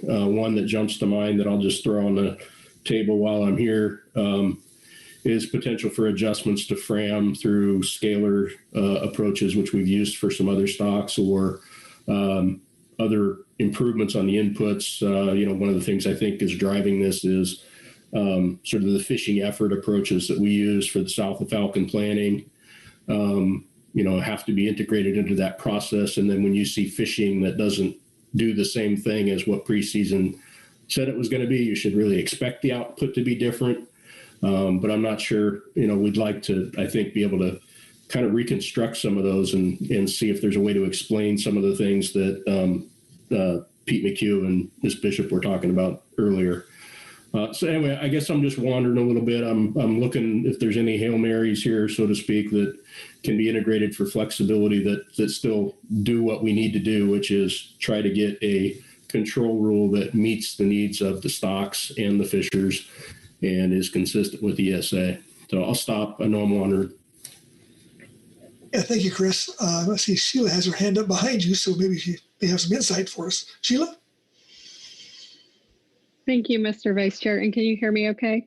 Oh, we can.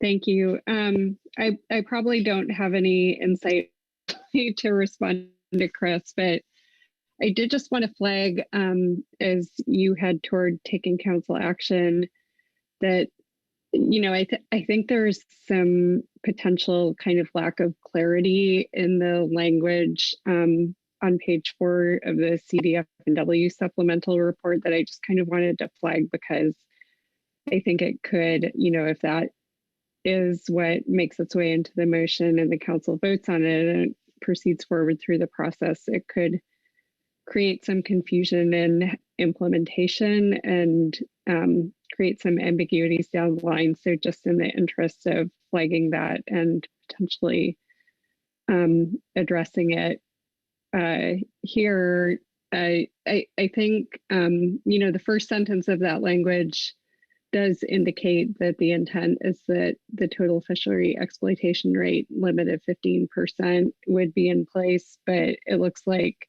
if you read down, the only preseason objective would be to keep the ocean salmon fisheries within a 9% in 4 out of 5 years. So it's not completely clear how the 15% overall rate would actually be implemented. There's reference to tracking that through postseason reports. So just, not really kind of knowing fully what the intent was there, just wanted to point to that potential ambiguity in the language. Okay, thank you, Sheila. And I'm not a salmon guy, so I wouldn't be much help there. But I'm sure looking for hands to help us get through this. And I see Marcy Yarupko has her hand up. Marcy. Yeah, and thank you, Sheila. I can aim to address that ambiguity, and maybe the easiest thing to do here is just to go ahead and roll out what was expected to be a CDFW motion that it does in fact reflect that summary of recommendations at the end of the CDFW report.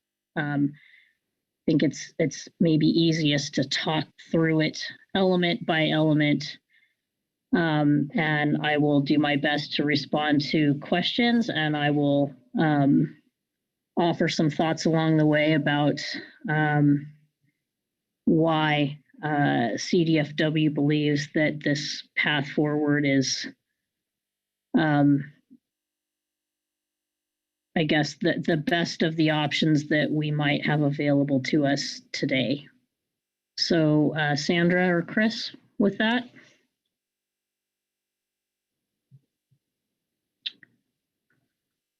I move the council adopt the summary recommendations contained in agenda item F3A, supplemental CDFW report 1 as follows. Harvest Control Rule 5, as described in agenda item F3A, the Fishery Harvest Control Rule Risk Assessment. This amounts to a total fishery exploitation rate limit of 15% on Coho salmon to be implemented as follows. Evaluation of attainment of the limit occurs on a postseason basis each year using the annual postseason exploitation rate, which is the sum of the fishery mortality, sum of the fishery exploitation rates experienced in the year across all ocean and inland sources of fishery mortality. The annual ERs are then averaged over the available postseason record for the period following HCR adoption, and this average must not exceed the adopted limit of 15%.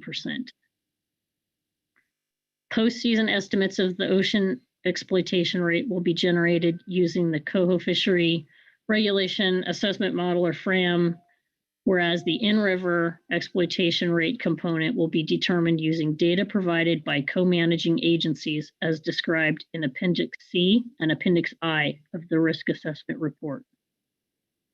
In addition, ocean fishery seasons shall be designed pre-season each year such that Coho FRAM projections of the ocean fishery impacts to sunk Coho salmon do not exceed 9% more frequently than once every 4 years, which is a reduction in the status quo allowable ocean impact rate of not more than 13%.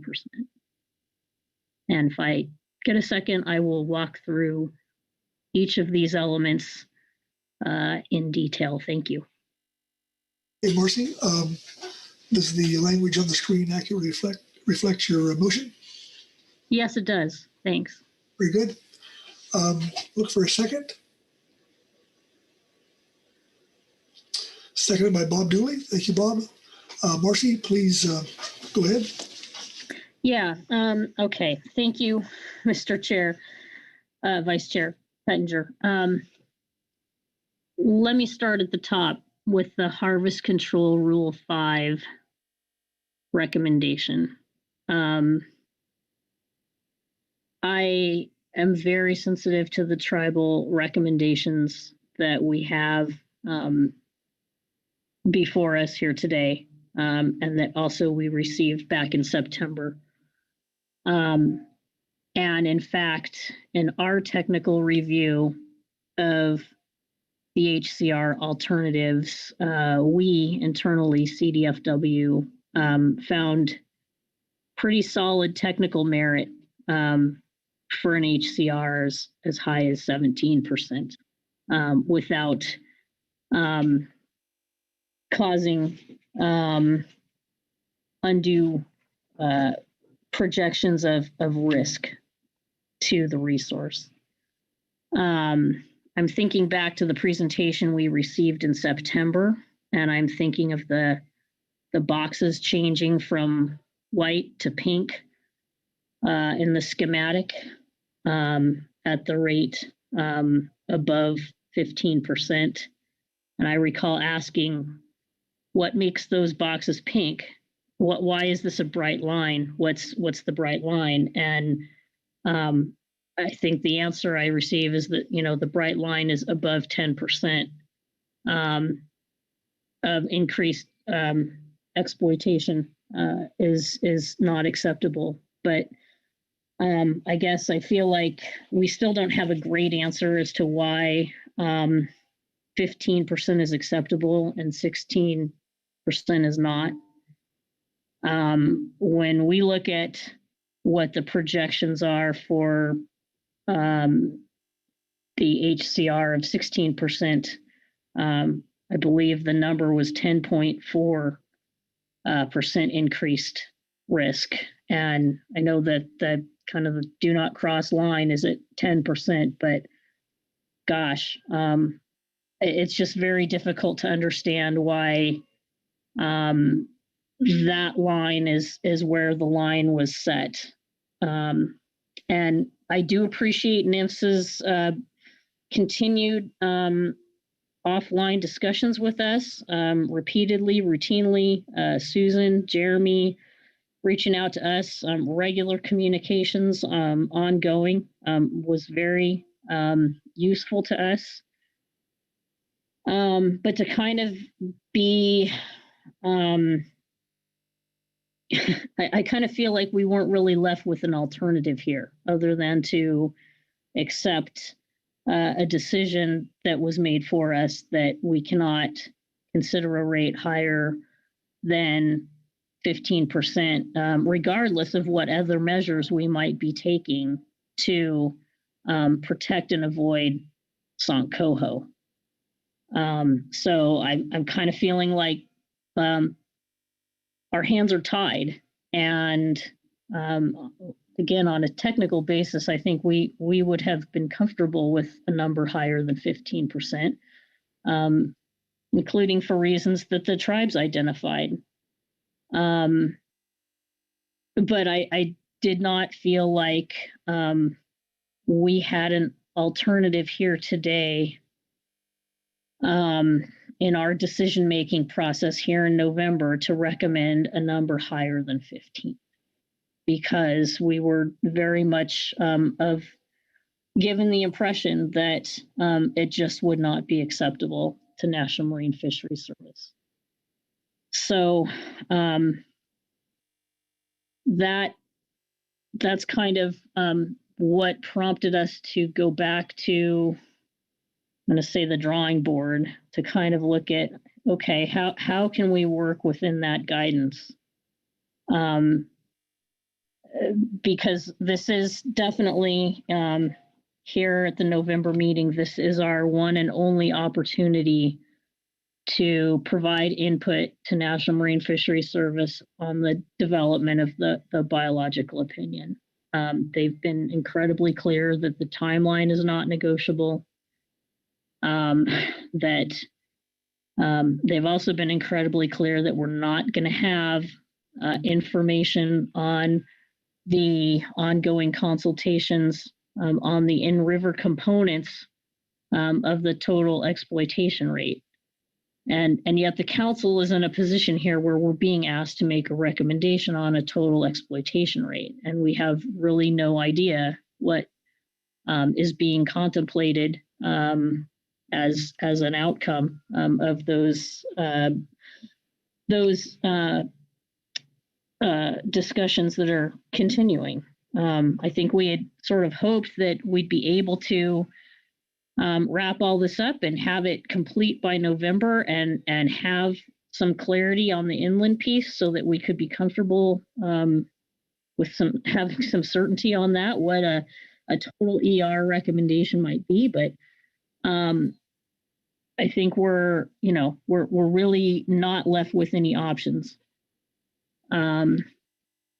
As the SITSUM describes, the work group process was on an 18-month timeline all along, and that's consistent with the stipulated agreement. And it didn't sound like there's any flexibility to be had there. I certainly appreciate that, the sentiment of the SAS in their report, feeling like we're at the end of the road. We know we're at the end of the road, and we're struggling to recommend something because this is our chance to do so. But really, the things we'd like to recommend don't appear to be within the scope. So I think, I'm also really sensitive. Richard Heap's summary comments about, clinging to whatever you can. I think we feel very much the same way. And it's very tough to kind of engage in this process for, multiple years and continue to look for alternatives and prepare analyses, really to find that there's not much that we really have an ability to weigh in on, apparently, that is going to mean or provide meaningful input into the process. So then I want to circle back a little bit to our motion in September and the work of the work group, and essentially their quick work to respond to the council's requests that, hey, let's take a look at what these ocean impacts are going to be, because we haven't really done that yet. And here we are kind of at the, very late in the game. And lo and behold, as shown in the slide presentation today, I mean, the impacts, in fact, appear to fall largely in the California KMZ on the sport and commercial fisheries, and then also down in the Fort Bragg cell and north up in the Oregon KMZ. That is hard to that's kind of a very difficult bit of news to receive, especially if you're a member of the industry from the California KMZ, where we have so little opportunity to begin with. That here's another constraint that might basically double down on other constraints and just nail the coffin even more closed. Even in those few years, every once in a while, when we get some Chinook opportunity in that area, due to a more favorable forecast on Klamath Fall. So the work of the work group was incredibly insightful in really demonstrating where these impacts are likely to fall. And I'd be completely remiss if I don't reiterate the reality that in California, we cannot fish for coho. They are prohibited. They are listed everywhere up and down the state. There's no retention of coho whatsoever. And our regulations are designed to avoid coho impacts, both in the ocean and in the rivers, because they're an ESA and CISA listed stock. So we absolutely, have a long history of managing to avoid interactions in our fisheries that are on other targeted stocks. And so, to learn that the way FRAM is built, we still have the lion's share of the impacts in California, despite our essentially permanent prohibition on take and retention of coho in California.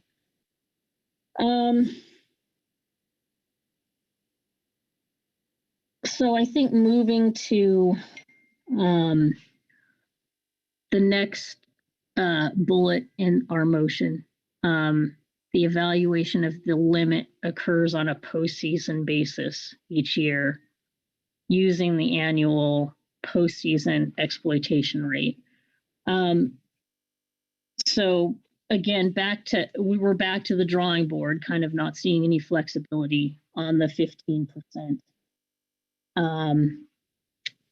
We took a look at what the total ERs look like postseason, particularly looking at that Trinity River component, and with all of the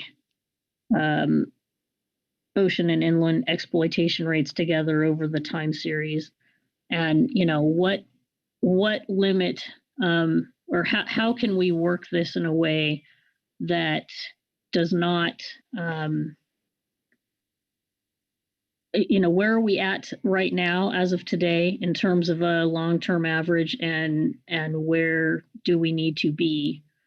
And I think looking at the numbers post-season, there are years that the annual total is higher and years that the annual total is lower across all sources of fishery mortality. And on average, we're, I think, right around 15% right now. Again, with some years being higher and some being lower. And that, I think, is, looking at where we need to go and the protections that we need to ensure exist for the stock. I think that if that is what is meant by a total exploitation rate, I think there's some room to work there.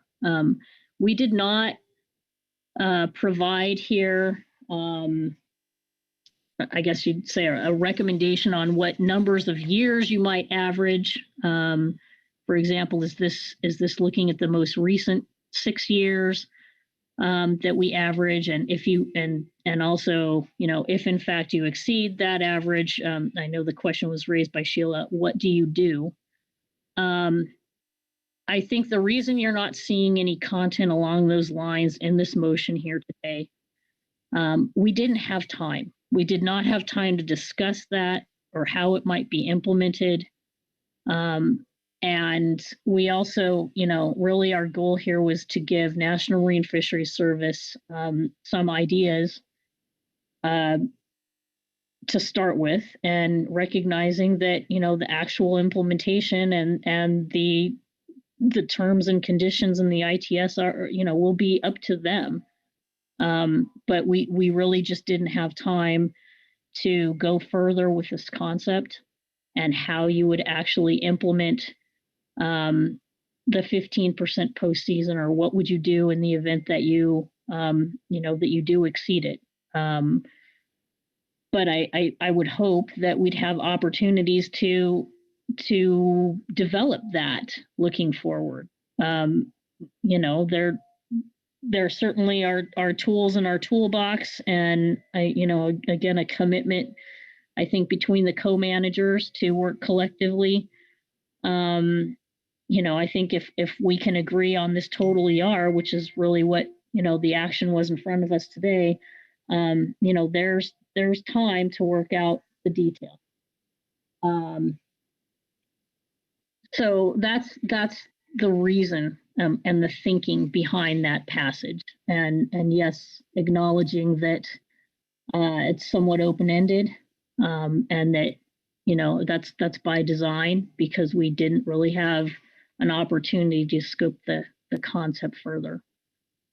Then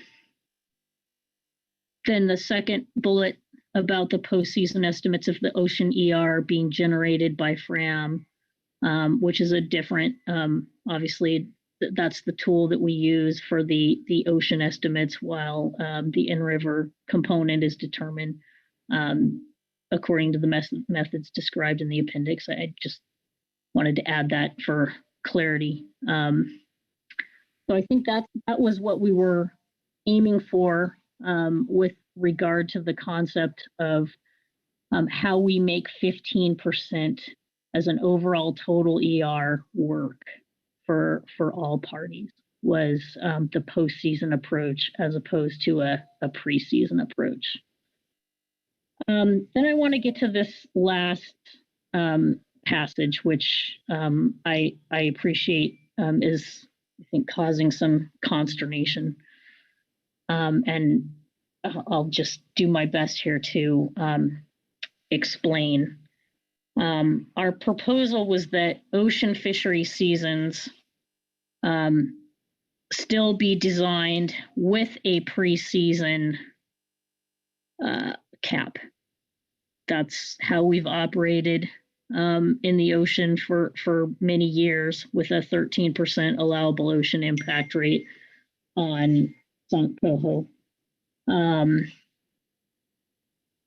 I think the application of when you evaluate the total HCR certainly has a bearing on this passage. But our thought was that we look at this as a two-part approach, with a preseason tool and then the postseason review and evaluation of the attainment. with whatever provisions would come to actually, implement that 15%, or, what to do in the event that you don't attain the 15%. But as for the preseason piece, I can really, I understand how there could be some confusion or concern about allocative implications with a number like 9% out here. And I just can't reiterate enough, that is not intended to be, to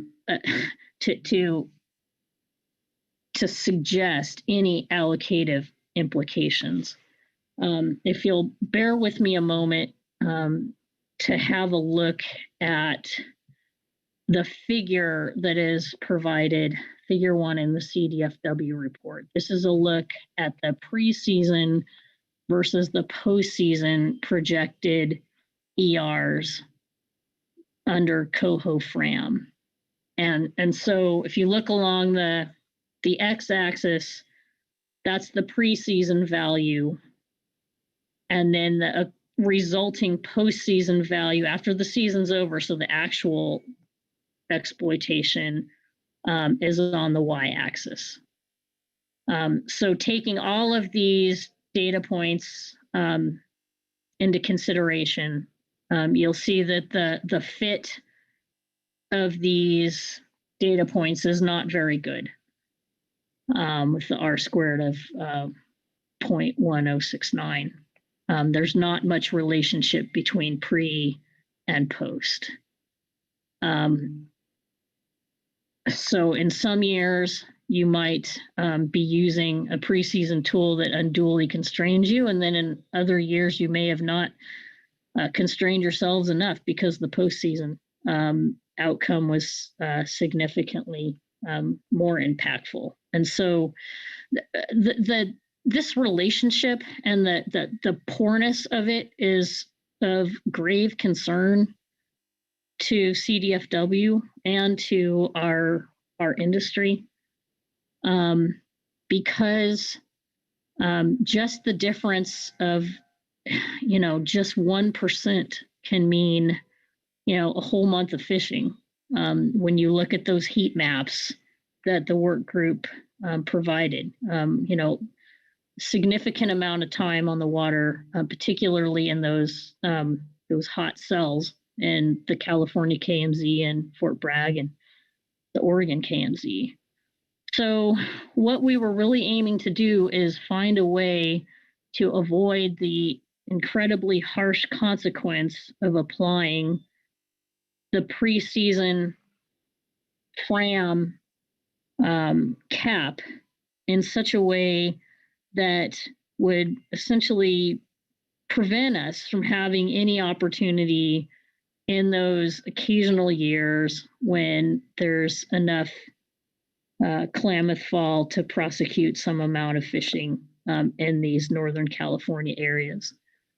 So that was why, again, the pre versus post, we really feel like the postseason impacts for ESA purposes should be what matters to us and the National Marine Fisheries Service, because the postseason impacts are the impacts that were estimated to be realized on the ESU.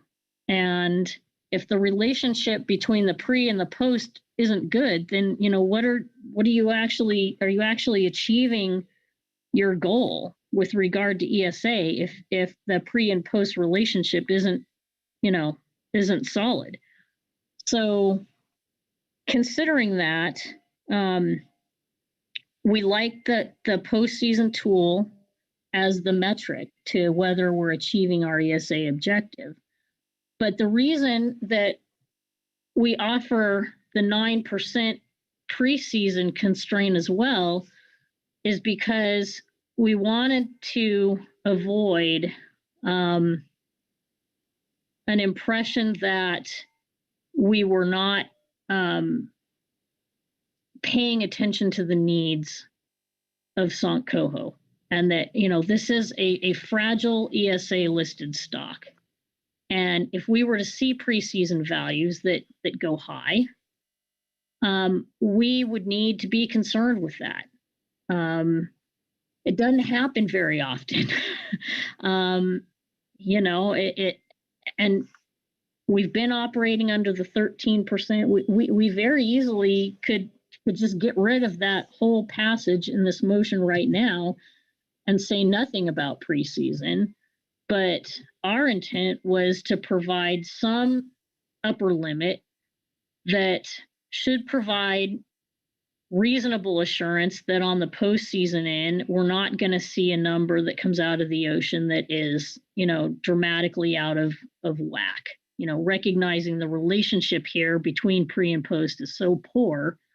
The predictive value of the preseason value is not very good.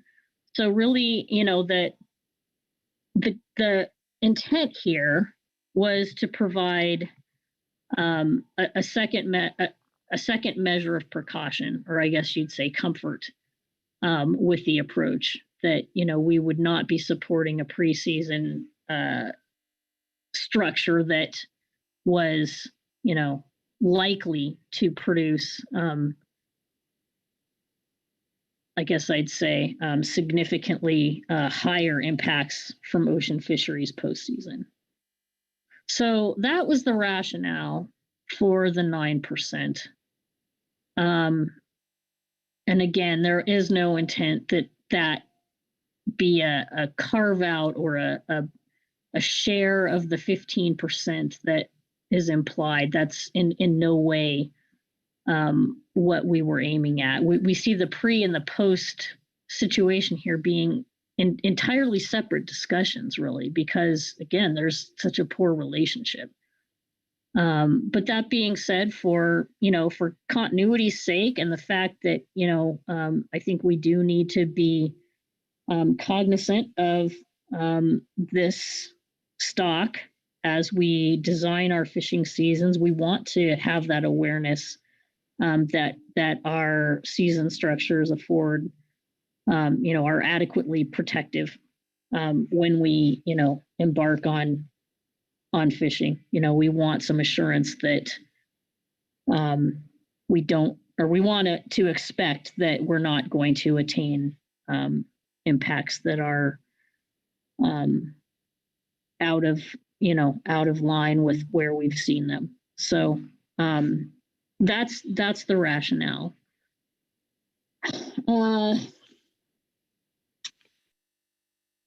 I guess with that,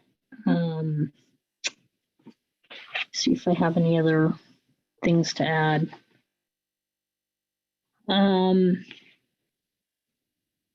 Just looking at my notes here. But I guess, yeah, also just to follow up on the very last point, if there is no comfort around that passage and we'd rather not have it, that's certainly an option.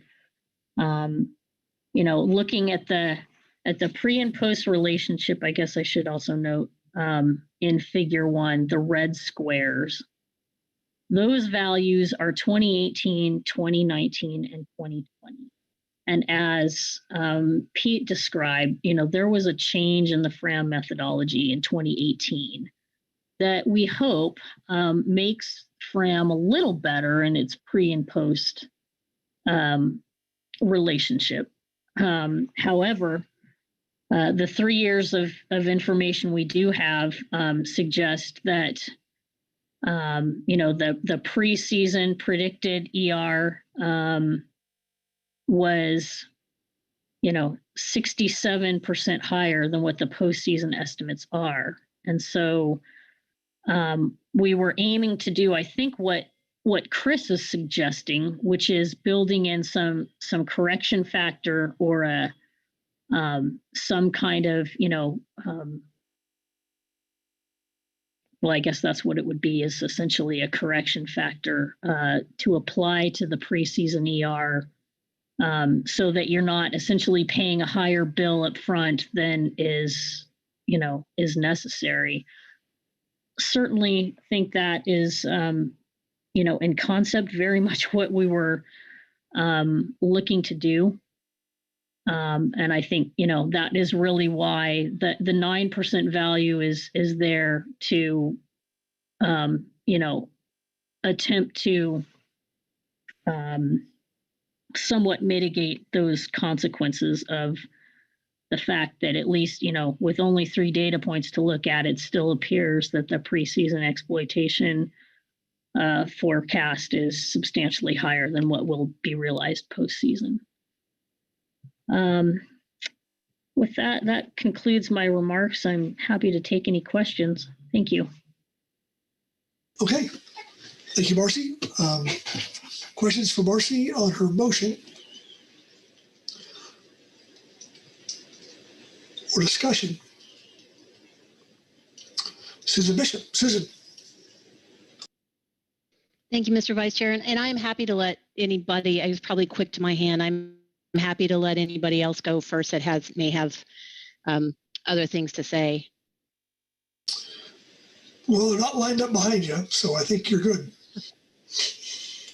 All right, I'll start out, and maybe others will have things to add.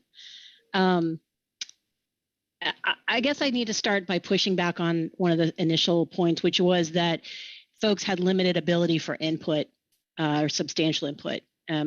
We've spent 2 years on this. The states and the tribes and the feds have invested significant time and energy and staff. In particular, Brett Cormos was a constant and active member of the work group, and he was not shy in expressing his concerns or his input at all. As I recall, in June, we spent 6 hours discussing this issue, and in particular, kind of what form the control rule might take, or at least what would end up in the range of alternatives. The initial range, that we explored had included ocean-only rates. It had included abundance-based rates. It had mentioned a matrix type approach. And at the end of the day, in June, after very vigorous discussion, the council decided to, and California was a major actor in that decision, to adopt a range of alternatives that was a fixed rate only approach. And I can understand all the reasons in that, but I just want to point out that the council has been, and state agency and tribal staff and federal staff have all been actively engaged and had multiple opportunities through council meetings or the work group process to provide input. So I think I just feel the need to push back on that, because I think it also under counts or under recognizes the amount of time and energy people have put into this. I think California would have a lot of company in their ESA pain. I think this is something pretty much shared across the coast. Everybody has ESA listed species that have significantly constrained stocks or constrained fisheries. And so we are collectively in this boat trying to figure out the best ways to manage or balance fishery needs and resource needs.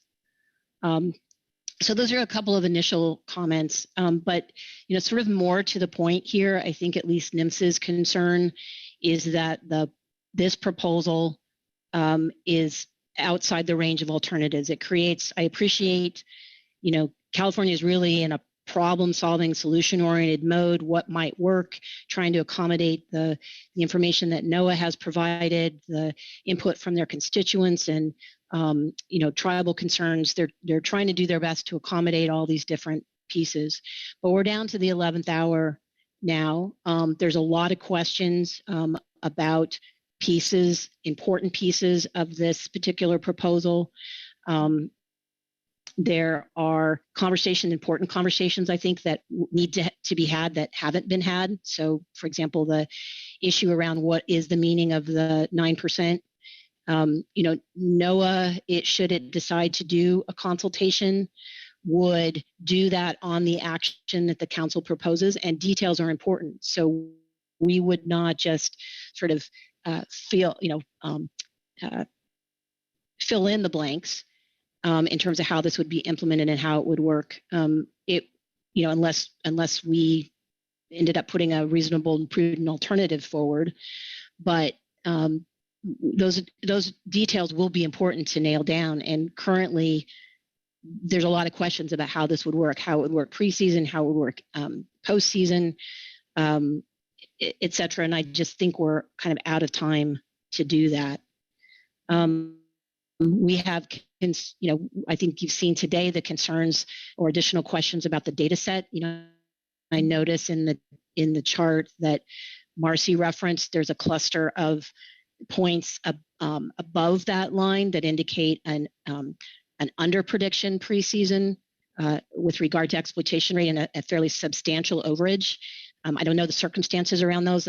Based on some information I have, it indicates those are likely associated with high Klamath years, but that would certainly be something I think that's worth more investigation. As I think we heard from Mike, the work group determined that something like this is outside the range of alternatives. It has, at least in the conversation we've had, apparent potential additional impacts to resources and fisheries and potential exercise of tribal rights that are all things of interest to the public that they should have an opportunity to comment on. And what is out there currently does not evaluate this type of alternative. So that would be, I think, my question is whether or not something outside the range of alternatives could be moved forward. At the end of the day, with regard to the model, that NIMS, and this is the way that we have applied it coast-wide, needs to leave the preseason planning process with assurances that the fisheries will meet the exploitation rates and that those are supported in the biological opinions that it writes.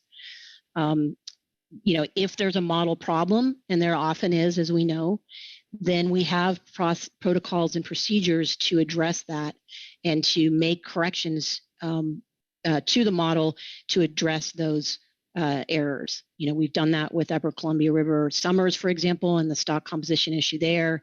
We have done that as recently as I believe last year with regard to California coastal snook in adjusting the age 4 Klamath proxy rate. So that is typically the way that we address errors with our models. We don't sort of disregard the model in those cases.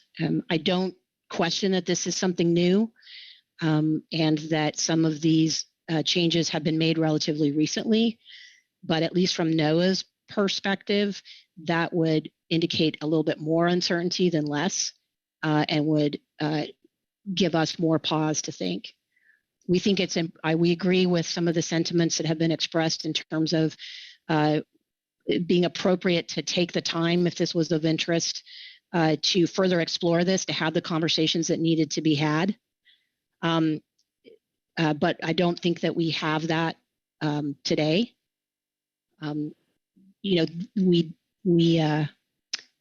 We're not sure how we might move forward if the council doesn't take action today. There's certainly potential, we know there's a stay of litigation right now, and so there may be consequences there. We would need to decide NOAA would need to decide how it views the 2022 regulations if there wasn't an action today. So if the default was status quo, is status quo something that would meet the requirements of the ESA? And that would need to be revisited. So there's a lot of questions, I think, that are out there, both in terms of procedure and in terms of analysis, that I'm concerned with regard, or NIMS has concerns about this potential motion. Okay. Thank you, Susan. Further discussion on the motion?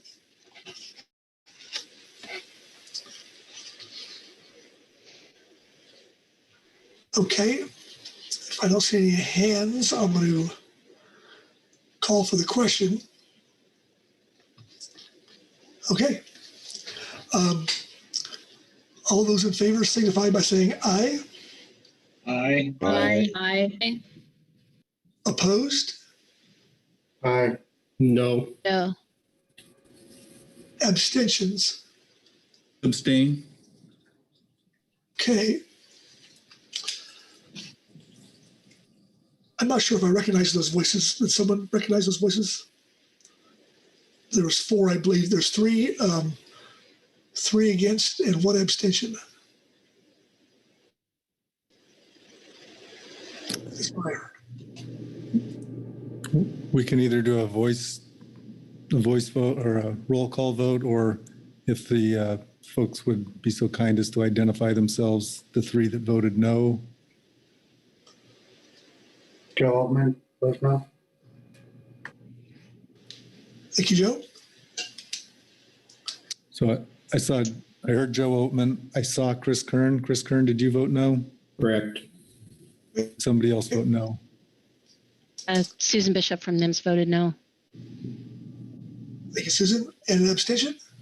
Kyle Addix. Thank you, Kyle. Okay. And I think that motion would pass then. That's correct, Mr. Vice Chair. Thank you, Chuck. And see Susan Bishop has her hand up. Susan? Thank you, Mr. Vice Chair. I just have I have a question about moving forward something that that is outside the range of alternatives and the public has not had an opportunity to comment on. If I could get some clarity on that.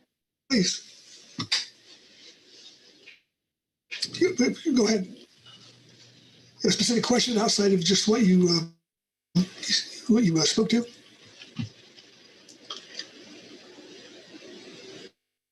No, just getting some clarity, on that. I mean, I think if it comes to NIMS, we would like potentially, we either approve, disapprove, or can partially approve an amendment. And so it would be problematic to bring something to us that is outside the range of alternatives and which the public has not had a chance to comment on. But I could defer to Sheila or others to weigh in on that as well. Well, I'm always looking for a hand on something like that because I'm not prepared to comment on it. So, Sheila. Yes, thank you, Mr. Vice Chair. I think the issue here is whether there is sufficient NEPA analysis to support this action as an FMP amendment. So that's what we'll be considering as it moves forward through the NIMS and NOAA approval process. And that just goes back to the question of whether this is within the range of alternatives that's been analyzed or it's outside of that. Okay, thank you, Sheila. And your hand's still up, by the way. And I see Chuck Tracy has his hand up. Chuck? Thanks, Mr. Chair, or Vice Chair. Well, I have some concerns about the approval of this motion. Like Sheila, certainly, and Susan, the fact that it's not within the range adopted for public review, I think, is problematic. I also have a fairly substantial concern about assessing the impacts of this on the this alternative on the resource. It hasn't gone through the risk assessment model. I don't know if that is something that could be done or not. If not, then I'm not sure that I'm not sure what the process would be to evaluate those effects and make sure that they represent BSIA. While that's not we don't know that that's a problem, but that could be a problem.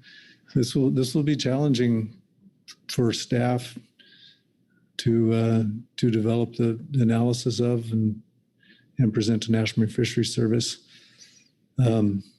Certainly, if there's a timing concern with getting this action transmitted, that would also undoubtedly delay that. So I do have some serious concerns about being able to bring this council action and recommendation to National Marine Fisheries Service. Of course, we would also, I guess, potentially be needing to deem the regulations that would implement this, which we work closely with National Marine Fisheries Service to develop. And so, I guess I would ask them to comment on their thoughts about that as well. Okay, thanks, Chuck. So I guess that would be a question for Susan, I believe, as far as the deeming aspect. Or Sheila. Sheila? Thank you, Mr. Vice Chair. I'm not sure, and this is a little bit off the top because this is all moving really quickly, but I don't know that, and I guess we'd have to consider whether this would be implemented through codified regulations. I think we were anticipating an FMP amendment without regulations. At least that was our initial discussions. I think, kind of another issue tying back to my comments earlier were just that analyzing the effects of this as written is going to be extremely difficult. And in particular, there is the reference here to the overall limit of 15% exploitation rate, but there's nothing that really explains how that would be accomplished. So I'm not sure that the analysis would be able to assume that the exploitation rate would be limited to 15%. And then maybe just, going back to some of Mercy's comments, just a clarifying point here, that this is a council action under the Magnuson Act. And so once this comes to NIMS, the choices are to approve, disapprove, or partially approve the amendment. We don't really have the ability NIMS doesn't have the ability wearing their Magnuson Act hat to add things to it and make modifications to it at that point.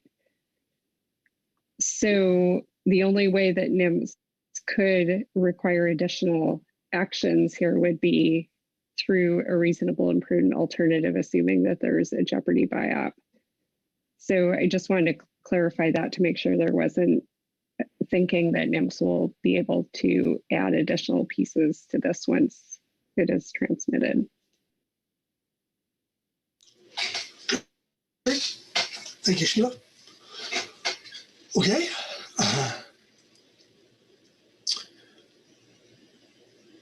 I would say, anybody else have any thoughts? Or if not, I will turn to Robin. Oh, Susan? Thank you, Mr. Vice Chair. I would just add that I don't just typically, for example, if we were to do a consultation, I don't see that the amendment as written includes sufficient detail for us to be able to do that as well. I mean, the tribes have weighed in with concerns about the assumption for the ocean rates. So I'm concerned about the allocation, assumptions about the allocation splits. We're concerned about exactly how the council, for example, would manage if the rates were above 15% postseason. We don't know exactly how rates. Anyway, there's quite a few detailed aspects to this motion that are undefined that would make it, at least my thinking of it, very difficult to do a biological opinion on, to indicate that it is sufficient to do so. I'm just raising concerns about what people may assume as easy pathways forward. Okay. I don't know if there's an easy path anywhere right now. Sheila, you have your hand up still, or just is that a remnant? I'm sorry. I keep forgetting to put it back down. I'll do that. You're not the first person or the last, so you're good. Okay. Robin, I'm going to ask you, what help over there? Mark, Chair Grelnick. Mark? Thank you, Vice Chair and Chair. I guess I just have to, there's some criticism that we didn't bring this up earlier, but I think the thrust here, aside from the methodology, is that we've sort of been put into a black box, and to come up with an overall rate, and when that's inclusive of the river, over which we have no authority and no prerogative. This is, in my limited experience, the only time we've been asked to do that. And so I think that the council has been put into a nearly impossible position here, because typically we're asked to cooperate in coming up with plans that address a specific impact rate by council fisheries. And so I think what this motion is trying to do is get back to our more traditional role. I look back at some of the earlier meeting discussions on this topic, and Nips is right. We did not discuss what the ocean impact rate should be back then, and obviously we didn't discuss the methodology. But it's not like we discussed one methodology and we're coming up with something else. Typically, that's not something that would go into a motion.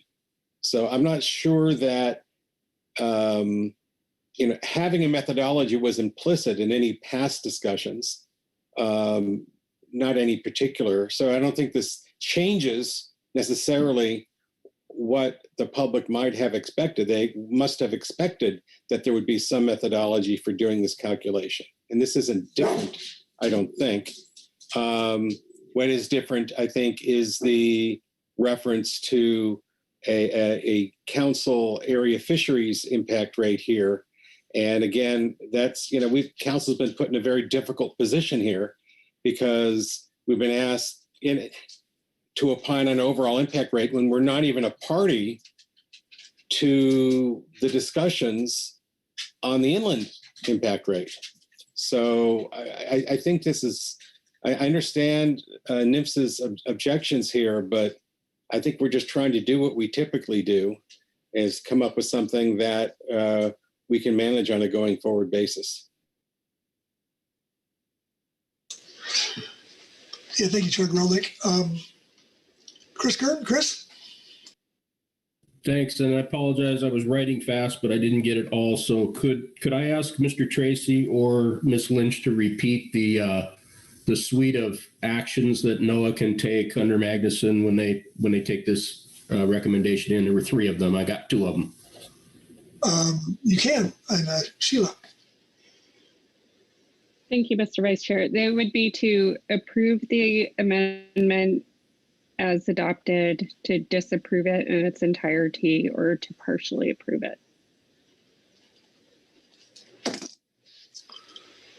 Okay, Chris?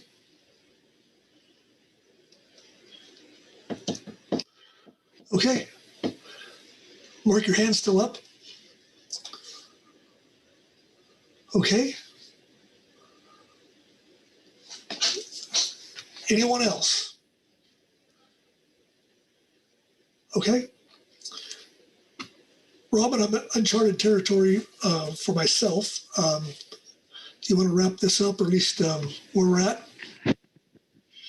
Thank you, Mr. Chair or Vice Chair. I think the work under this agenda item is done as far as the council is concerned, given that we do have a motion that did move forward. I am also hearing still a lot of questions regarding the motion and how work may be done to implement it. But I guess the first step, and we'll see where it goes from there, is that this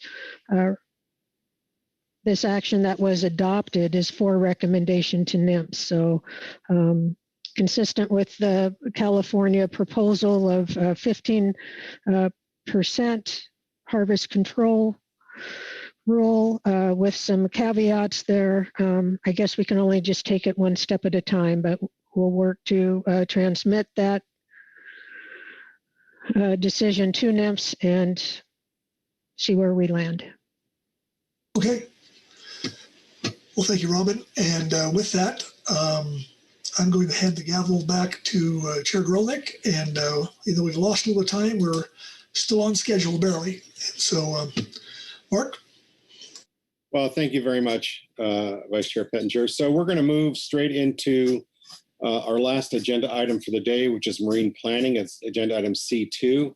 It is scheduled for 2 hours. It is 3 o'clock. So if we can get it done in 2 hours, we'll be on time. We don't have a great track record with marine planning, but we'll give it a go this time. And I will ask Carrie to get us started. Yeah, thank you, Mr. Chair. Hello, council members. This is agenda item C2. Sorry, I almost forgot what agenda item this was. C2 on marine planning. The Marine Planning Committee met on November 10th to discuss several marine planning topics, including the U.S. Coast Guard's port access route study, NOAA aquaculture opportunity areas, and offshore wind planning that is led by BOEM. The Marine Planning Committee also addressed several other topics that came up, and those are described in the MPC report, which is included in the briefing book as Supplemental MPC Report 1. The MPC did an admirable job, in my opinion, to address a big workload in a short time frame. And they worked conscientiously to produce a cogent report and recommendations. They also strived for efficiency. Following up on what Chair Gorelnik just said, we realize that sometimes there's so much going on with marine planning, and especially with offshore wind, that it can sometimes be more than we're ready to tackle. But the committee really did strive to provide some efficient recommendations for council consideration. For today's agenda item, we have 2 presentations that will help inform the discussion. James Morris with the National Centers for Coastal and Ocean Science will walk us through the NOAA Aquaculture Opportunity Atlas for Southern California, which was just released yesterday, I do believe. And Diane Wyndham, the NIMS West Coast or California aquaculture coordinator, is also with us. I think she won't be presenting, but she'll be joining us today. They've both been really focused on getting the AOA Atlas ready for release. The ink probably isn't even dry on it yet, so we really appreciate them both being with us today. We also have Nessie Sumai, the Pacific Region Renewable Energy Section Chief with BOEM, the Bureau of Ocean Energy Management, who will provide an update on BOEM's regional wind energy planning activities. One thing I do want to mention for the benefit of our guest speakers, this is a 2-hour agenda item. Hopefully we can stay close to that. At least one of our speakers is on the East Coast, and they probably won't stick around till the bitter end of council discussion. So I would encourage the council members to make sure you ask any questions relating to their presentations right after their presentations, just because they might not be available at the end of the agenda item. Your task today is to provide guidance on the information and the recommendations that are in the MPC report and on a potential position or a policy document, which you'll hear a little bit more about shortly. Materials for this agenda item, there's a host of them. there are 6 advisory body or supplemental advisory body reports. There are 4 attachments. There's a draft PFMC letter to BOEM. That's attachment 1. Attachment 2 is the Morro Bay Wind Energy Area news release. Attachment 3 is the BOEM request for study priorities. And then attachment 4 is the U.S. Coast Guard Pacific access route or port access route study flyer.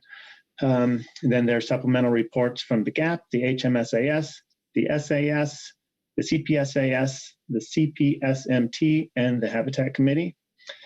And then there's also a supplemental NIMS letter that talks about West Coast coordination on wind energy matters.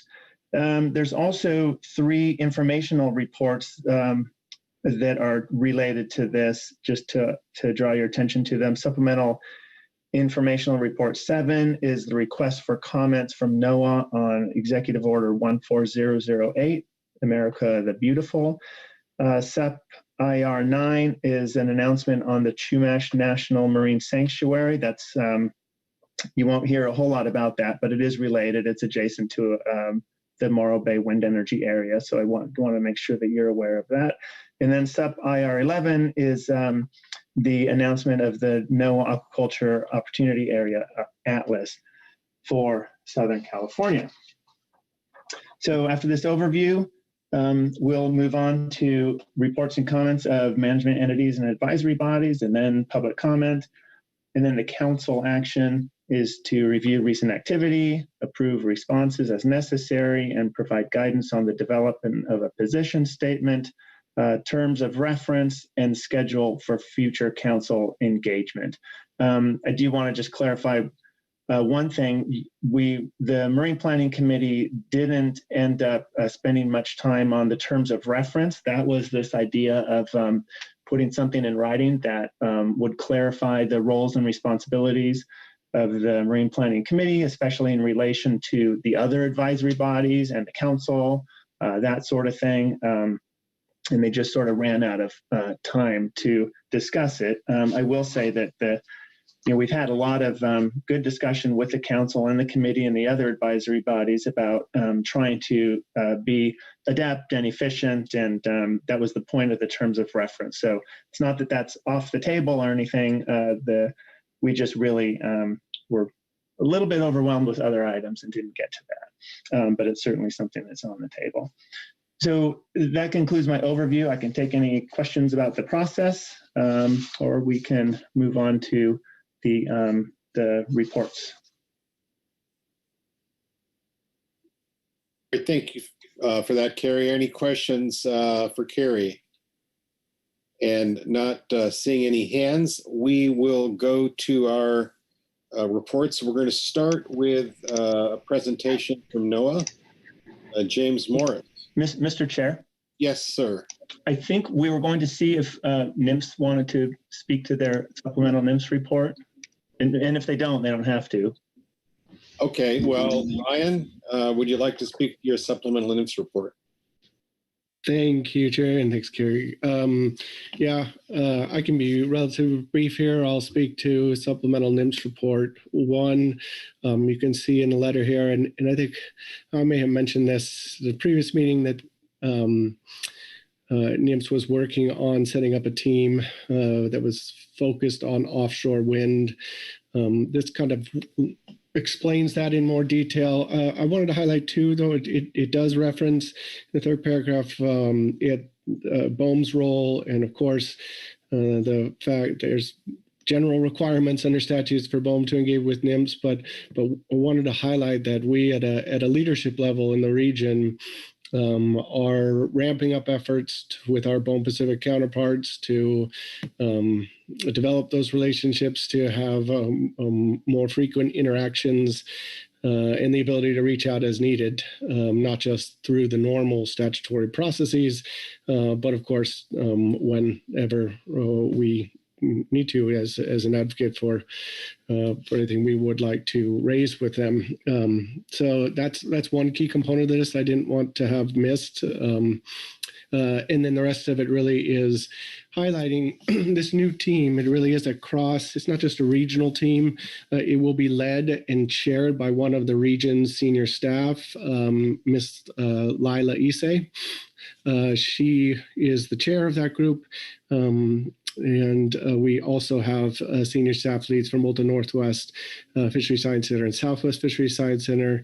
We have additional regional and science center staff that are on that. We also have some headquarters participation that are working on wind there to help coordinate with the national level. So it's a regional team, but it does link to some other aspects of NOAA that are working on this.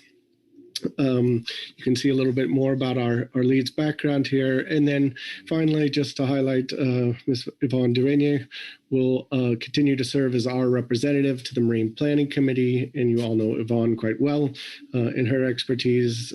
So we continue to be engaged not just in the council process and commit to that, but we wanted to make the council aware of this kind of separate team and also to be aware of Ms. Lila Ise as a point of contact to who you may hear from or you may want to reach out to in various fashions here, as she will be chairing and be synced in on everything wind related from an IMPS regional or national perspective. And that concludes my overview on this report. I did want to highlight really quickly while I had the floor, Carrie mentioned it, but the two informational reports, they are NOAA-led, obviously, NOS led for the Chumash Sanctuary and for the 30 by 30. I just wanted to highlight, if folks have not taken a look, it's only a 5-page information report. It's pretty specific to some of the aspects in it, and it's looking for requests to NOAA in particular. And there's a number of, I think, 8 questions on the very last page where we're seeking specific public input on, but really also any general input on how NOAA and through its existing authorities and any measures that we might have can advance any of the goals really and recommendations that are in the report. So just wanted to flag those things under my report here and happy to take any questions. Thanks very much, Ryan. Any questions for Ryan on the supplemental NIMS report? And welcome to the team. Welcome to the new team members. Obviously, Ryan, you've been here a while. All right, I'm not seeing any hands here. So with that, we will then move on to, we have 2 PowerPoint presentations. The first is from James Morris at NOAA. Welcome, James. Look at that presentation up. All right, can I just get a sound check? Loud and clear. Great. Okay. Thanks. Thank you for the invitation to come and to share some information. Carrie, could you remind me, is this a 10-minute time slot? Well, we were shooting for 10 minutes, but take the time that you need to adequately address this. I think you have 15 slides, so you're in the zone. Okay, just wanted to make sure. Thank you, everybody. We hope that you have had a moment to see the Southern California BITE Aquaculture Atlas for aquaculture opportunity areas. If you haven't, we hope that you'll take a second to look at it. We have issued a press release yesterday, and so the news and the links are circulating into the throughout the media and cyberspace. We also released simultaneously an aquaculture opportunity atlas for the Gulf of Mexico. Both atlases were written simultaneously. They are 2 independent studies. They utilize similar methodologies and similar marine spatial planning workflows. But of course, they are different in terms of having different data sets for both regions. You can go to the next slide. We're excited to be able to share with you the results. For some of you that may not have been tracking this work, This spatial planning work for the Gulf of Mexico and Southern California is being done in partial fulfillment of the executive order on promoting American seafood competitiveness and economic growth. This executive order calls for the development of 10 AOAs, or aquaculture opportunity areas, within 7 years. AOAs can be within state or federal waters. These first 2 AOAs are in federal waters only. This is a planning exercise. We want to be very careful with that to make sure that everyone understands that this is not pre-permitting. This is not zoning. This is largely planning. This is getting information and planning work done in advance to help with ensure that aquaculture moves forward in the most sustainable way possible. We are sure, however, that because of this planning work, that permitting timelines will be shortened, permitting efficiency will be high, and that sustainable aquaculture is more available, and perhaps investor confidence is higher because of this planning work that's being done. This is just the first phase. What you're seeing here is the spatial planning component. The second phase is a programmatic environmental impact statement.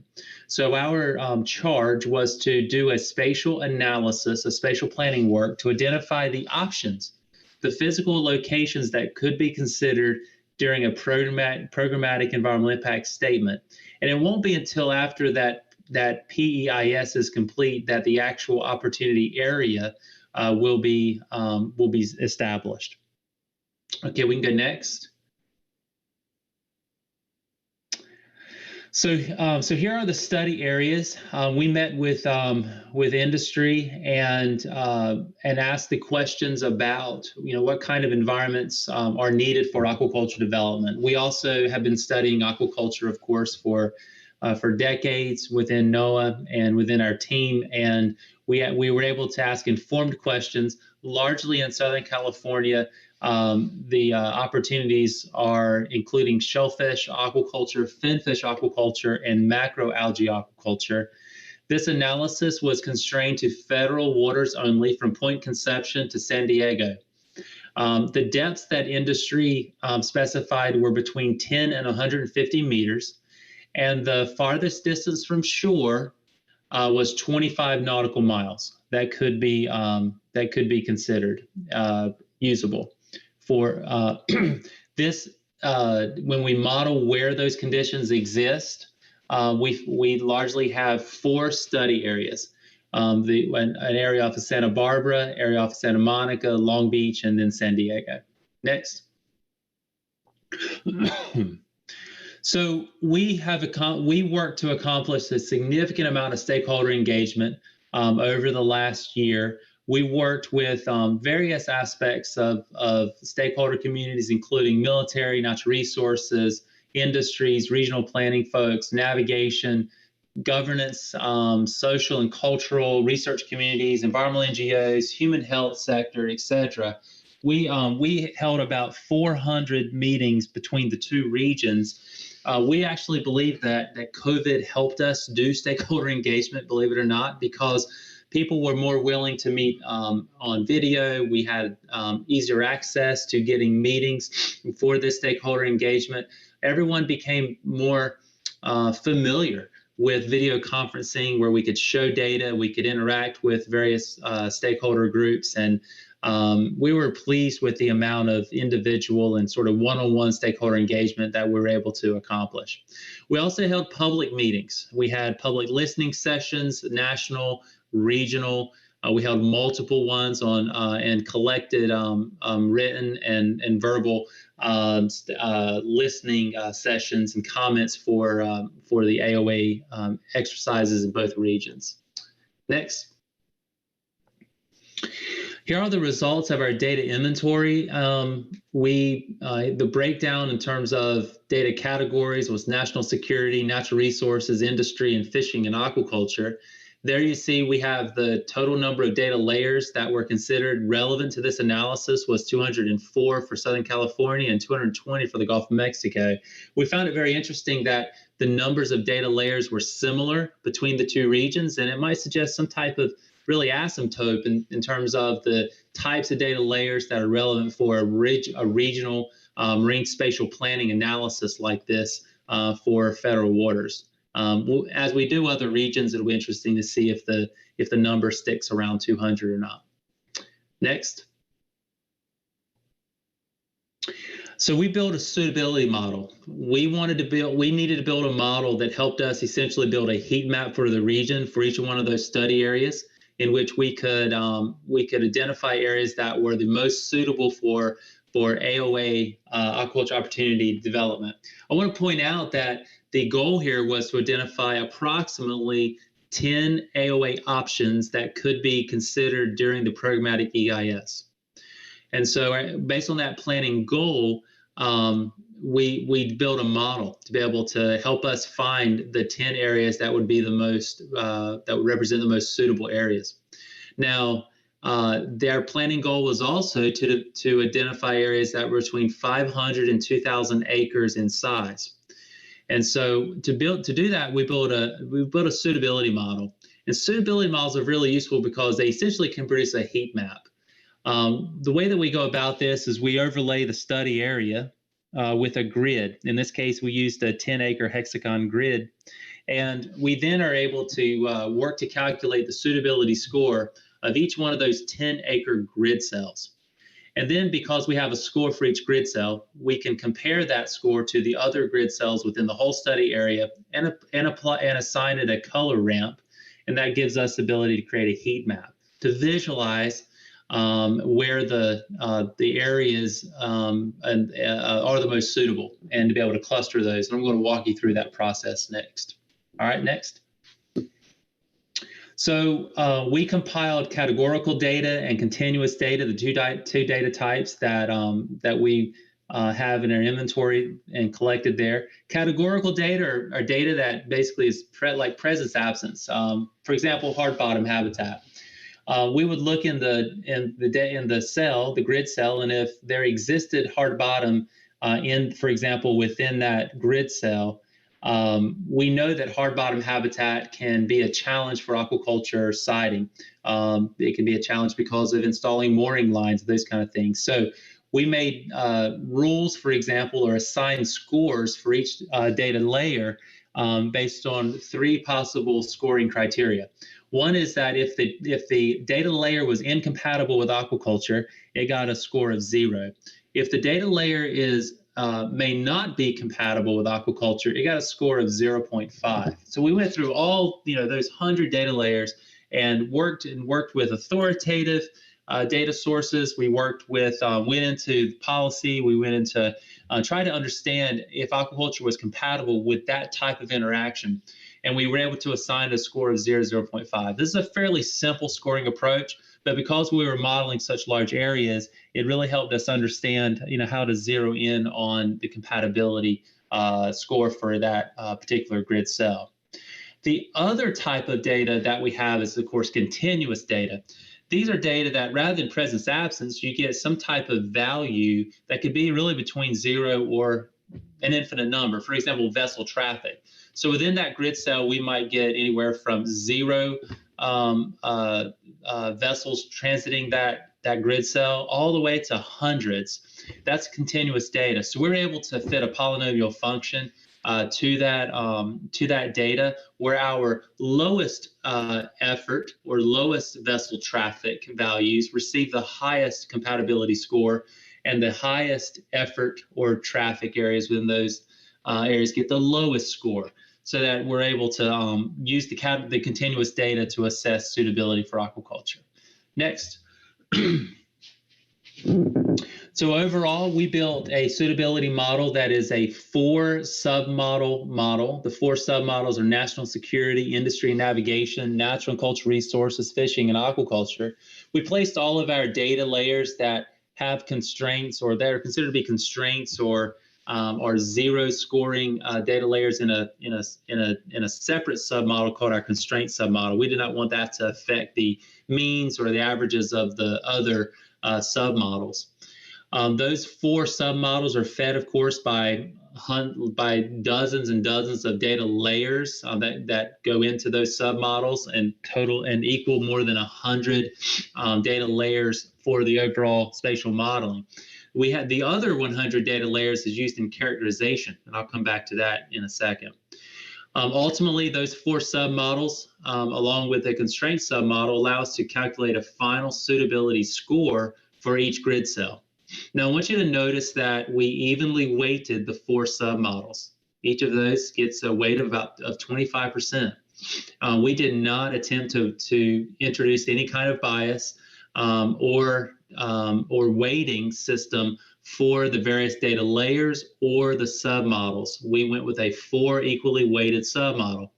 This being said, as you can see here, that we created a unique submodel for fishing data. This is largely, that submodel, fishing aquaculture, is of course largely fishing data because there isn't a lot of offshore aquaculture in the Southern California Bight. And this structure was designed to be conservative, to ensure very conservative approach in terms of interacting with fishing grounds. We also want to be conservative for natural resources, so it had its own submodel, as well as traffic and navigation interactions and those kind of things. So we put a lot of thought into that submodel structure. Of course, if others in the future want to adjust and play around with different scenarios in terms of modeling structures and those kind of things, this is something in marine spatial planning models that gets has a lot of variation in terms of the structure of the models. Once we have the final suitability score for each one of those grid cells, we then can use cluster analysis and precision siting work to be able to pull out where those highest suitable scoring grid cells are, and then to work to precision locate the AOA options within those clusters. All right, next. So here are the results. We're so excited to share these results with you. Remember that this is encompassing over 100 data layers that are compiled and aggregated here to be able to look at the big picture, essentially an ecosystem level spatial analysis. On the maps on the left, you have 4 map panels. Each of those represent the submodel results. So you can see how variable areas are in the ocean or are in these submodels based on what's happening there. So for example, you see in the top left, that represents natural and cultural resources. And you see where some of those sensitive habitats are within each one of those study areas. Generally, here you see on the maps, the top 4 maps, you have the north study area of Santa Barbara, the central north, then you have the central south there off of Huntington Beach or Long Beach, and then you have San Diego. So we'll generally go Santa Barbara, Santa Monica, Long Beach, and San Diego, just to give you the general sense of where they are in the Southern California Bight. There you see for industry and navigation, you see that largely interactions with vessel traffic and shipping lanes and oil and gas. Let's see. Okay, that oil and gas largely interacted with that study area and painted those areas red. We also have some interactions with national security, as you see in the bottom left, largely knocking out all of the southernmost study area there off of San Diego and Camp Pendleton. And then you see where the interactions are largely with fishing and aquaculture for that submodel. Look to the map on the right. And there's our composite of all of those submodels.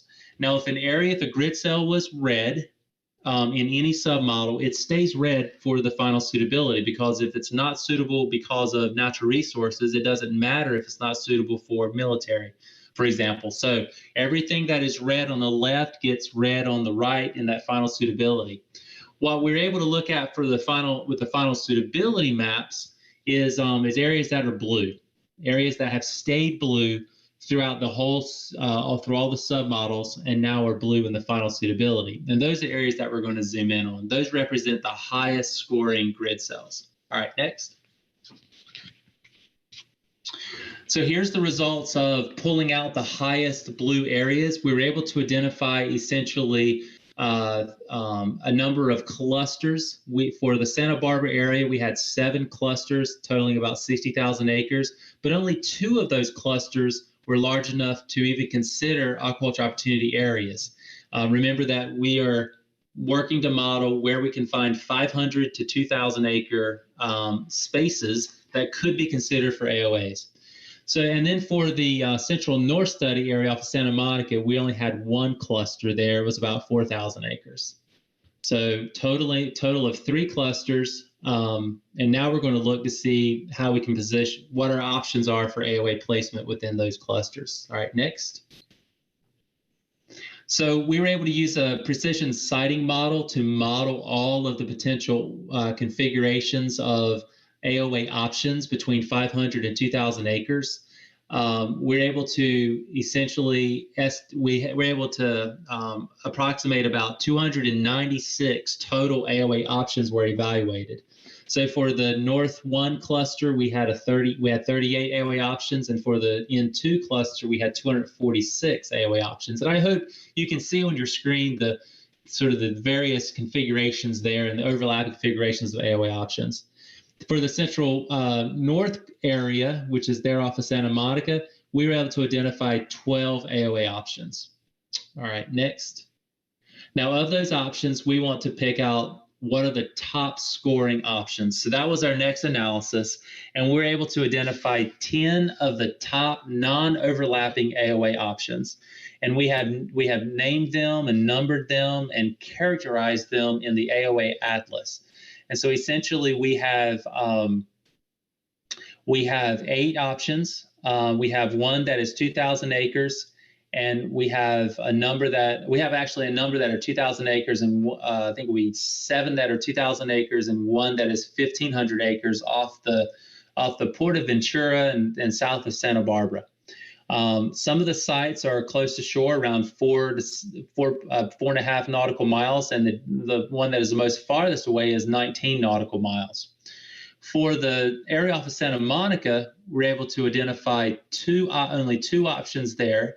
One is about 5 nautical miles from harbor, and then the other one is about 11 nautical miles from harbor. Now, we realize that these 2 areas here are very different in terms of shore-based infrastructure, whereas the area off of Ventura Harbor and Santa Barbara and Oxford and Port Manimi, there is some potential commercial docks and shore-based infrastructure there in that neighborhood, whereas the areas off of Santa Monica those 2 marinas are largely sailboat and pleasure craft marinas. We're unsure really about the ability for shore-based infrastructure development there, but nonetheless, those were the areas that came out in the highest scoring areas. And those things will be evaluated as part of the programmatic EIS. Because remember, these 10 areas are now going to be part of the consideration for the programmatic EIS. All right, next. So in conclusion, this shows, generally speaking, the top scoring AOA options that we're able to identify in the entire Southern California Bight. A couple of words of caution is that, the rules that we use to do this suitability analysis are very conservative. The data layers, the scoring of the layers, we erred on the side of conservation and work to identify areas that had the lowest conflict with multiple stakeholders, multiple users. This does not mean that there are no other areas outside of these areas for aquaculture development. Certainly going about this and planning for a specific project with perhaps a different environmental or physical needs would result in a different analysis. This is a very targeted approach just for looking at AOA modeling, and so that really should be taken into consideration. Also, we should point out that this analysis brings to the public, to industry, to coastal managers, a tremendous amount of marine spatial planning for this region that can be used to guide early planning decisions for the aquaculture industry and coastal managers that are involved in the preliminary permitting discussions. This will undoubtedly help industry and coastal managers have very informed decisions about the general characteristics of these ocean neighborhoods within this ocean region. Okay, next. All right. So lastly, just a couple things to leave home with you. I think this is my last slide. This is, we believe, one of the most comprehensive regional marine spatial planning efforts we've ever done in U.S. federal waters. It certainly is a study that has the largest number of data layers and most sort of complex modeling approach. We're very excited that this work has gone through extensive peer review, independent peer review with the Center for Independent Experts. We had 3 peer reviewers that were selected for that by the Center for Independent Experts. We had one from Canada, one from Spain. We had 2 from Canada, 1 from Spain, and they were very skilled and they provided very good peer review comments for this work. This work was reviewed by over 75 NOAA scientists from regions and headquarters, representing the various programs, and which greatly improved this work. There's over 150 maps, over 200 data layers that are utilized within the maps, about over 100 for the suitability modeling, another 100 for characterizing these AOA ocean neighborhoods. We're excited about the stakeholder engagement. Certainly that engagement has helped build trust and buy-in for this analysis within the region, and we're looking forward to continuing to leverage on that work. And then this framework that is built here, we're seeing also already that the work, the models, the way that we handled certain protected species data, work with fishing data, and et cetera, is going to be beneficial for other efforts as well in the region, and we're excited about that. Okay, so with that, I think I'll say thank you. And I believe Diane Wyndham is on the line. I think you can go to the next slide. I think there's a thank you slide. Diane Wyndham, I believe, is on the line that can help answer any questions if there's any discussion as well. All right, thank you very much, James. Appreciate that informative and report, which obviously is hot off the presses. Let me see if there are any questions from around the table on your presentation.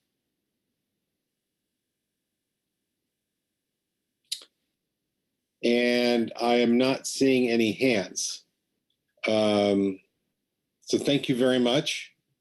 And I don't know how long you can stick around. You may not, you may be on the East Coast. I don't know, this may come up in council discussion later, but thank you very much for your presentation.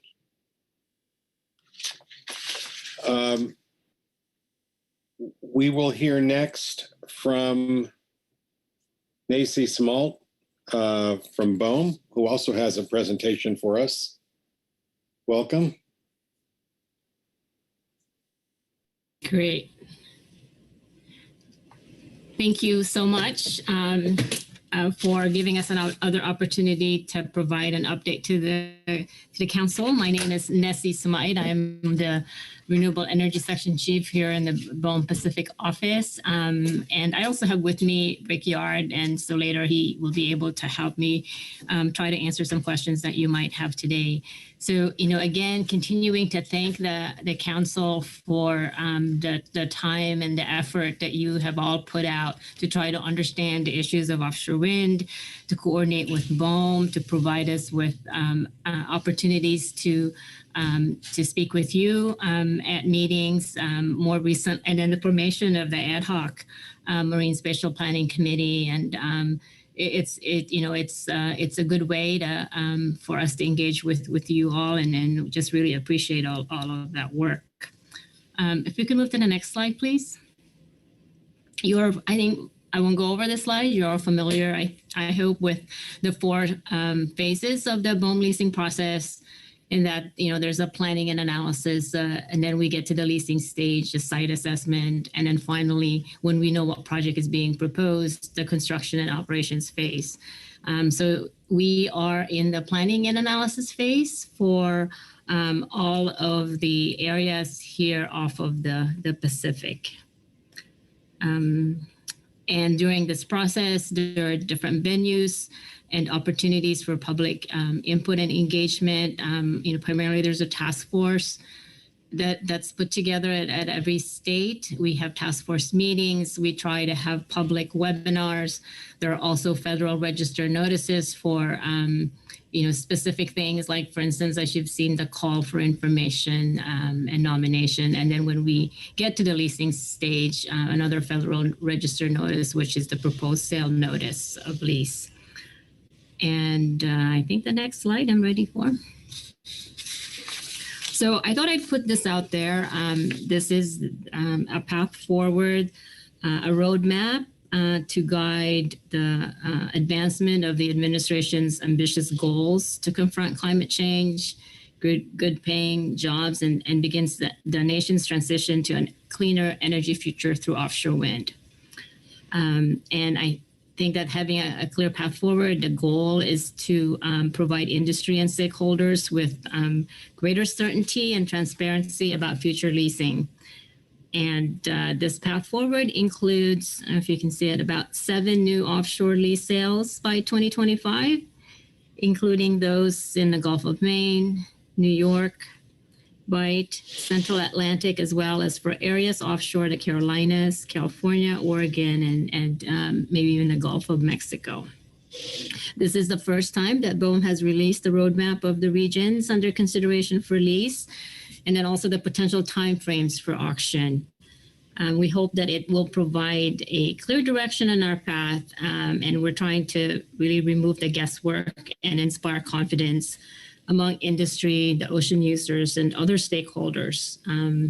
We want to know what the region, we want people to know what the regions are considering, and so that we can have more meaningful engagement to identify areas of least impact. And as part of this leasing process, we continue to commit to making sure that our process and decisions will keep the stakeholders and ocean users informed of our process, and of course, the opportunities to contribute to that. Next slide, please. So put in context here in the Pacific, more specifically in Oregon, this slide provides sort of a rehashing of what we've done and then what the plan is for going forward. Back in September 2019, that's when we began the planning approach for Oregon in a task force meeting. And basically that resulted in BOEM and the state through DLCD drafting a data gathering and engagement plan. We drafted that plan and then discussed it with the task force about the middle of 2020. And since then, we have engaged in several engagement with the multiple stakeholders that have been identified in the plan.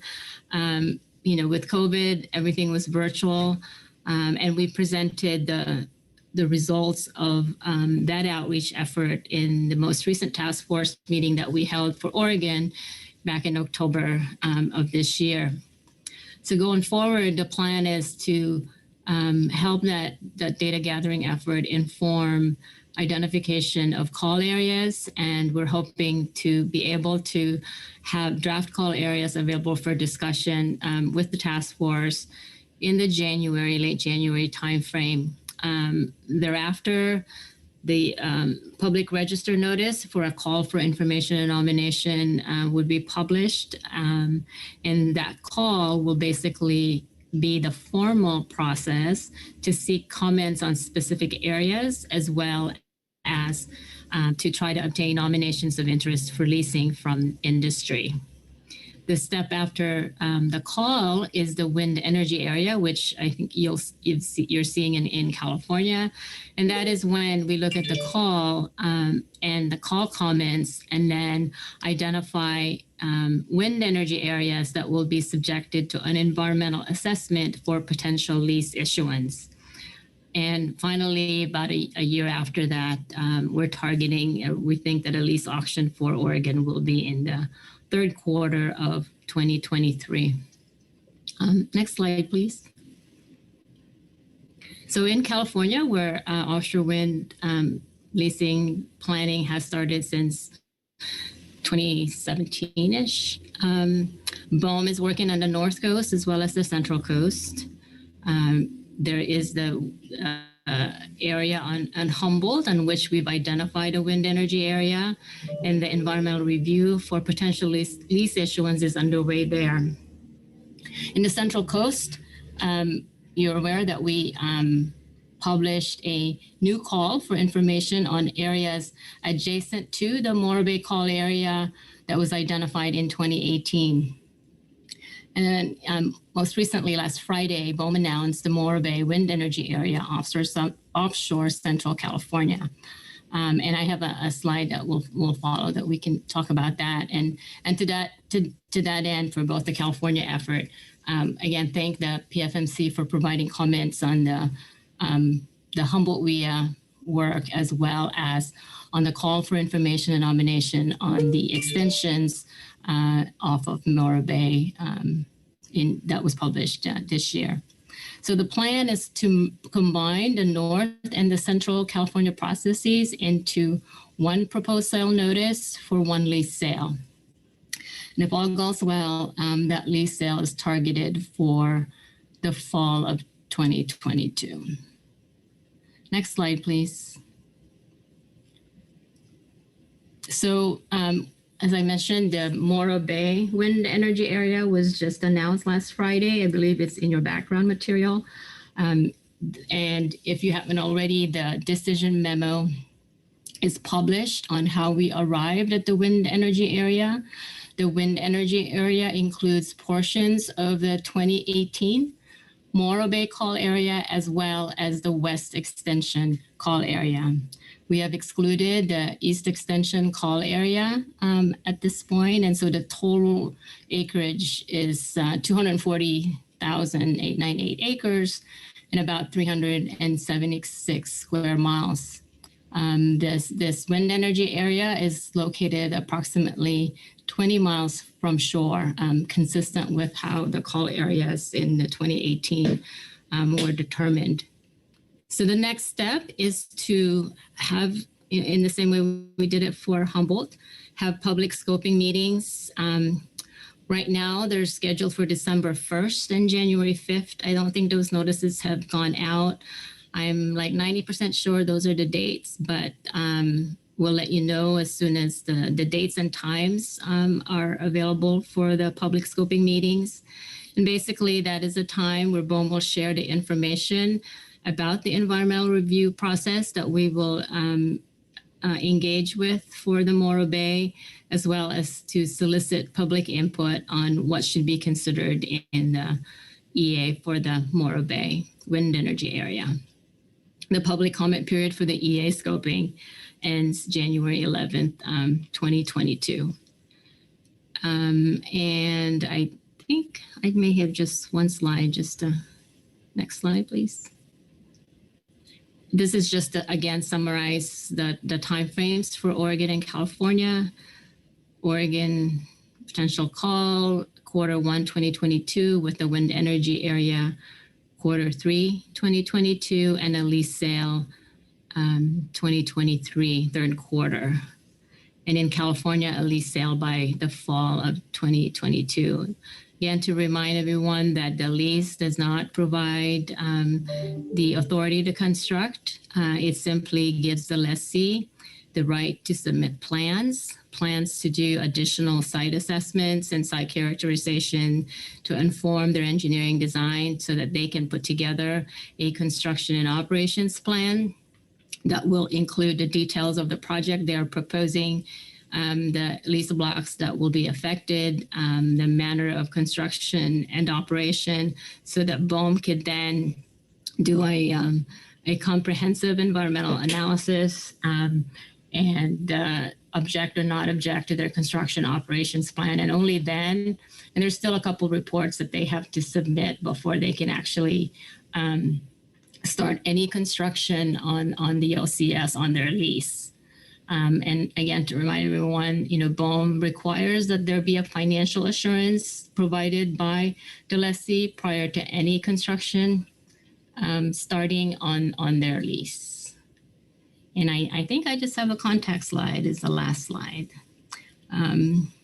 Feel free to reach out to us. I put our state coordinators information on the slide as well. Jean for the California and Whitney for Oregon activities. And as I said, Rick Yard, who is our regional supervisor for the Office of Environment, is also with me today to try to help me to answer any questions that you might have.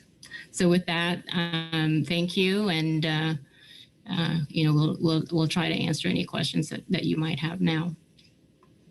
All right, thank you very much for that presentation. Let's see if there are any questions around the table.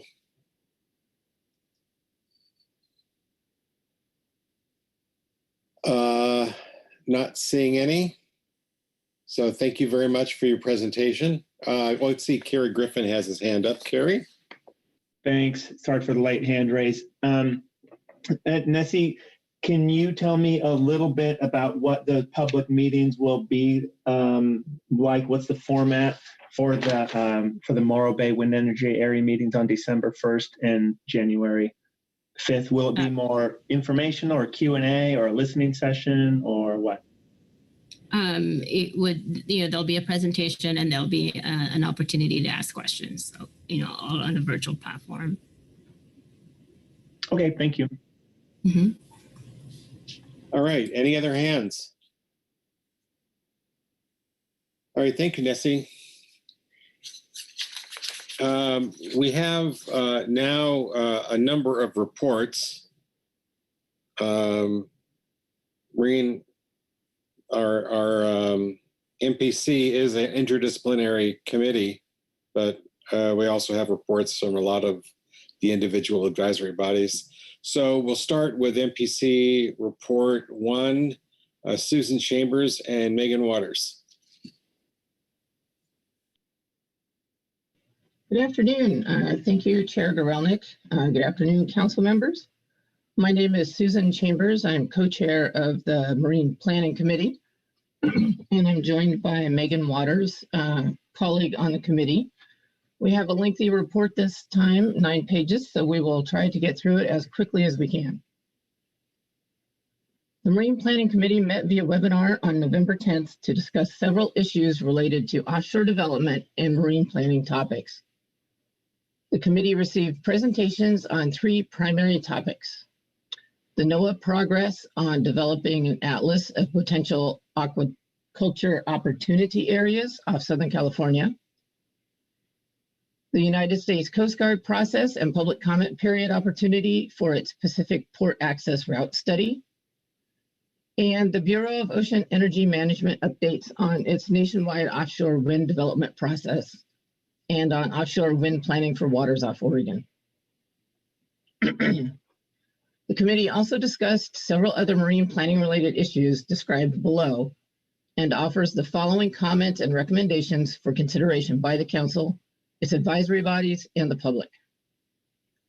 Regarding NOAA aquaculture opportunity areas, Diane Wyndham with the National Marine Fisheries Service aquaculture coordinator, and James Morris, who you just heard from, provided the committee with an update on activities related to AOAs.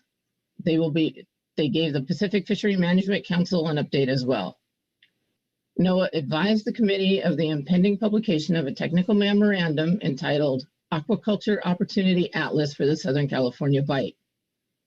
The atlas, which is now available, incorporates a suitability modeling approach to identify areas of highest potential opportunity for aquaculture development and is designed to support aquaculture planning activities. Because the atlas is being published as a NOAA tech memo, there will be no opportunity for public comment. However, because the atlas is intended to provide scientific background for future National Environmental Policy Act analyses, there will be opportunities to comment during that process. The notice of intent to prepare a programmatic environmental impact statement is expected to be published during the first quarter of 2022, possibly in February. Input gathered during the NOI process will inform the scope of the PEIS and identify potentially relevant information necessary to inform future aquaculture activities. The committee encourages the council's advisory bodies and public to become familiar with the atlas and prepare to address this during a future council meeting. We also recommend the council ask NOAA to ensure the public comment period for the NOI is at least 60 days in duration and covers at least one council meeting. Regarding the U.S. Coast Guard Pacific Port Access Route Study, Mr. John Moriarty, U.S. Coast Guard, led a presentation of the Pacific PARS, which is phase 1 of a 4-phase development process.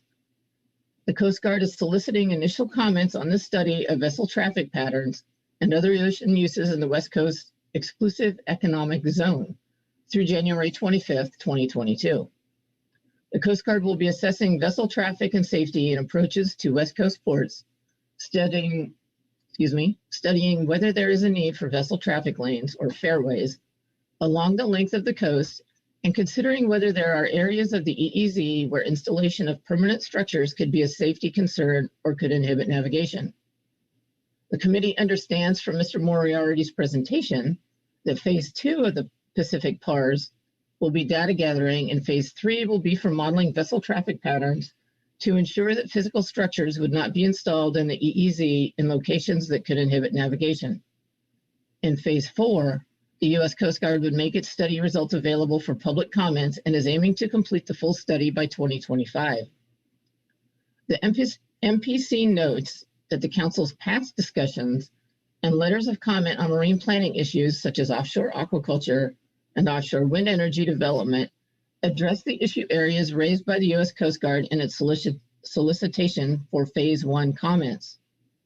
We also note for the attention of the Council's advisory bodies and the public the comments to the Coast Guard on phase 1 of the Pacific PARS that highlight concerns about vessel transit in emergency, rescue, or foul weather situations, and that provide a useful model for the types of information the U.S. Coast Guard might need from fishing organizations, businesses, and ports. We recommend the Council send a brief cover letter of comment to the Coast Guard before January 25th that 1, recommends keeping vessel fairways outside of the bottom contact fishing grounds of council-managed fisheries, and 2, forwards the Council's prior comments on offshore wind energy and aquaculture installations so that the U.S. Coast Guard is aware of the Council's past comments about the potential for such installations to affect fishing vessel safety and navigation. Going forward, we also recommend the Council staff copy Coast Guard Districts 11 and 13 on future Council comment letters that may address installation of permanent offshore structures. Regarding the BOEM and BOEM Oregon Task Force updates, Ms. Nessie Sumite and Rick Yard with BOEM and Dr. Karin Bravey with the Oregon Department of Fish and Wildlife provided an update on the BOEM Oregon Intergovernmental Renewable Energy Task Force meeting in October, specifically, and about the Oregon offshore wind process in general. The task force meeting included a number of items detailed in the BOEM agenda, with the recording and presentations online at the URL in that paragraph in our report. BOEM offered 2 public comment periods during the task force meeting, both of which were well attended. The committee considered the following items of utmost importance. Inclusion of additional data. Committee members agree that BOEM should expand its data use, including fisheries logbook data, so that wind energy areas can be developed in a way that minimizes their potential effects on established fisheries. For example, fishermen and processor members of the committee noted that siting of the Humboldt wind energy area lacked sufficient analysis of fishery and seafood industry related businesses to provide a full description of the use of the Humboldt area and the effects of displacing fishing activity would have on processors and related businesses in Northern California. 1 minute. Excuse me. As noted in the Humboldt Wind Energy Area ID memo, given the ubiquity of fishing activity along the Pacific coast, as depicted in Figure 7, no single exclusion area or mitigation approach would resolve all potential commercial fishing conflicts.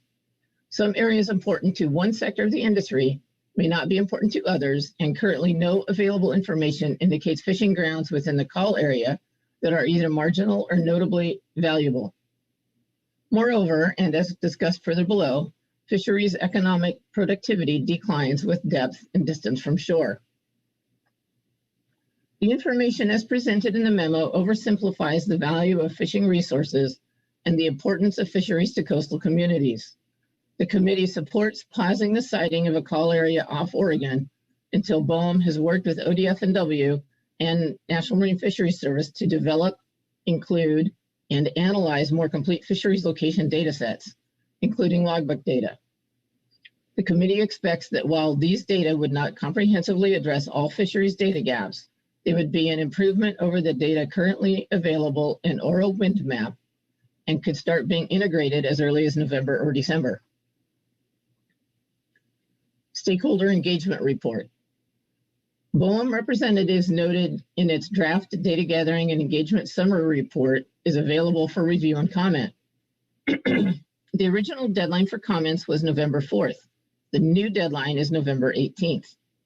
The committee does not plan to make comments at this time, but notes that other interested fishermen and seafood organizations may want to comment by that deadline.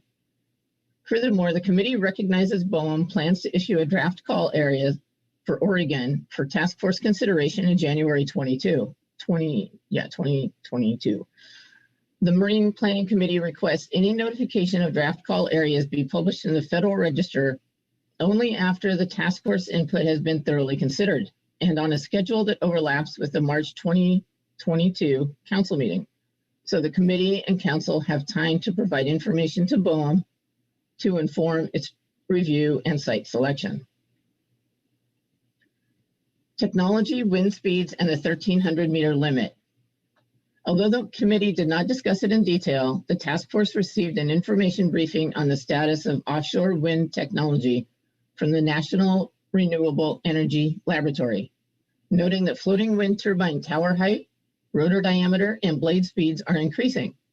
The task force also discussed Oregon wind resources and the fact that recent studies show wind speeds are higher than previously estimated.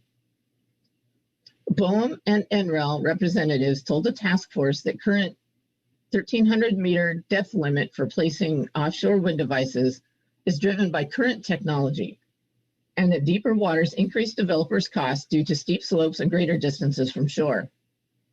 However, committee members support the idea of BOEM, including areas deeper than 1,300 meters in the analysis of potential draft call areas for the following reasons.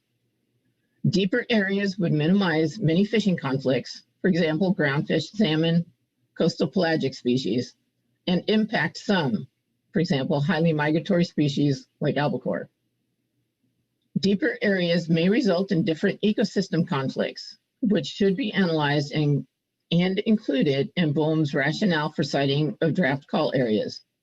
And including deeper areas may encourage developers to design turbines and energy transmission systems that operate safely in deeper areas. Artificially limiting siting to areas shoreward of 1,300 meters may discourage technological solutions for devices that could coexist with the fishing industry. Cumulative impacts. The committee briefly discussed cumulative impacts and how multiple wind energy projects in multiple states would affect the entire West Coast fishing industry. Displacement of a number of fishermen in one area will have a localized effect, not only on the fleet, but the processors and businesses working with those fishermen. For example, wind farms placed in Southern Oregon and Northern California could have deleterious effects on the seafood industry for the whole region. BOEM agreed with the committee that the NEPA analysis of cumulative impacts at the construction and operations phase may not be at the appropriate scale or timing to be meaningful, and it is brainstorming ways to identify examples of what is considered a cumulative impact earlier in the process. Regarding the Morro Bay and Humboldt areas, the committee understands the Morro Bay and Humboldt Bay wind energy areas will likely be combined into one lease sale process moving forward. This could be advantageous for more comprehensive comments. However, the committee requests that any solicitation of public comments include deadlines that overlap a council meeting, so the committee and council have time to provide meaningful information to BOEM. The Marine Planning Committee notes that BOEM issued an announcement on November 12th, 2021, that the Morro Bay Wind Energy Area has been designated. BOEM will develop an environmental assessment and has solicited comments on the scope of and other information to be included in the EA, with comments due January 11th, 2022. BOEM will host 2 virtual meetings to gather public input. The announcement is in the November briefing book as agenda item C2 supplemental attachment 2. The committee requests guidance from the council on responding to BOEM's announcement and request for information. Letter to BOEM regarding Oregon call areas. The committee report summarizes many issues related to future call areas off Oregon, and the committee supports sending the draft letter in agenda item C2 supplemental attachment 1 to BOEM regarding draft call areas off Oregon. The committee has noted before the metrics BOEM uses for determining call areas or wind energy area sightings are not available to the public. This information would be helpful so committee members and the council can provide appropriate comments and data. The letter also speaks to the 1,300 meter limit as noted above. The committee thanks Ms. Sumite, Mr. Yard, and Dr. Bravey for their presentations and discussion. The policy document for offshore development. The committee discussed a potential policy document that would describe expectations for analyses, protection of resources, including fisheries, fishing communities, habitat, and coastal communities, grassroots engagement, coordination and outreach, and data utilization. There are common themes in many of the council's communications on offshore development activities. These could be compiled into a single document that could be transmitted as necessary when comment opportunities arise and would be an efficient way to convey the council's expectations and priorities relative to offshore development. Much of this information already exists in Chapter 5 of the 2013 Fishery Ecosystem Plan.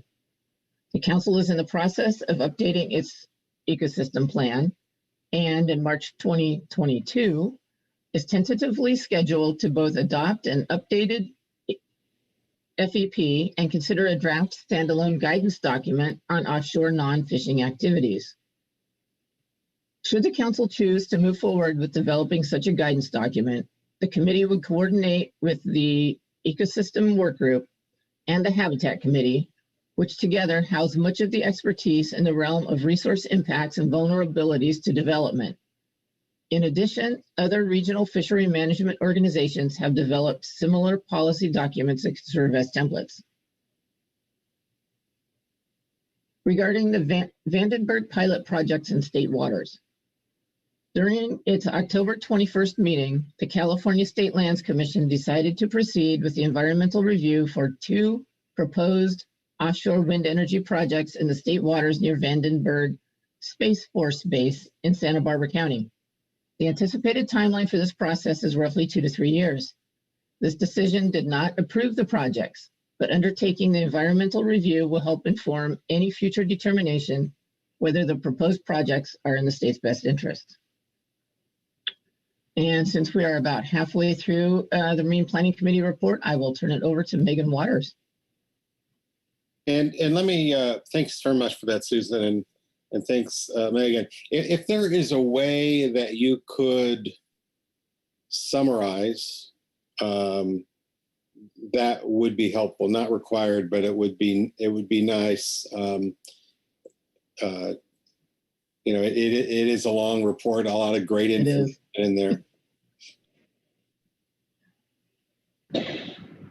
Thank you, Chair Grelnick. Thank you, Susan. I will do my best to summarize on the fly here. This is Megan Waters, Conservation Representative to the MPC. The next item in our report is the Executive Order 14008 and no request for comments that came out on October 29th for public input. I'm going to try to summarize on the fly here, if you'll bear with me.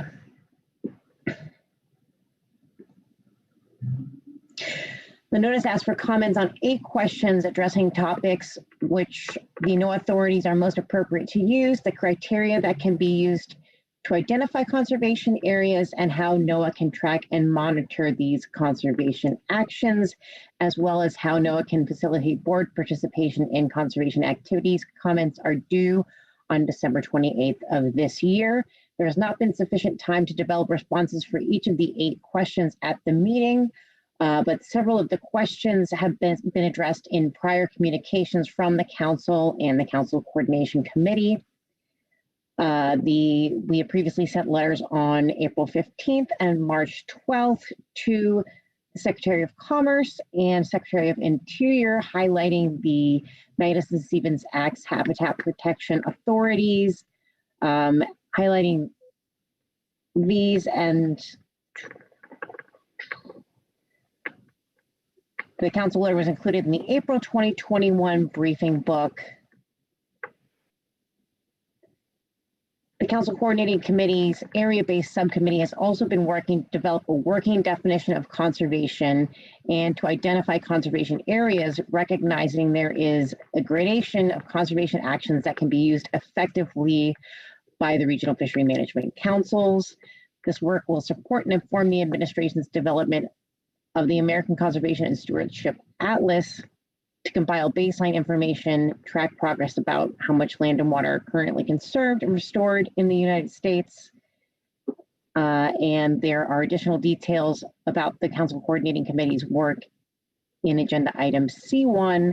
So at this point, the committee recommends submitting these 2 previous letters along with a cover letter identifying the authorities in the Magnuson-Stevens Act that are effective mechanisms for conservation of habitats and fish stock. Next item in our report is the Washington Coastal Marine Advisory Council and Grays Harbor Wind proposed development. The Washington Coastal and Marine Advisory Council had a special information session on the 24th of September on the proposed Gray Harbor Wind development, which, unlike standard meetings, there was not an opportunity for public comment.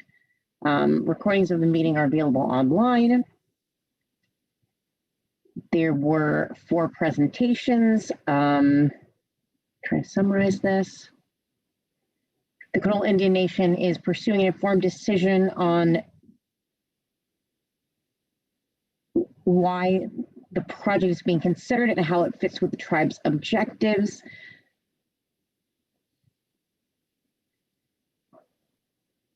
The presentation noted that it was uncertain the exact process that the Coho Indian Nation will consider for project approval, but would likely include their business committee and general counsel, perhaps a formal community ballot.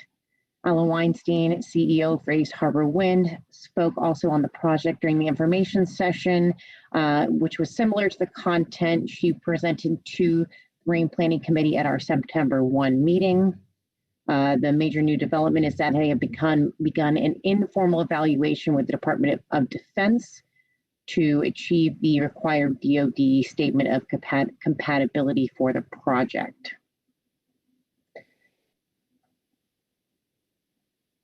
Nancy Sumate and Sarah Gilchian, apologies for that, then presented on behalf of BOEM, speaking of their general process for consideration of unsolicited licenses, and stated, as they have in the past, that BOEM will have no official response on the specifics of the Grays Harbor Wind project until the unsolicited lease is submitted. Finally, there was a presentation from Washington Department of Ecology to go over the Marine Spatial Plan for Washington's Pacific Coast and how it anticipates addressing projects like Grays Harbor Wind. Mr. Dennehy was also present at the Marine Planning Committee's November 10th meeting to provide an overview of this meeting to the Marine Planning Committee. The state likewise does not have an official position, but is preparing for the eventual submission of the unsolicited lease. There'll be another meeting in mid-December.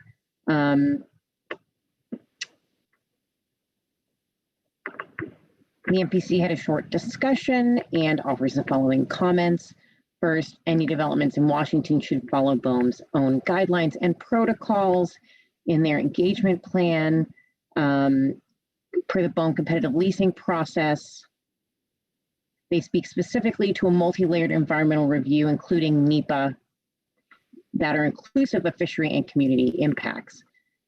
Second, because Washington has not requested establishment of an intergovernmental task force, the committee understands that BOEM is not set up to process solicited competitive bids off the Washington coast. The committee is concerned that the present unsolicited bid would not go through the same rigorous review that would be required for projects that go through the competitive bidding process. And by considering a standalone lease application, it precludes evaluation of a broader set of potential sites to determine which area may have lower impacts. So we understand it's not exactly the same stepwise process as for solicited bids. Unsolicited bids follow a parallel process to achieve similar stringent environmental analysis, and it would help allay the concerns of the committee if BOEM can confirm that this is indeed the case for the unsolicited bid process. The next agenda item is, or the next item in our report is the California Fishing Grounds Mapping Project. The Humboldt Fishermen's Marketing Association with 2 other Northern California Fishermen's Association have created mapping projects to characterize ocean fishing grounds west of Del Norte, Humboldt, and Mendocino counties to define areas of importance to coastal fishing communities. So parameters included species and species complexes, gear types, fishing areas by depth, seafloor substrate, and season. So fishermen have been using their knowledge to mark the fishing grounds on nautical charts, which are then going to be made into a GIS format. However, individual fishermen's information is confidential. This is funded by the Ocean Protection Council and is nearing completion. There are similar efforts in the Central California coast led by Morro Bay Commercial and Fishermen's Association and the Port San Luis Commercial Fishermen's Association. This mapping project will establish an accurate baseline of past and current fishing fleet activities for use by BOEM, the state of California, as they address the impacts of offshore wind development for California fisheries. California Department of Fish and Wildlife stakeholder outreach meetings occurred on November 3rd and 4th. Staff from CDF&W, the California Coastal Commission, California Energy Commission, and the State Lands Commission met with commercial fishermen in Crescent City in person, in Eureka and Fort Bragg to discuss the latest information on the offshore wind energy leasing and development. Staff from BOEM participated remotely. There's an emphasis on providing information on the Commission's upcoming federal consistency determination for the Humboldt wind energy area and understanding general concerns of fishermen regarding offshore wind development. There will be additional meetings in Northern California in early 2022. These are continue to be challenged by COVID-19 protocols. They're going to be continuing to look at the best practices for these meetings. Research priority and funding update was provided by Mr. Jeremy Potter of BOEM, describing projects awarded approximately $13.5 million for offshore wind research in FY 2022. 2 West Coast research projects were awarded funding, one for Oregon State University to $2 million for visual survey and acoustic monitoring of marine mammals and seabirds, and one for Woods Hole Oceanographic Institute for $750,000 for development of autonomous robotic technology for environmental modeling. On November 11th, BOEM requested ideas related to the development of energy and mineral resources research. BOEM's BOEM's beginning to formulate its FY 23-24 studies development plan for energy and minerals activities and has issued a notice inviting study ideas for Alaska, the Atlantic, Gulf of Mexico, Pacific, and outer continental shelf areas. The MPC recommends sharing offshore wind-related research priorities that are included in the Council's research and data needs document, including evaluating the response of habitat to spatial closures, improving data on the location of catch and effort for commercial and recreational fisheries, and gathering baseline information of fisheries and habitat resources at the initial stages of offshore energy development projects.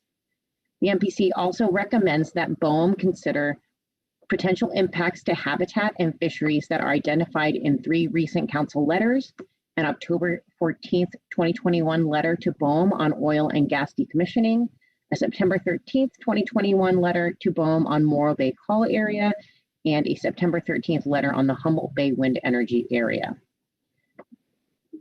The commission recommends the council emphasize the importance of cumulative effects analyses and planning related to the offshore renewable energy facilities. And with that, I will conclude our report. Thank you for your time, and Susan and I will take any questions. Thank you very much, Megan, and thanks for your effort there to summarize. Let's see if there are any questions from around the table on the MPC report. Quite comprehensive. I'm not seeing any hands. Thank you, Susan, and thank you, Megan. Well, now Karen Braby. Welcome, Dr. Braby. I'm sorry, I couldn't get to the right window fast enough. It's a quick question, Mr. Chair, and to the committee. Thank you for the report. You were so detailed in guiding the council to your recommendations on the Morro Bay and Humboldt areas. You asked, however, for guidance from us on actions, and just wanted to know whether that was insufficient time to discuss, or whether you really don't have guidance suggestions for us.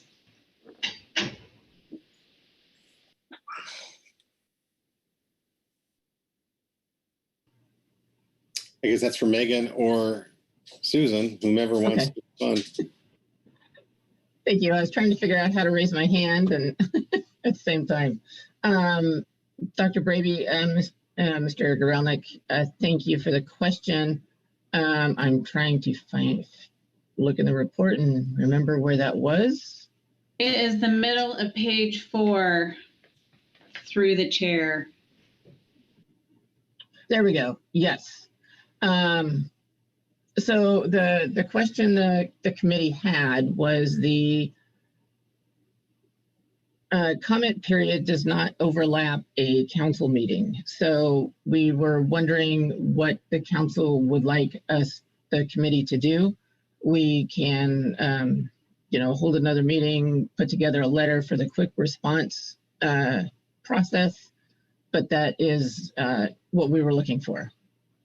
And Megan or Carrie, you might be able to tell us a little bit more, refresh my memory. Carrie? Sure, thank you, Mr. Chair. Yeah, Susan is correct. The other factor that happened here is that the Marine Planning Committee, cat jumping. The committee met on November 10th and the announcement came out November 12th. And so we didn't really have the ability to get, consensus of the committee and revisit it. And so that's why we kind of punted to the council, is because it happened after the committee met. Thank you very much. Appreciate it.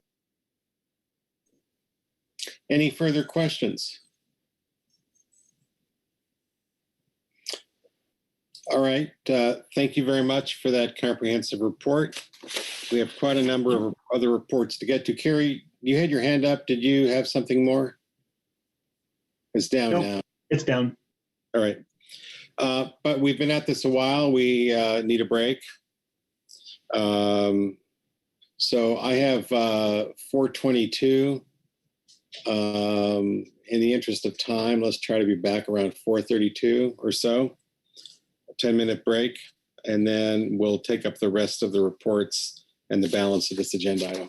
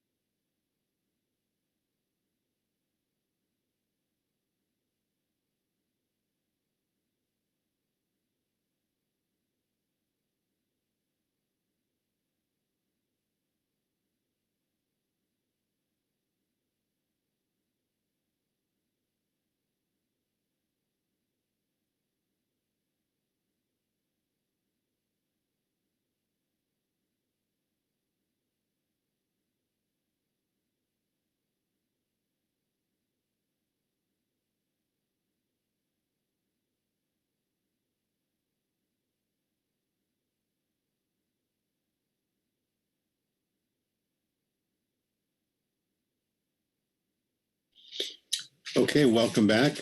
It's 4:32. Hope everyone enjoyed that short break. We'll continue with our reports under this agenda item. Next from the GAP and Dan Waldeck. Thank you, Chair Grelnick. I was having a bit of a snack there, apologize. Dan Waldeck with the GAP. I'll be reading our report on marine planning. Mr. Kerry Griffin provided the GAP an overview of the marine planning draft report and recent meeting. The GAP appreciates the report and offers the following comments. General comments on offshore wind energy.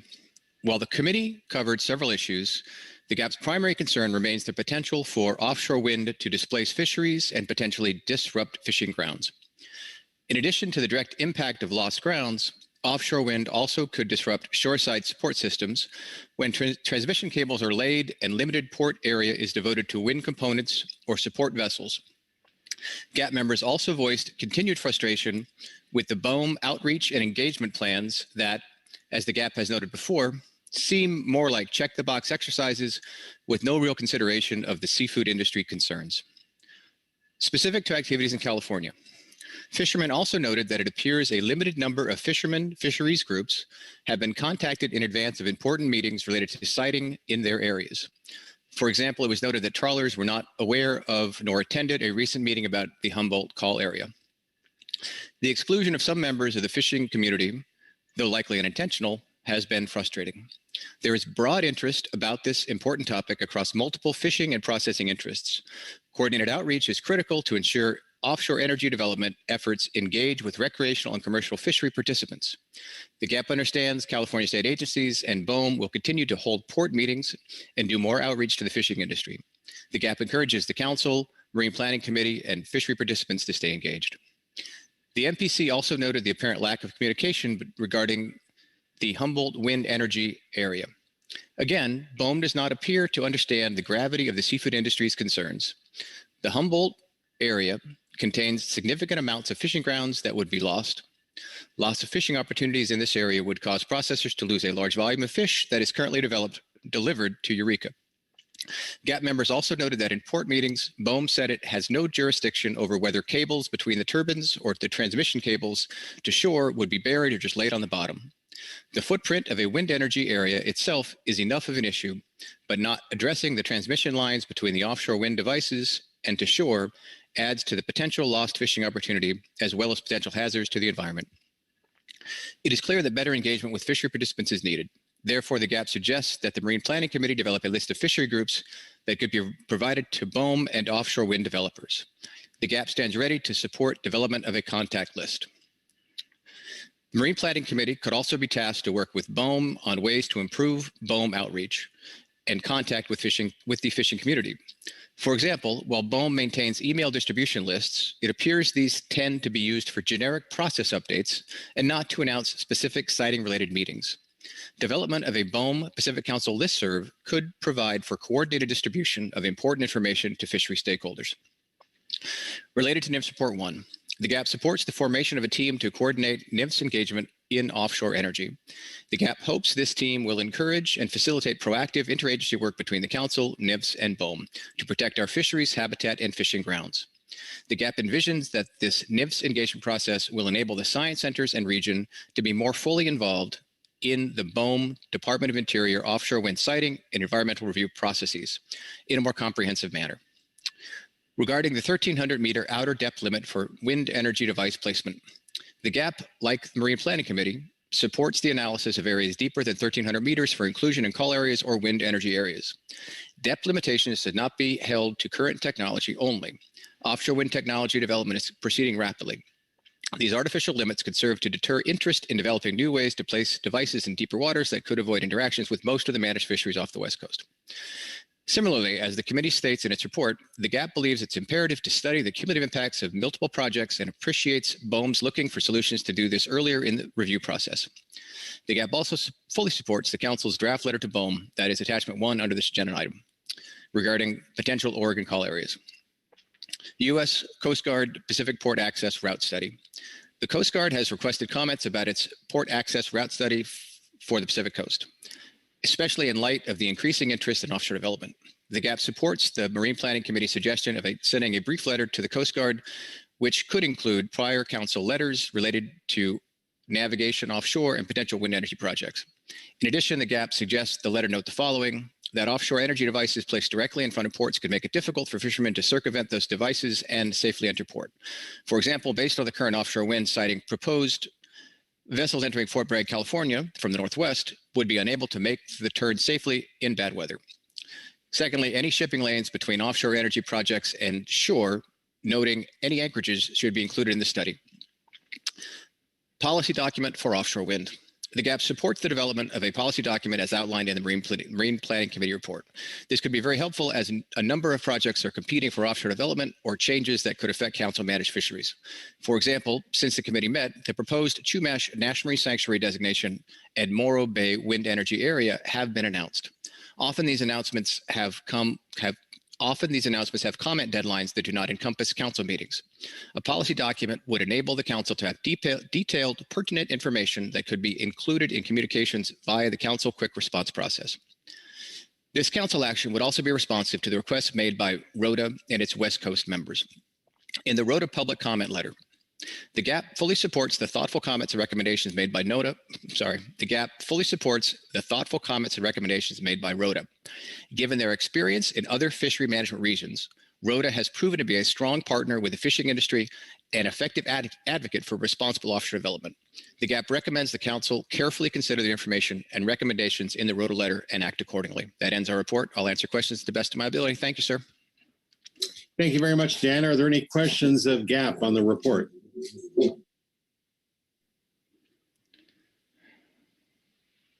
Thank you very much, Dan. Don't see any hands, so we'll move on to the next report. That'll be from the Habitat Committee.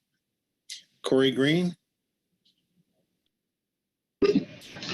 Mike, check it. Can you hear me? We can hear you.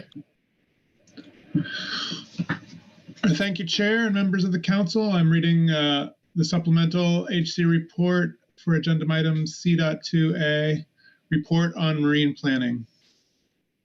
The Habitat Committee reviewed the report of the Marine Planning Committee through a habitat lens. The HC generally supports comments of the MPC and offers additional comments regarding those topics covered in the MPC report. The first item is the NOAA aquaculture opportunity areas. The HC notes that the Aquaculture Opportunity Areas Atlas, to be published as the National Oceanic and Atmospheric Administration Technical Memorandum, is a large and detailed document that will take time to explore and digest. The HC understands that this is a product that will be used to support analysis presented in the Programmatic Environmental Impact Statement for the AOAs. Although there is not a public comment opportunity on the Atlas, if there is something the Council notes is missing in the Atlas, it might be missing in the analysis in the Programmatic Environmental Impact Statement. Any such omissions should be raised during the public comment period on the Notice of Intent for the Programmatic Environmental Impact Statement. We fully support the MPC's recommendation that the Council ask NOAA to ensure a public comment period for the NOI is at least 60 days in duration and covers at least one Council meeting.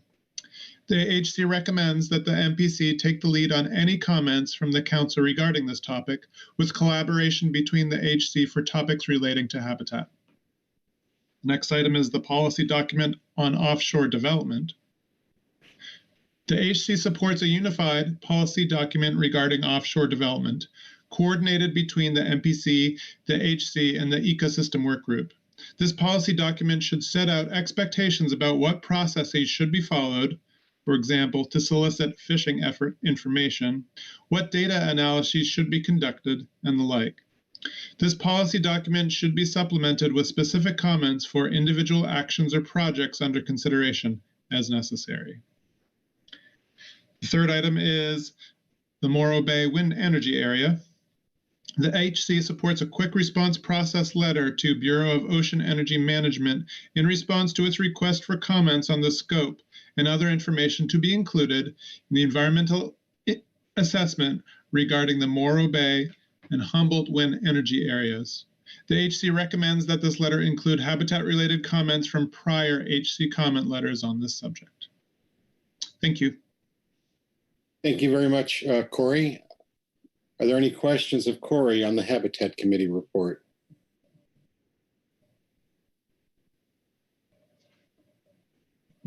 Thank you very much, Corey, and to the Habitat Committee.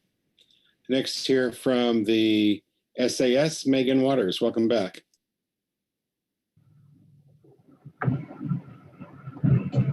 Thank you very much. Again, this is Megan Waters, Vice Chair and Conservation Representative to the SAS. I'll be reading Agenda Item C2A, Supplemental SAS Report 1 on Marine Planning.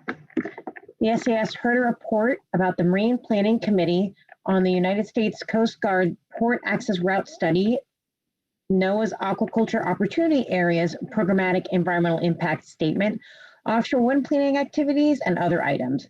The SAS notes that this effort has occurred under a compressed timeframe and wholly supports the MPC's efforts to better align council interests with these ongoing regulatory processes.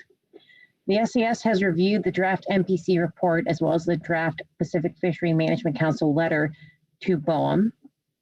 The SAS shares the overarching concerns of the MPC members that the BOEM process for designations of call areas does not go far enough in considering the impacts to fisheries and is supportive of the Council's efforts to better align the BOEM and Council processes. Regarding impacts to fisheries, first, undersea cables. Waiting until a lessee has been identified and a specific design proposal is in place to determine what the potential for impacts from undersea cables is too late for these considerations to have a meaningful impact on the design and siting. Multiple fisheries, including in-water and groundfish, can be displaced depending on the composition and siting of infrastructure on the bottom, and BOEM should better understand the uses at all points in the water column. Second, identifying fishing grounds.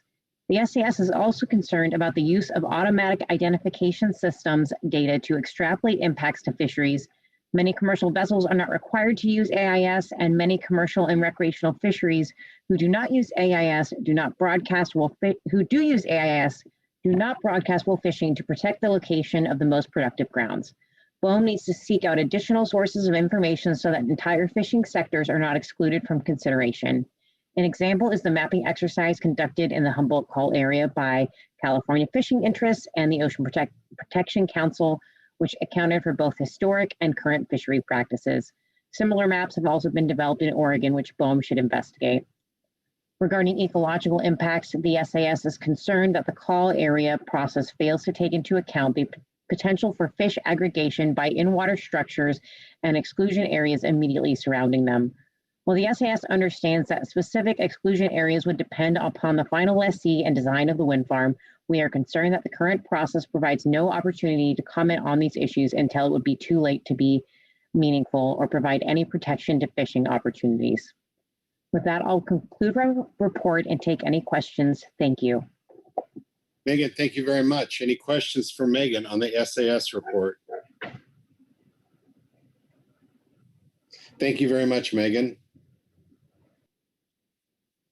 We'll next hear from the HMSAS, Doug Fricke. Welcome.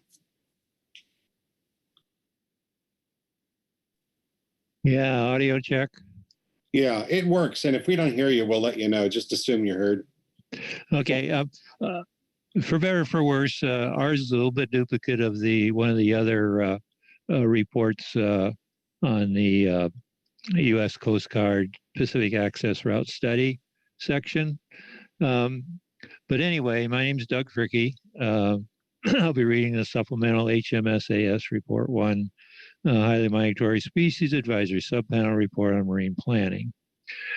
The Highly Migratory Species Advisory Subpanel was briefed by Mr. Mike Conroy on the MPC report. The HMSAS supports the draft report and recommendations in the report with one added recommendation. Rather than rereading this twice, I'm just going to skip down to the paragraph 4 under the marine planning report that starts out with "we recommend." And when we say "we" here, we're not talking about the HMS. We're talking about the people that made up the draft report. We recommend the council send a brief cover letter of comment to the U.S. Coast Guard before January 25th of 2022 that 1. Recommends keeping vessel fairways outside the bottom deck fishing grounds of the council managed fisheries. That's a copy of what's in the draft report. Our recommendation is to add the sentences underlined. 2. Recommends keeping port access unobstructed by physical structures that require detours for vessels exiting and entering such ports. And then it continues on with the original draft wording and forwards the council's prior comments on offshore wind energy and aquaculture installations so that the U.S. Coast Guard is aware of the council's past comments about the potential for such installations to affect fishing vessel safety and navigation. Going forward, we recommend the council staff copy the U.S. Coast Guard districts 11 and 13 on future council comment letters that may address the installation of permanent offshore structures. And that's the end of our comment. Do you understand how I put that together? Thank you very much, Doug, for your concise statement. Any questions from council members? Thank you very much, Doug. I don't see any hands. So we'll go on to the CPSAS and Michael Konevsky.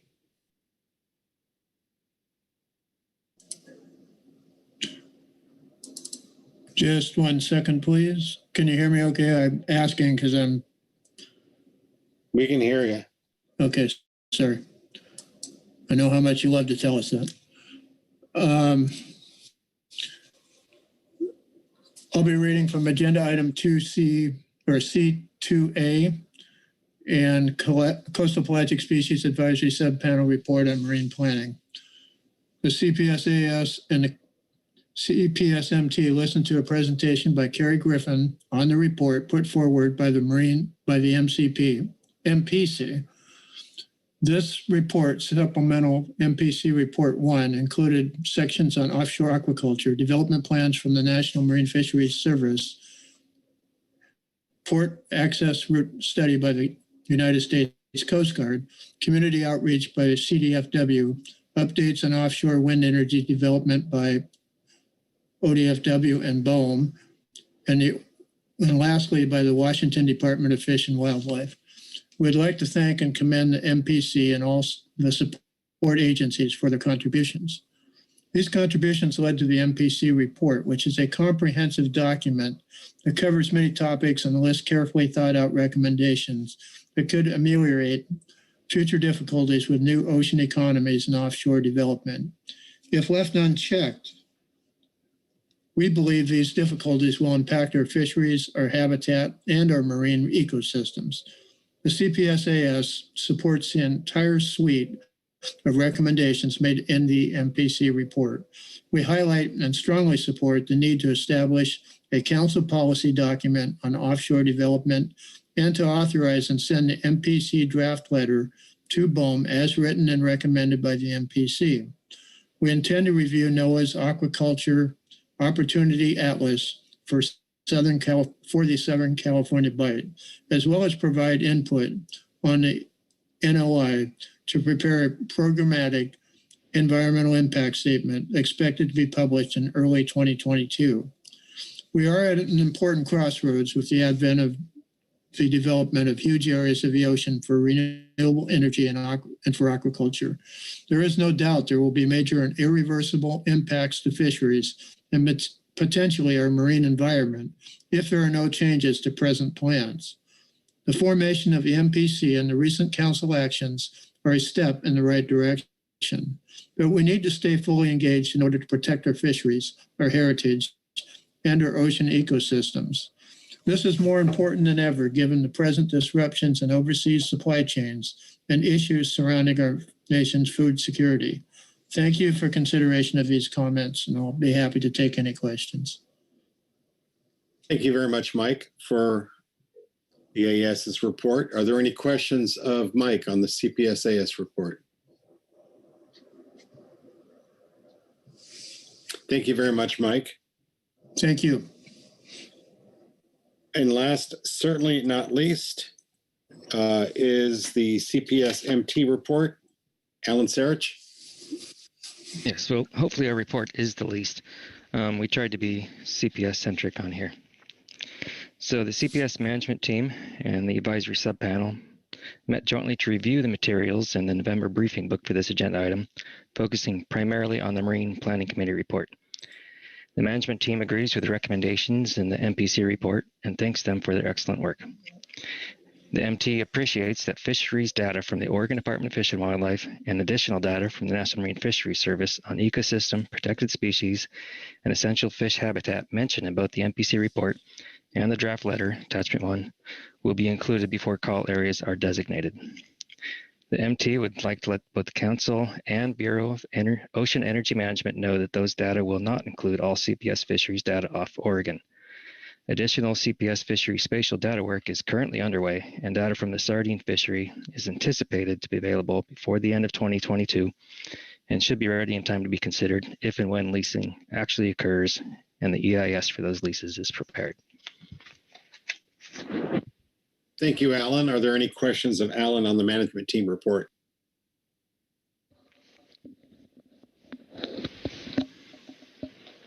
I'm not seeing any hands, Alan. Thank you very much.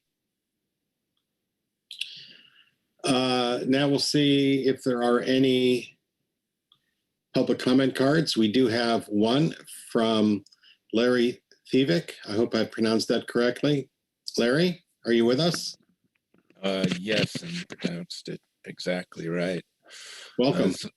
Thank you. So this is kind of a dubious distinction to be the only one offering public testimony. And the fact that I am, I do not think reflects a lack of interest by all of us as stakeholders to this process.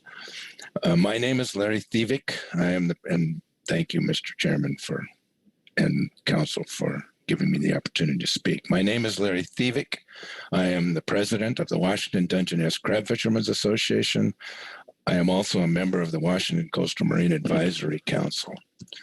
I appreciate the opportunity to speak on Agenda C2. First, I want to incorporate by reference the written statement submitted by the Responsible Offshore Development Alliance, dated 11/11/21. I also want to express a continued appreciation for the Council to engage in discussions of marine planning and of the thoughtful MPC report to Council, and for the Council's direct communications link with BOEM. One of the foundational statements of the first MPC report to the Council that continues to ring true and must help inform PFMC policy on offshore wind is, and I quote, that the direct and indirect effects of wind energy areas on fisheries, habitats, and ecological resources should inform all wind energy scoping processes and must do so in advance of leasing, permitting, and construction phases of wind energy development, unquote. That reasonable and common sense goal cannot be attained without adequate data and adequate time to review data. A build out of offshore wind energy projects, potentially coastwide, will have significant, long-lasting, and far-reaching impacts on fishing communities and other species, and also other species that share ocean space with us.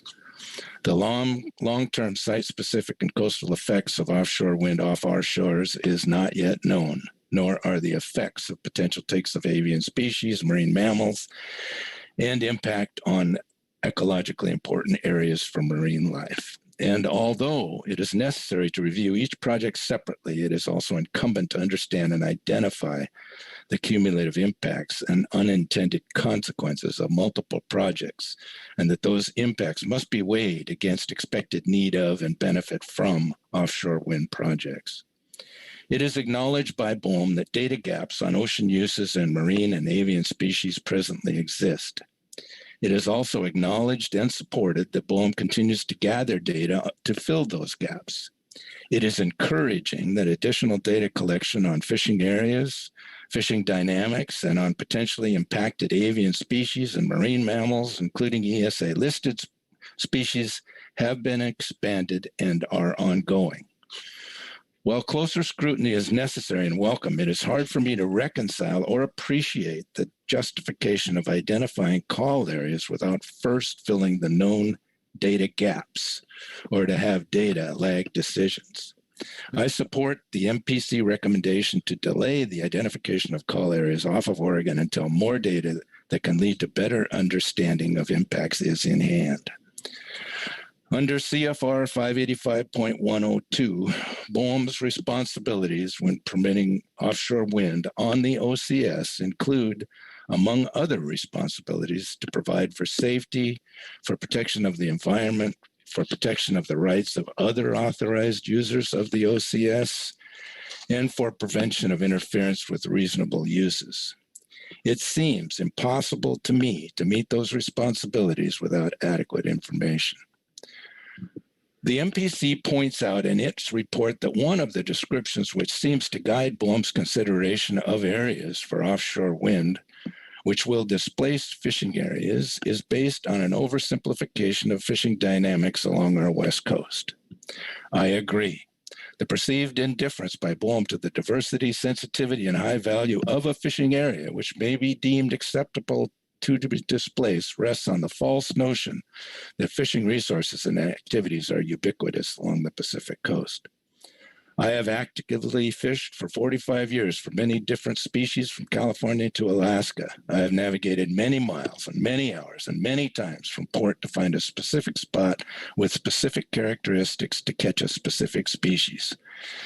Had I known the ocean would have given up its secrets more uniformly or provided for ubiquitous catch opportunities, I could have saved a lot of money on fuel and had much more sleep. Without a better understanding of the dynamics of West Coast fishing activity, one of the goals claimed by BOEM that OSW placement decisions that they will seek to minimize impacts on present use and users is guaranteed to end well wide of the mark. The MPC report also highlights the Coast Guard's research into potential safety impacts of OSW placement and of potential poorly placed projects to inhibit or alter longstanding navigation practices. It is a truism that offshore wind will affect navigation and navigation affects fishing.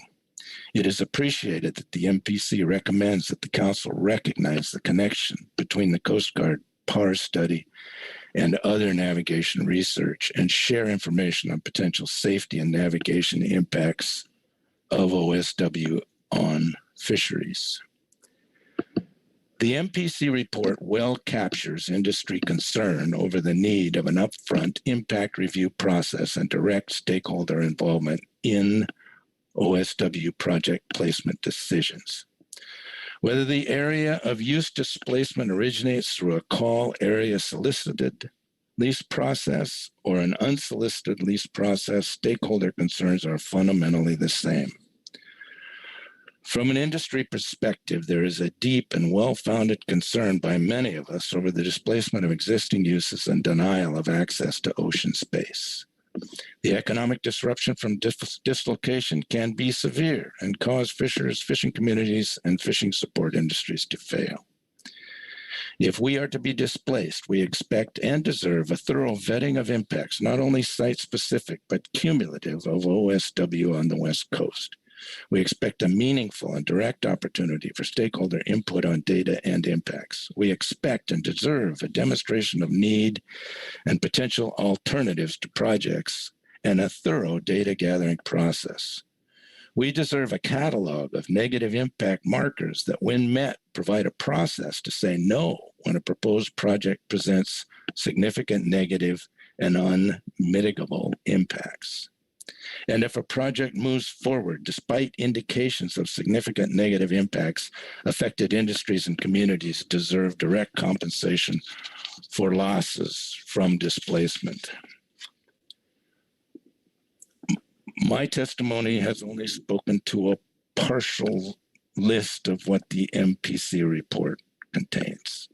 It's a thorough report, it's a good report, and I hope the council will pass on its recommendations. I'm in full support of this PFMC planning process and the direct planning issues raised and discussed by other advisory subpanels and in the MPC report to the council. I also support council action to pass on to BOEM all of the issues and recommendations described in the MPC report. And I thank you for the time. Mr. Thievik, thank you very much for your testimony. You may be the only speaker, but it's very powerful what you presented. Let me see if there are any questions from around the table. Butch Smith. Still in your meeting? Yeah, thank you, Mr. Chairman. Not necessarily a question, but I just want to commend Mr. Thievik on his hundreds of hours of dedication on this topic. He is, a one-man band that cares about all the industries on the coast and wants to make sure this is done right. And I just personally want to recognize Larry and all the hard work he's done on this issue, and all the time he spent doing it. So anyway, Mr. Thievik, thank you for all your hard work, and it was a great report. Thank you, Mr. Chairman. Certainly, Butch. Any questions for Mr. Thievik? Hey, by the way, thanks, Butch. I'll have to buy you a beer or something next time I see you. Was that a quid pro quo? It could be interpreted as such. All right. I'm not seeing any other hands. Thank you very much, Mr. Thievik. And that will conclude public comment on this agenda item. We've had all of our reports. So it's come time for us, the council, to do our business here, to consider the comments and recommendations that have been voluminous and to provide guidance. So I will look for a hand to get us started.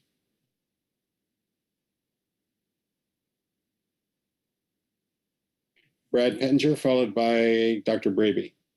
Yeah, thank you, Chair Grelnick. We heard a lot of good reports today. I think that capped off by Mr. Thievik's testimony, which I thought was pretty outstanding. It touched on numerous topics that speak to all the fishermen that didn't speak today. And I think he's correct that, that most of the fishing industry is probably in his camp, I think, as far as what the points he articulated. It's troubling to me that this thing is on, this process is got the pedal to the metal, in the sense that we're taking a technology that is, there is no offshore wind farm like this installed in the world that they're proposing, and yet they're in the timeline. What I see there on what was shared with us by this Sumate. We're talking about 4 of these installations before 2024 off this coast. I think that's pretty troubling, because you think that something of this magnitude, with the impacts potentially they could have happen to the environment, to the coastal communities, and the people that depend, and the people, taxpayers and citizens of this country that depend on and look to having fresh, healthy, sustainable seafood. A go slow approach would be what you want to see, and get one in the water if you're going to do it, and see how it works, and then go from there. No one's lights are dimming because we don't have enough power, at least in the Northwest. And so I just thought that the input we had heard today from our advisory bodies and the Marine Planning Committee were outstanding, and I'll just stop there. Thank you. Thank you, Brad. Karin? Well, he just said everything I wanted to say, Mr. Chair. I'll repeat a thanks to the MPC committee and all of our ABs for putting a lot of really good information on the table for us. To the presenters who brought information from NOAA, the Coast Guard, and BOEM. Appreciate appreciate how big a lift this was for everybody involved, and am grateful that we are engaged in this process. I think the volume of comment and the volume of information shared with us exemplifies why exactly we need to be part of this. I will pause there, but I would be happy to, recognizing the time, offer a motion when it pleases the chair. Thank you very much. I think we may be ready for that, but first I want to make sure everyone who wants to offer their comments has an opportunity to do that. So I'll look for additional hands.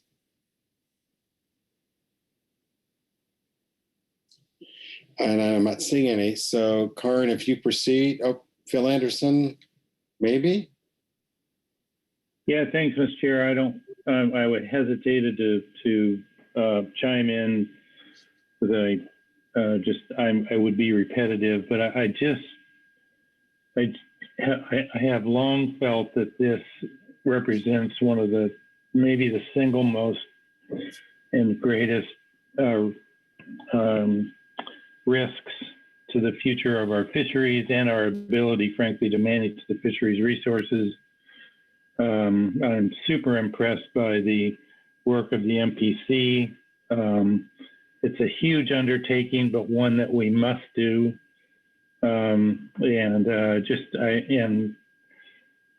Similar kudos from Butch go out to people like Larry Thievick, but Larry has just been a champion in Washington and bringing this forward, making people aware of the substantial risk on the future of our fisheries. And so just kudos to the council and everybody that's brought forward information during this agenda item here today. We got a lot of work to do, but I think we've got a good foundation to work from. Thanks. Thank you, Phil. So any further comments? We can certainly have more after we have a motion, but not seeing any hands. Karin, you want to proceed? Thank you, Mr. Chair, and Sandra and Chris have the motion in hand.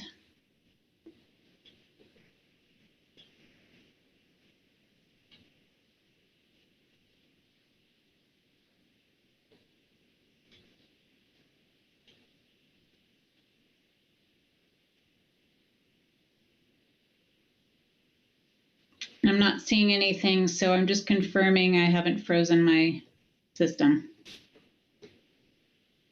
There it is. Great. Thank you. And I will read it into the record. For agenda item C2 on marine planning, November 2021, I move that the council approve and send the draft letter to BOEM on Oregon offshore wind process.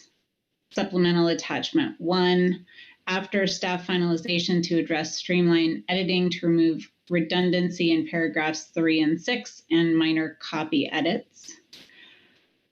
Task the MPC with and per supplemental MPC report 1, drafting a brief cover letter on BOEM research priorities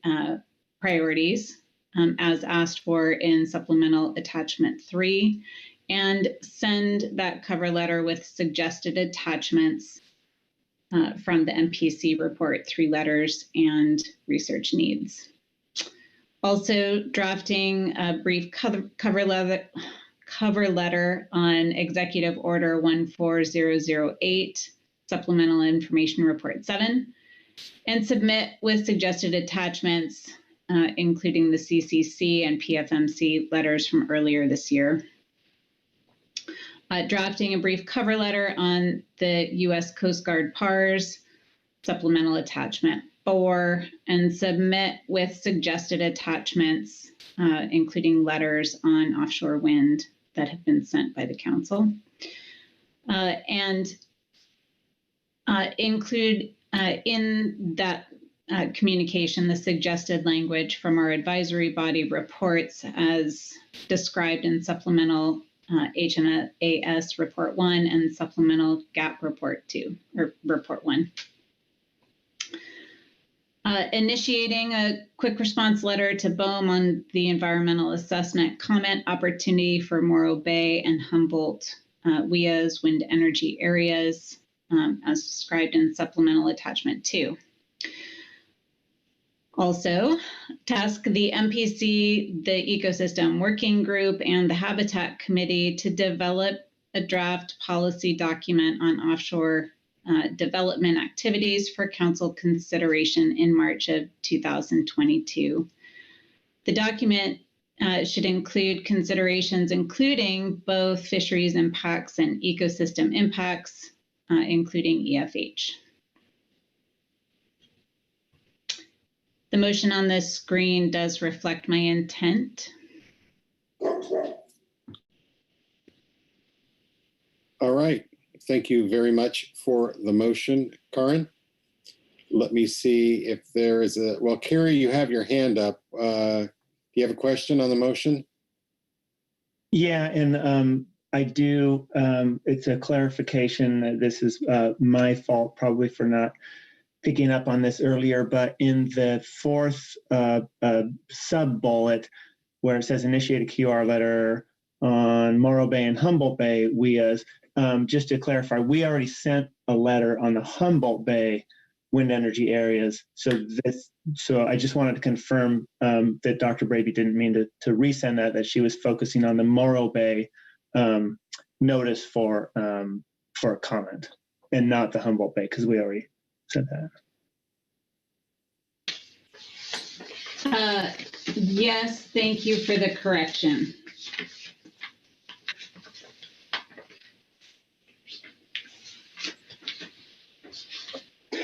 So, Karin, would you like to delete and Humboldt and the plural on the WIA? Yes, please. Thank you, Mr. Chair. All right. Easier to do this before there's a second. Thank you, Carrie, for pointing this out. And there's a get rid of the S on the end of WIA. It says only one. Great. And thank you very much. Virgil, is your hand up to second this motion? Yes, it is. Thank you very much, Virgil. Okay, Karin, do you want to speak to your motion? Yes, I won't repeat my previous comments in council discussion, but I will just point out that the reports from our advisory bodies provided very specific reasons for the council being engaged in this process. And the Marine Planning Committee in particular gave us really clear suggestions and recommendations on how we can take next steps in drafting letters and sending already drafted letter on the Oregon process.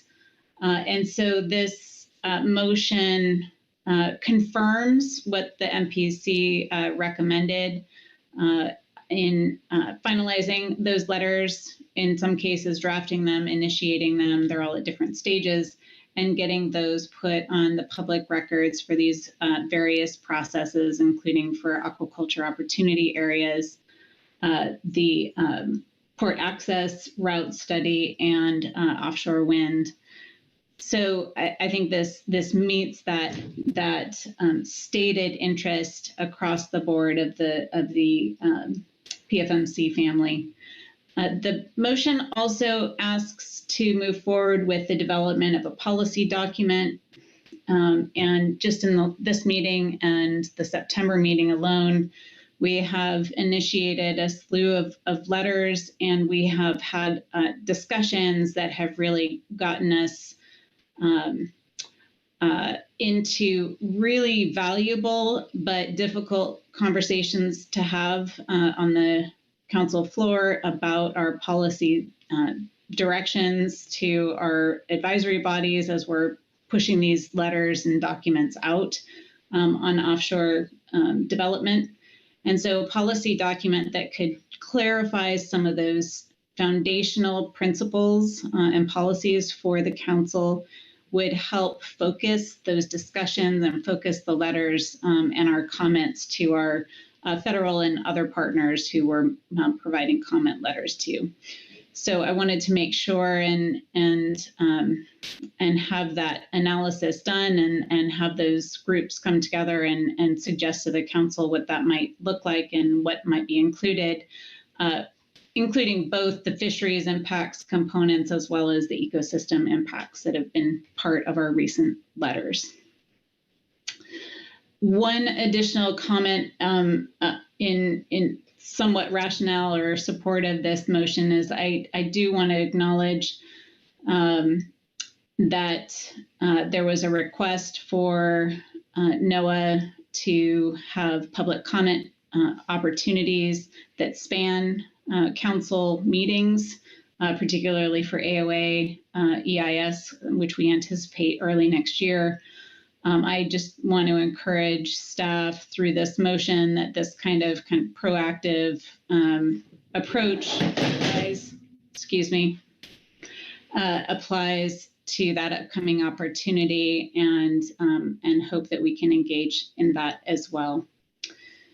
And then lastly, I think there are comments that have been brought to the table by our advisory bodies that are not specifically necessarily going to be addressed in any of the actions in this motion. And I just encourage the MPC to really, look through those documents and make sure to integrate those into discussions, if not the policy document or other documents directly.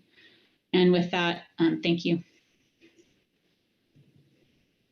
Thank you very much, Karin, for the motion and for the explanation.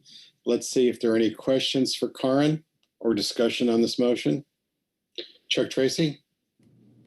Thank you, Mr. Chair. Thank you, Dr. Braby, for the motion.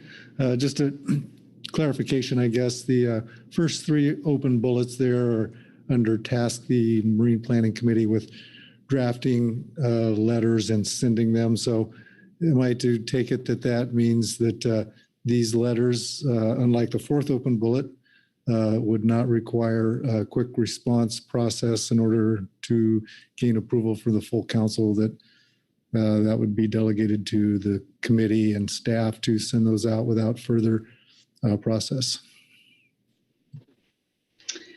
Thank you through the chair, Mr. Tracy. That was my intent. And I think that the brief cover letter concept for each of those first three bullets is quite clear, particularly with the supplemental or with the attachments that were recommended. And I think the policy statements are captured in those attachments that were recommended by the Marine Planning Committee, and I'm comfortable with that standing.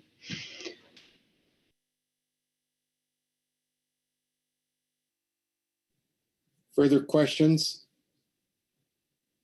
Corey Ridings. Thank you, Mr. Chair.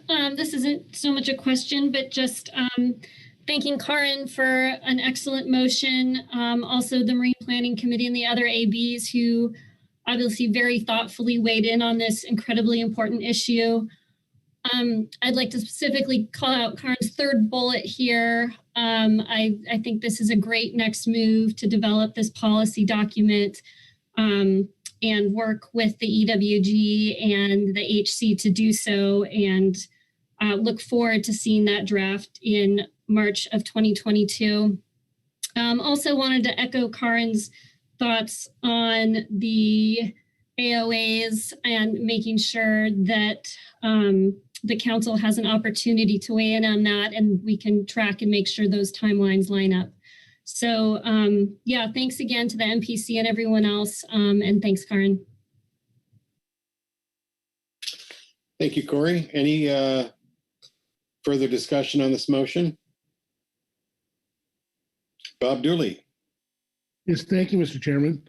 And Karin, thank you so much for such a thoughtful and complete motion, well thought out. I want to thank all of our advisory panels that have weighed in with such thoughtful direction, and particularly the Marine Planning Committee. I've felt for a long time that we're behind the 8 ball. We see that we are behind the 8 ball and behind the curve, and that's the volume of things that we're trying to catch up on.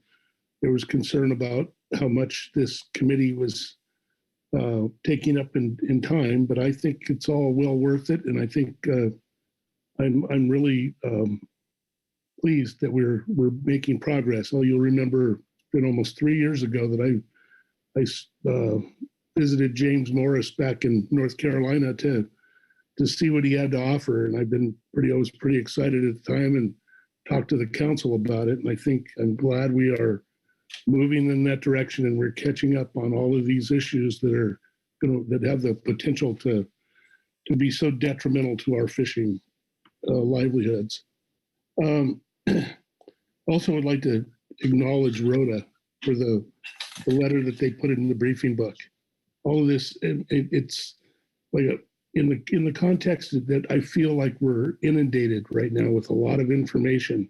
It helped clarify a lot of that. It helped focus. And so I think this will hopefully simmer down a bit, once we get caught up, but it's also important. So I will be supporting this motion, and thanks, Karin, so much for bringing it forward. All right, thank you for that, Bob. Any further discussion on the motion?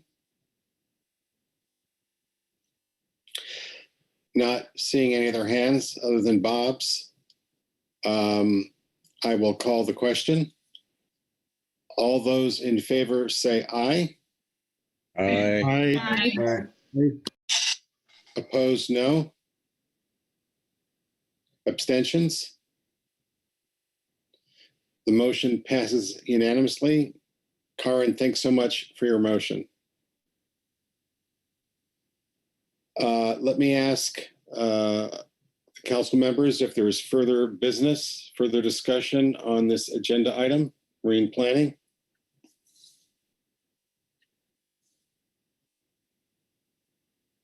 And not seeing any hands, I will turn back to Carrie Griffin and see how we're doing.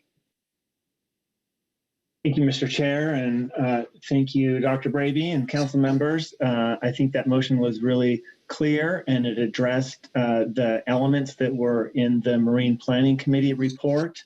And so, I mean, that finishes your business for this agenda item, and you've given a good, solid direction for council staff for responding to these various public notice opportunities, crafting the quick response letter. So we'll move forward as directed, and we'll also work on the policy statement and plan to bring that back for the March council meeting. So anyway, thank you. I think that was good motions, good discussion. I appreciated all the reports from the advisory bodies, and it's only 25 minutes over, which is a vast improvement. So I appreciate everyone's efforts at efficiency. And I think that concludes your business for this agenda item. All right. Well, thank you very much, Carrie. And thanks to everyone, in particular, Karin, for bringing forward the motion. And we have concluded this agenda item. We have concluded our business for our second day of this November meeting. Tomorrow we get to dive into groundfish and HMS, but let me, before we go away, let's see if Executive Director Chuck Tracy has any announcements. Thank you, Mr. Chair. Just one thing to maybe give a heads up on, or maybe start a conversation on. We had talked about having another closed session to deal with some appointments issues. I was kind of hoping that we might get to that either tomorrow or Friday. So if anybody has any insight as to whether they are, I've heard from a few folks whether they're ready or not, but still looking for some feedback when people think that they would be ready for that. If you could just let me know, I'd appreciate it, and then we can look for an opportunity in the next couple of days to take care of that. That's all, Mr. Chair. Thank you. All right. Well, thanks everyone for the hard work today. and we'll go away and do this again tomorrow. So we'll see you tomorrow at 8 a.m.